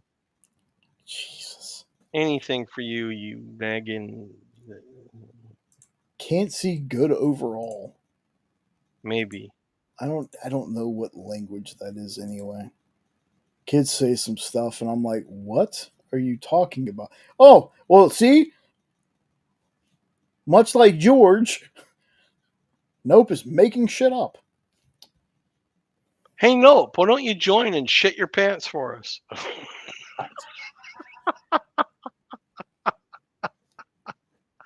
Ridiculous. That was terrible.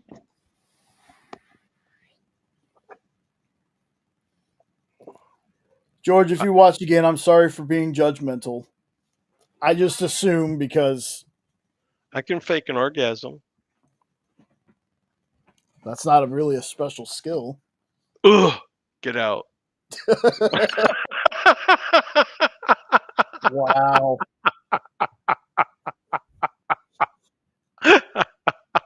So 20 to 30 minutes ago was the end of the comic discussion. We went from comic to comedian, but Can't see good overall. You look, nope. Because it was you, I just was like, oh, okay. Yeah, that sounds good. I mean, it's like, oh, okay. You know what hormones are, don't you?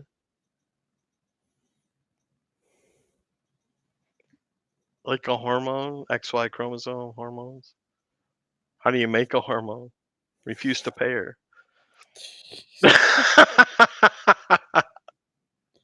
See, I was staying silent, but I knew it was coming. Roses are red, lemons are sour. Open her legs and give me an hour. Well, I got all kinds of good ones. I'll raise a toast. Here's to honor. Jump on her and stay on her. I can do this all night. Maybe I should do a comedy channel. Who knows? Why not? I want to do something because I'm really starting to have fun doing this. I really am. And my wife is getting worried because she's like, I just have a feeling you're going to come up with something and you're going to run with it. And it's going to be, I'm like, well, we'll see. I got to learn how to do what you guys do, though. That's the hardest part. Although Like I what? don't usually edit. I Oh, usually just fly because I can bullshit with the best of them. I mean, I can. If I have to read a script, I sound ridiculous. I'm much better off just talking. But with everybody already doing stuff, it's kind of hard to find a niche, and I don't want people to feel like I'm stepping on their toes. no I'm matter. still thinking of a horror show. I want to do something that's horror based, where maybe talk about horror movies and horror comics and horror actors, and because that's the stuff I'm passionate about. See, that's Robbie has told some of his other friends that have like horror movie channels that's what they need to do.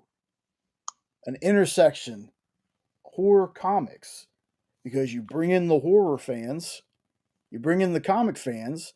If you talk about movies, you can get the comic horror fans to possibly watch horror movies if they're not already. There honestly is some people that read horror comics and don't watch the movies. Or vice versa, you get the horror movie fans to read horror comics. Right.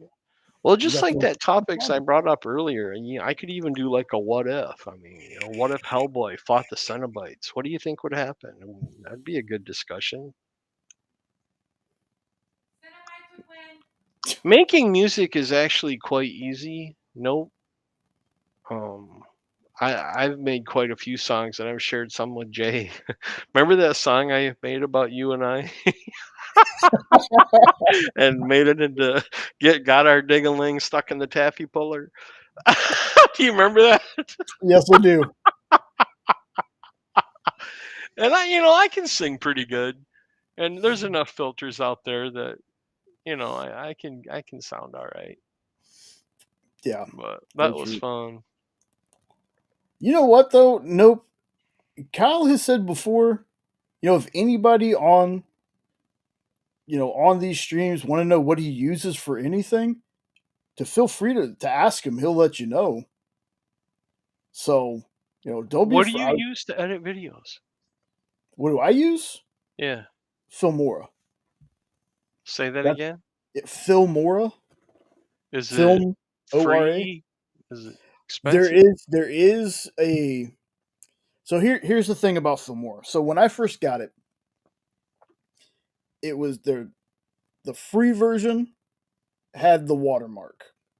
But at that time, I paid $70 for a lifetime license. Now that got me from Filmora 9 to Filmora 12. Free updates, free everything. After Filmora 13, or during Filmora 13, they changed it basically to where they said that you had to pay for, like, they'd give you the updates in between. Like, if you had, say, Filmora 13, you would get all the updates, the 13.1, 13.2, blah, blah, blah, till they went to 14. So I had been using 13 for the longest time, and on a whim, Sean also shares the program. He told me, look, if I upgrade it and they go to charge, it'll charge my card. So he just wanted to try it. So he upgraded it, and we're on 14, and nobody's been charged for anything. So I would say, if anybody wanted to give it a try, check it out, see what it's saying price wise now. Are there ones that are flashier and better? More than likely. But what I I use, just want simple. yeah, Filmora was super easy. Like, I have DaVinci Resolve too, because Kyle gave it to me. But it's such a steep learning curve, and I've already learned how to do so much in Filmora that I was like, I'm just gonna stick with this. Plus, in Filmora, I can record in Filmora. Like, some of these other editing programs, you have to have a separate camera. Filmora, I can actually record. Like, there's a record from webcam option, so I can record, edit, do everything in there. Or if, like, when I do my trailers, there's a record screen option. That's how I usually do most of my trailers, my trailer reactions. Is Right. I record the trailer. While it's recording, I'll step away. So most of the time, I'm reacting to it for the first time. So I'll do that, and then I'll record my reaction in Studio, and then I'll sync up. Because what I have to do is I record the video first, drop it into Filmora, then I'll go back to YouTube, start the record webcam, record my reaction while I'm watching it on YouTube, but have it turned down. Move that, have that. It has the audio playing, and I just sync it up to the video I took before, and then See, it seems hard, but Sean watching me all the time, because I was the only editor at first for the channel. mhm. But after a while of Sean watching me, he picked up some things, and he's like, "This is actually a lot easier than what I thought it would be." And I was like, "Filmora is pretty basic. Like, it's got stuff to make your videos look good, but it's not going to be like DaVinci Resolve that studios use to edit or anything like that. But it's a good starter program. It works for us. We've used it since we started the channel. And how long did it take you to make the music video to match the intro song? That took me a while, just because I was looking for certain clips. I save all our video. Like, I made the mistake before and deleted all our early videos. Mm. Like, they were already uploaded. Like, if I ever want them again, I could just download them from YouTube. But I have all the files. I save everything. If I make something, I have the file. Excuse me. I have the file that's like the editing file, and then, like, after I export it, I still keep the file. So if I need to go in and fix something, or I want to change something up, like, if you go look at the Triangle of Truth days, I made that entire entrance. Like, it's a long song, but I made all of that from different videos. So since that was the shorter version of the song we used, I just needed enough. Like, that's just a version 1. I'm gonna be adding other stuff to it later when I got time.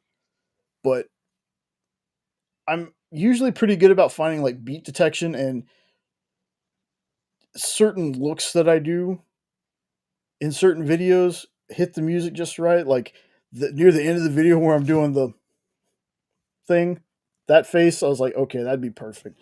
So all in all, searching for the clips, everything maybe took me 45 minutes to an hour. And then Oh, it's I just, meant like just putting it together. Yeah, it took Just about 45 minutes to an hour.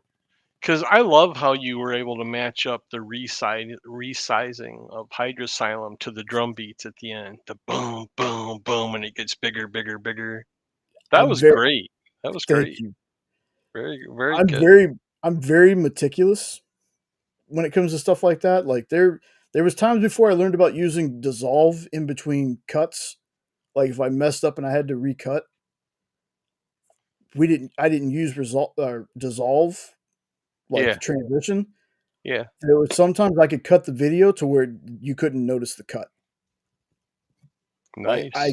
I get fine tuned. That's my hyper focus thing when I'm Have editing. Have you ever heard of Team Viewer? Team viewer. Team Viewer is a program where I have it, I own it. You can, if you have Team Viewer and I have Team Viewer, we can share each other's monitors and share each other's, we can watch movies together. You're like, it's like joining your two computers together. And what Oh I was wondering is if, one of these times when you were doing something like that, if I was available, if you would mind me watching what you do so I can learn how to do it. yeah, Because I'm really getting into this. And the more comfortable I'm becoming, the more it's like, I want to do this. oh yeah, And I just don't know what niche. I don't want to piss people off. I don't want Triple B saying, "What the hell are you making a horror show for when I'm doing one or what?" But I got to do what I'm passionate about, and I'm yeah. passionate about comics. I'm passionate about horror. I'm passionate about weather. And then, I could even tell stories of the days, and I've gone ghost hunting and all this stuff. I got all this stuff that I could share. It's just I don't want to step on toes, and I've already made a creepy ass intro song. Like the one for Hydra. I made one that I would use for my show. And it's just, I know I gotta get a better camera and a mic or whatever. Or is this mic okay? Your mic sounds better than mine does. Oh, all right. Well, that's good to know.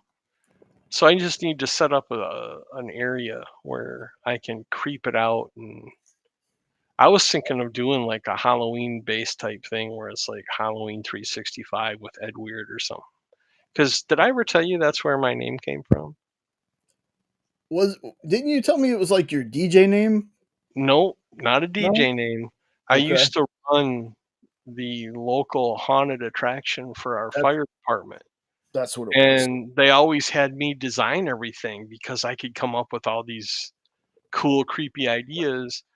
And I made my own switch panel so that I could control all the lights and everything. And my character was Edwin von Bischenstein. And I would come on, this is Edwin. And, Yeah, I would talk to him like and just creep the kids out, but not bad. yeah, And, yeah. it may keep it fun, make sure nobody got scared. But I love that so much. So I thought, how can I make a haunted house equivalent of a YouTube channel? And I'm like, I think I could do it. I think I could do it. And I know I'd have fun. And even if nobody ever watched, I'd still have fun doing it. I don't have delusions of grandeur where I expect to get monetized. But who knows? Yeah. You never know. Here's what I'll tell you about the first thing you really got to get out of your head about stepping on people's toes. There are plenty of comic YouTubers out there. There are times where there's a show going on. Sometimes when I do this show, you know, it's it's a thing that's going to happen because that's like saying, well, this person is breathing in the same room as me, and I don't want to step on their toes and breathe their air. That's true. Like I don't see. For me, it's the more the merrier. I know that not all people are like that. There are people who are like, no, you shouldn't watch that show. You should be watching me. And I'm like, hey, if there's this other show on during my show, go check them out. If you want to come back, cool. If not, and you're having more fun over there, so be it. It's about you love horror and you love comics, well, maybe something you're going to talk about is something that other people aren't talking about. And you're going to reach somebody, and that person's going to be like, wow, I've never heard of this before. Let me check it out. And they're going to fall in love with it. Like, I don't see people, like, if somebody's going to be mad at you for that, then they shouldn't be on YouTube to begin with. Like, if they're going to be like, you can't do that because I'm doing that. Well, and I was also thinking, as it got closer to Halloween each year, Mm-hmm. I could start giving tips on making your haunted houses and little attraction tricks that I've learned that you can do a great job. I had people thinking that I actually had dead people on my yard, Nice. and it freaked them the hell out. And so, just giving little tips like that, and I would love that. If I could live Halloween 24/7, I would do it because that's just me. And with all the horror comics I've read and have and all the horror movies I have, I think I could I think I could pull something off. And yes, Mr. Nope, it would be something like the intro to Tales from the Crypt. I didn't do the video part yet because I don't know how. That's why I was asking Jay how he pieced that together. But I wrote the music, I've chorded the music, I've played the music, and I've got the lyrics. So I'm all ready to throw it together. I just got to finalize what I want to do and how I want to do it. And if I want to, I think I would want to make myself up somehow to match, even if it's Yeah. just putting on a cheesy mask or something, or just talk creepy or whatever, and then all of a sudden bust loose into my DJ and have some talks with some people and bring in the fun, bring in the jazz, because I was a Yeah. DJ too. So if I could find a way to bring that all together and piece it into something, I think that would be a lot of fun. But I don't know if anybody else would. But Well, and that also opens the door because just like comic people are pulled towards each other, you could do something where you end up, hey, Triple B wants to collab on something or do something together, or there's Dylan's horror show that I've watched a few times. That's a channel that Robbie's on sometimes, or mm, like there's another channel I watch called like the Horror Geek, where he takes like horror movies and he basically makes puns and shit the whole time, and it's a fun watch. Like that opens the door if you want to collab with people, and that I'm an idealist in a way, and sometimes overly positive, that I think that more people will bring more eyes to something you love. So I know there's some people that think that's a bad thing, but I don't. I'm like, dude, you're talking about something you're passionate about, but there's other people that are passionate about the same thing that have channels, so that you got people to share this with. I thought about doing unboxing videos, but not like Triple B does.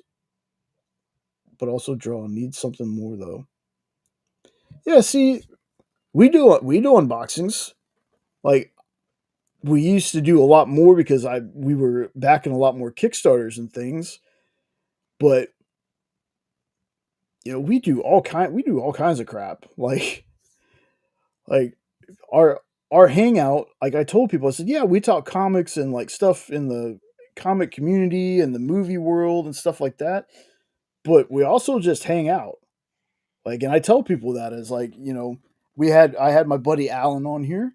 We talked about his book for a little while, and then I asked him questions about other random stuff that had nothing to do with his book. Because I told him beforehand, I was like, dude, we're gonna talk about your book, but it's a hangout, so we're gonna hang out and catch up and everything. cool. Well, I've also been lucky enough to touch and make friends with some of my favorite horror writers. So I thought, that might lead to something, but they're not going to do it. Well, they might. A couple of them that I'm really close friends with for like a 10 sub channel or whatever. But, it's all slow moving. And I don't know. I'm just trying to kick it around because I'm trying to figure out a way to work some fun into life again. Yeah, It's too short. I'm running out of time. I want to have some fun. I think this would be a fantastic thing for you to do. And Do you be honest with me? From what I've Do worked it. with you on this, Just do it. I already want to watch it. That's from the other side of the house listening. oddly Passion enough, draws she's people. not the first woman that said that to me. But Just do it. no, I mean I want to watch, but that's okay. But I mean, be honest with me, because I've been on quite a few shows with you, and you just had me on the EXP. Mhm. Do you think I got what it takes that would interest people? Your passion draws people in. I've always said that. Oh, Are you being serious right now, or are you dicking with me? Because I never know with you. I'm being so for real that I'm not even saying cereal. Wow. Well, thank you. I'm going to use that as inspiration, and maybe I'll throw something together and see what happens. yeah. Like the hardest part is taking the first step. As Like, soon as you take that first step, you see how fun it is. You just never want yeah, to stop. like I know it's scary, but we started out just doing Instagram posts. pop and comic figures on Instagram. And then we moved to doing like Instagram TV. Did you 'Cause say that's- figures? Mhm. How'd you do figures? What are you talking about? Hold on. We take the pops out of the box and set them up with the comic. Oh, I get it. I get it. But You then were I also showing have- figures. Well, we've also got we have the whole line of the Jim Lee pops, Yeah. and most of the time we have the comics that went with them. So we'd take them out of the box and show them with the comics in the background. Yeah, like we had a Wolverine comic, but we also have a Wolverine on a motorcycle pop, and we'd take that out and take pictures. And then I started doing Instagram Reels and then Instagram TV. Then I started editing the videos, and I'd put those up on Instagram. And then I said we should do YouTube. And then eventually we moved to YouTube. So I took all the videos that I had edited and started throwing them up on YouTube. And again, to be honest, like I said, we're 14 subs away from 600. And we didn't start getting this growth until Christmas of 2022, 23. 2023. And that's because Bearded one night decided to tell his folks to come check us out. We were less than 100 subs until Bearded did that for us. Nice. But it wasn't until February. I think we were barely at 200. I think we might have been at like 170. That was February of last year. And then out of nowhere, we just, with shorts and other videos we started doing, next thing I know, we're almost at 600. Like the big goal for the year, for this year, is to hit 1,000. Kind of hoping that at least 800 this year, but we'll see. But that's another thing. You take that first step, you're gonna find folks that will watch and will love what you're doing. They're gonna tell other people. It allows you to hook up with other people. Like Phable asked me the other day, like he goes, "Hey, you do the shows on Saturday, right?" And I was like, "Yep, every Saturday." He asked me the time. He goes, "Man, I really want to be on." This will be my first time meeting Phable. Nice. So, and again, everybody that's here that's not gonna, just play fart noises over and over again, you're always welcome to join in on that. It doesn't have to be just me and Phable. Just like with Bearded, I had Kyle on and Triple B on. Like that's what I want. It doesn't have to be YouTube people on the screen with me. You and Nope all the time. Anytime that y'all can be on and want to be on, y'all come on. Nice. I appreciate that, Nope. That means a lot. Thank you. I'll give it a whirl. I just have to, figure out how I want to do it, where I want to do it, how I want to set it up. Yep. But Because it's definitely going to be stuff that I'm passionate about, and there's got to be other people out there that are passionate about the same things. Yeah. And the second hardest part to get out of your own head is just like us. It took us 4.5, 5 years before we started getting noticed. Yeah. Well, It took us a long time. Well, but yeah, I just want to have some fun. That's what I'm looking for right now. Is just some fun, and if people enjoy it, and then like and this isn't to be cheesy, but my life's motto has always been, if I can make one person smile, I've had a good day. And that's what I've always tried to do. With my stupid nonsense, my dumb sense of humor, my quirkiness, if I can make one person smile, I did something good today. Hey, So that's all I'd want. You make me smile every time we talk. What'd she say? she said you make her smile every time we talk. Aw, I appreciate that. She does to me too. I love both you guys. You guys are great. Well, I feel like I've known you forever, even though we've never met in person. I know. Hey, we love you too, or I wouldn't, keep telling you, hey man, whatever you want to come on, come on. If I didn't like you, we wouldn't be talking. So it's gotta mean something. Yeah, I just got to find a better spot to hook stuff up and Mhm. make it so that I can always use the camera, so that I Yeah. get more used to being in front of the camera. But I think I did okay. I'm not shy. I mean, Yeah. I've gone to Chicago for Weatherfest, and I presented before 2,500 people on how to storm chase and the basics of storm spotting, because weather is another passion I have. And as long as it's something I'm passionate about and I know about, I do great. But if somebody, like when you're in school, stand up in front of the class and give a book report on a book that I don't give jack dick about, I don't care about that. And I usually ended up turning it into a joke, and then the teachers would get mad, but the students would love it. And it's like, Yeah. sorry, this ain't me. I'm not the guy that wants to read, Tale of Two Cities. I'd rather listen, read something that's interesting, not this kind of crap that you're trying to force down my neck. But if it's a topic I'm passionate about, you know me, I can ramble. How many times have I kept you over 6 hours? That's true. So and I apologize for that, by the way. No. Nah, you're good. Like I said, there'll be plenty of opportunities also. We will definitely talk to Dan. Eventually I will have Dan on this show. You know, that way you can I, talk to I Dan s- without the restraints of the EXP because we try to keep it a family friendly ish over there. This I don't want to turn this into like a sailor talk with us, but well, you could be no, a little looser over here. I would never do that. You know me. Yeah, I don't even like to swear unless I'm really angry, and then look out. yeah. But no, I would never be like that. My dream come true, and don't you ever tell him. But my dream come true would be if Dan IM'd me and said, "Hey, would you like to be on Pop Goes the Riders with me on a Sunday night?" Oh my God, I would die, because we love so many things. Reacher, The Rings, everything that man talks about, I relate to, and the shit he writes, I love to read. So I would love, and although I've never written a comic, I have written short stories, and I did produce a comic. So I've got some comic cred, but not much. I should send you a copy of my comic. It's got my name on it and everything as the producer.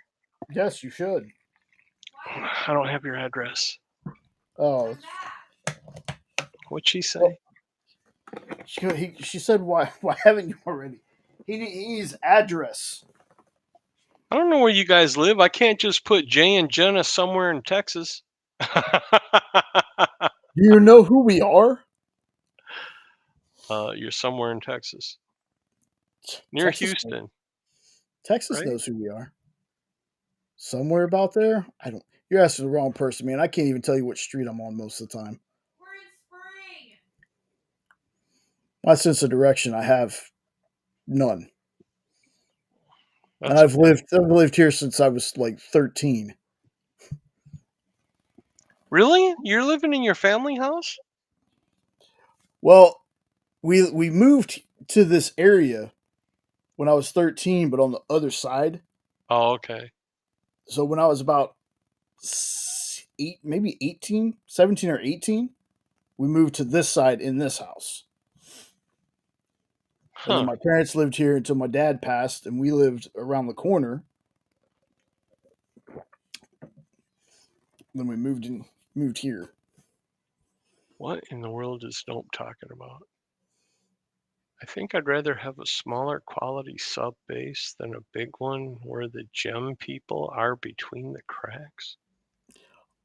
When we were talking about, sub base, not having a bigger one, I think he means like the genuine people, the people like y'all. When y'all are in the chat, I would rather have the 7 to 8 people that were here than have 150 people that I don't know Oh, I that want get to you. talk about random stuff or drama or things like that. I'd Yeah. rather have the folks that I know are gonna talk to me about comics and appreciate stuff that we're talking about. Are you in my Halloween group on Facebook? I don't think so. Are you interested? Because I can send you an invitation. Sure. Are you into Halloween? Because that's where I'm trying to. That's where I've started growing stuff. And what's cool is I've actually in that group. I started a thing where we do a Halloween card gift exchange. You know how or card exchange. You know how people do Christmas cards. And I get about 20 Halloween cards a year from my group, and we send them back and forth, and they all love it. So that's the kind of thing, that's where I want to that's where I want to get in. Find something to do with that. But if you're interested, you don't have to, but I'll send you an invitation. It's up to you. Robbie really likes it. He posts in there quite a bit, actually. You're muted, brother. I know. Hi, Sean's Sean. back. Love you, Sean. Miss you, Nope. Sean. No pass an ID for a comic and keep. Yeah, that's a good idea. I will say this. I have tons of comic ideas. A lot of it's written down. They're just ideas because I'm not a writer. But I have had a super duper small publisher had a create like a short comic, like just give him the pitch and give him some ideas, and they'll do like a couple of panels. I know I have it somewhere, but the part that I can tell people about, because there's part of it I can't tell people about, but the part that I can tell people about is I entered into this contest, and it was kind of like a off the top of my head kind of comic idea. It was, what if a little girl who was in an abusive orphanage had nightmares, and the monsters from her nightmares actually manifested to protect her. Like, that was just the premise, just a real quick one. So Nice. that one ended up winning. So the guy made a short comic out of it. I got credit for the idea, but they got credit for everything else, which I was fine with, because this wasn't like my big brain idea. This was just like one I thought of kind of quickly. So I have an idea of mine out there digitally somewhere. For when I was younger and growing up, I would all the weird stuff I was in, from bouncing to fighting to car racing and all that stuff. My friends and family would always say, "Dude, you're lucky you're not dead." And I came up with a little slogan that I like to use, and I always say, "I'm never gonna die because God don't want me and the devil's afraid of me." And I wanted to use that to make a comic book character. Somebody who does what he does, but he can't die because he can't go to heaven and he can't go to hell. So, and I've written a few stories. I've written a lot of short stories about it. But my biggest problem is drawing panels, especially with carpal tunnel. So Mm, I've been playing around with AI, but the comic industry is pissing all over AI art. no. And it's like, that's the only way I could do it. So if they're going to condemn it and call me a traitor for using AI, then I'm out of the game unless I can find somebody who would want to draw the books. But I'm a nobody. How do you find somebody? So I might just do it anyway and maybe give the first couple away free and just see if people like it. Because I've got, well, my DJ name was Viper, and it ended up also being my bouncer name because it took off and everybody knew me as Viper.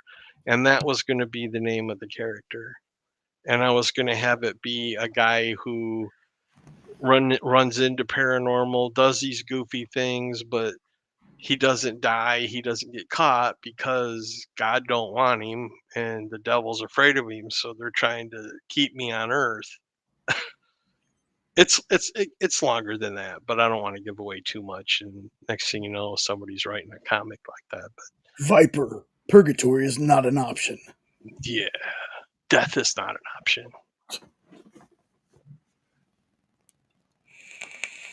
Eternal condemnation. Yes, we have a massive universe we've been working on. I have many characters I've created, not all of them human. Sean has some ideas. I have some ideas I've worked out with Alan for different things. So I'm an ideal person. Like I'm a person that has the ideas. Like if I could find the people to put them down,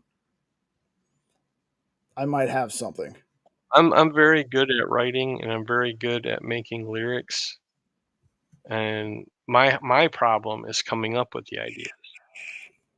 So once somebody gives me an idea, like your show, I wrote that jingle. It only took me 3-4 minutes and I wrote it. Then I had to write the music and everything to match it because I wanted it to be upbeat. But writing the words, that comes easy to me. Back when I was in college, I used to, at the bar, they had karaoke night, and I would like anybody in the place, name a song, I'll pervert it and make you laugh within 5 minutes. And they would throw stuff up at me, and I have a talent where I can click rhymes together really fast. And I can pervert any song you can come up with, and they would die laughing. And so I've got that stuff. I gotta put it together, and it's just hard to do. And I can't draw panels. That would take me forever to draw one comic book. But so that's why I went into the producing side instead, and where you give suggestions and stuff.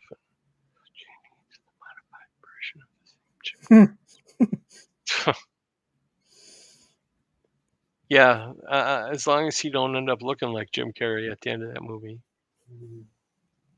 I want to be gay. The bats. Maybe we should do a comic together. The bats. Like I can tell you a name of one. I can tell you a name of one because I thought this was funny. It's spelled sheep, but it's pronounced Shep. And I wanted to call the comic Shep, and in parentheses, like have it say pronounced and pronounce it. It was going to be what was it?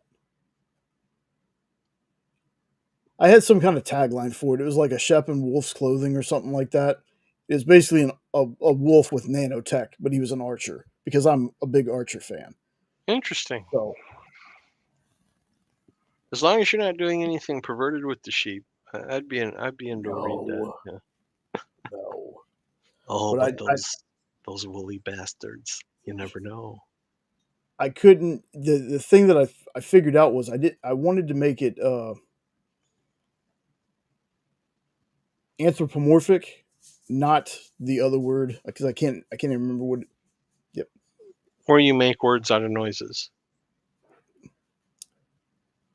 Well, no, that's onomatopoeia. Oh, Anthropomorphic is either you give like think Zootopia, but there's also the way where it's like it's human looking. Oh, I get it. I get it. I know what you're saying. but I can't remember what that one's called. Like, there's anthropomorphic, where it's like the Zootopia look, where they're animals but have like human human qualities, and then there's the other one where they're human but they have animal like characteristics. I think those are called college students. Yeah, turtles. I think Yeah. Turtle might have been done before, no, but I'm not sure.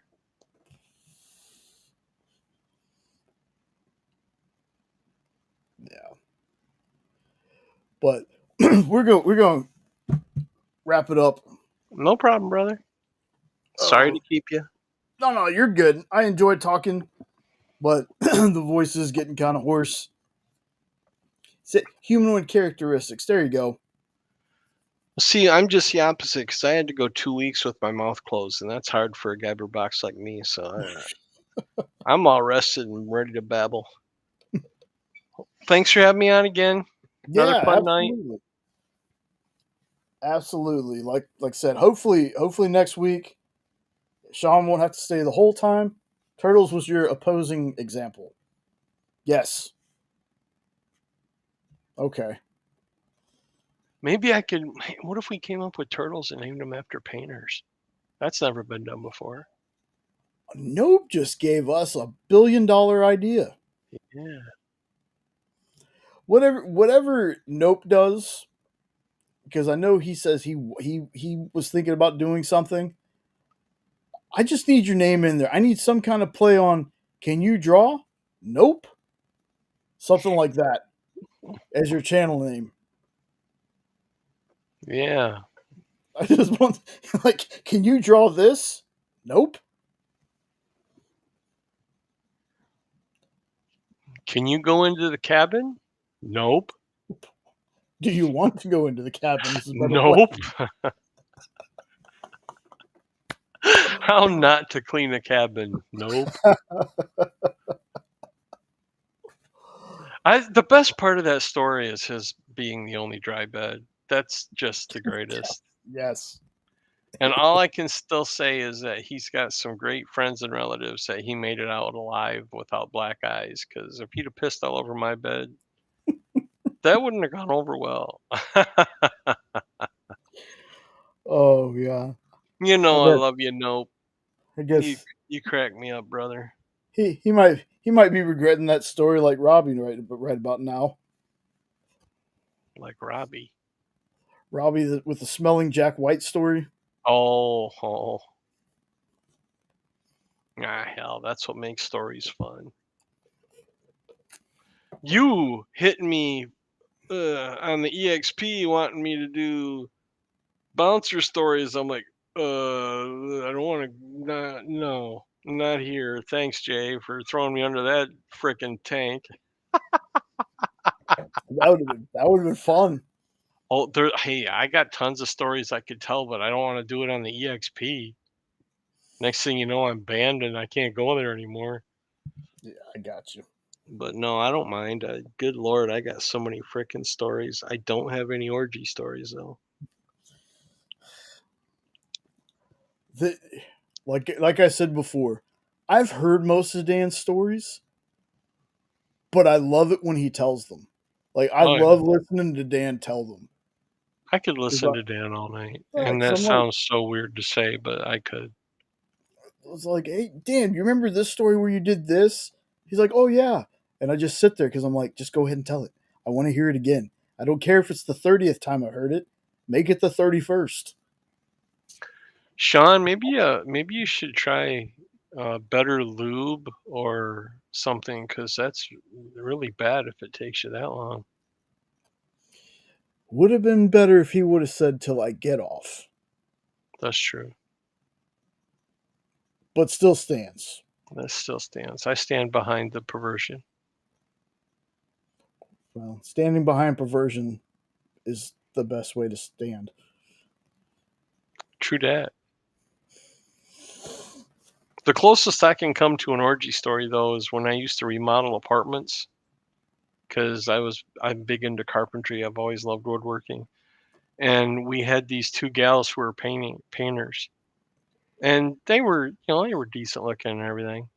And I was always doing the trim work, because I would do the fine detailed trim stuff, like when I was redoing apartments or whatever. Yeah, you And I were. didn't know they were there. And I went upstairs, and let's just say they were being extra friendly with each other without their uniforms on. Mm. And I walked in on it, and they're like, hi, Ed. I'm like, hey, do you want to join? Not really, but I'll sit here and watch. And they kind of giggled, and I was expecting to hear them say, "Get the hell out of here!" And the next thing I know, they're like, "Pull up a bucket." I'm like, "Oh, Oh. hell yeah!" And That's the to end closest I've come. to end our comic talk night, Oops, I'm sorry. that's that awesome. No, that's awesome. That's an awesome story. I am going to drop Ed out so I can do my spiel about the ending stuff. Love, peace, and comics to everyone. Hail Hydra. Exactly. I'll see you in just a minute, brother. All right, y'all. This was awesome. I know we spent the last hour and a half, maybe 2 hours getting trolled. My goodness, it could have been a lot worse. All right. I can't believe my brain didn't react to what the hell was going on until until I was like, "Oh, those are fart noises." Okay. Couldn't tell. I thought we've had some weird stuff happen on the experience, not with gas or anything, but like where the mics just sounded like demons. So, took me a second. Doesn't matter. Learned my lesson about dropping the link to people I don't actually know or haven't been here for a while, but that's what I get for being so trusting and wanting folks from my chat to come on the show. That's all right. George, I hope you had fun with that. No harm, no foul. Clip it out, put it up. I don't care. Yeah. Anyway, thanks everyone for being here. There's still 6 of you here, man. That's awesome. Been going 5.5 hours. Didn't mean for that to happen, but that's how it is when everybody, joins in on the conversation and has a good time. So, as always, thank you. I'll be here next week. Like I said, Sean's got a pack for the move, but hopefully he can hop on for just at least a little while, so he can hang out, on our show. It'd be nice. But don't forget, if you're watching on the rewind, you made it this far. I should start saying this part earlier. Don't forget to like, share, comment, subscribe, all that fun stuff. Again, we are 14 subs away from 600, and I have a feeling we're going to be there soon. So, as always, y'all stay safe. Y'all have an awesome rest of your weekend. Thank you so much for being here. I always appreciate it. Hope y'all had a good time. And I'll catch you later. Stick around for the very awkward hang here because I know I'm going to cut myself off by accident. So here we go. Later.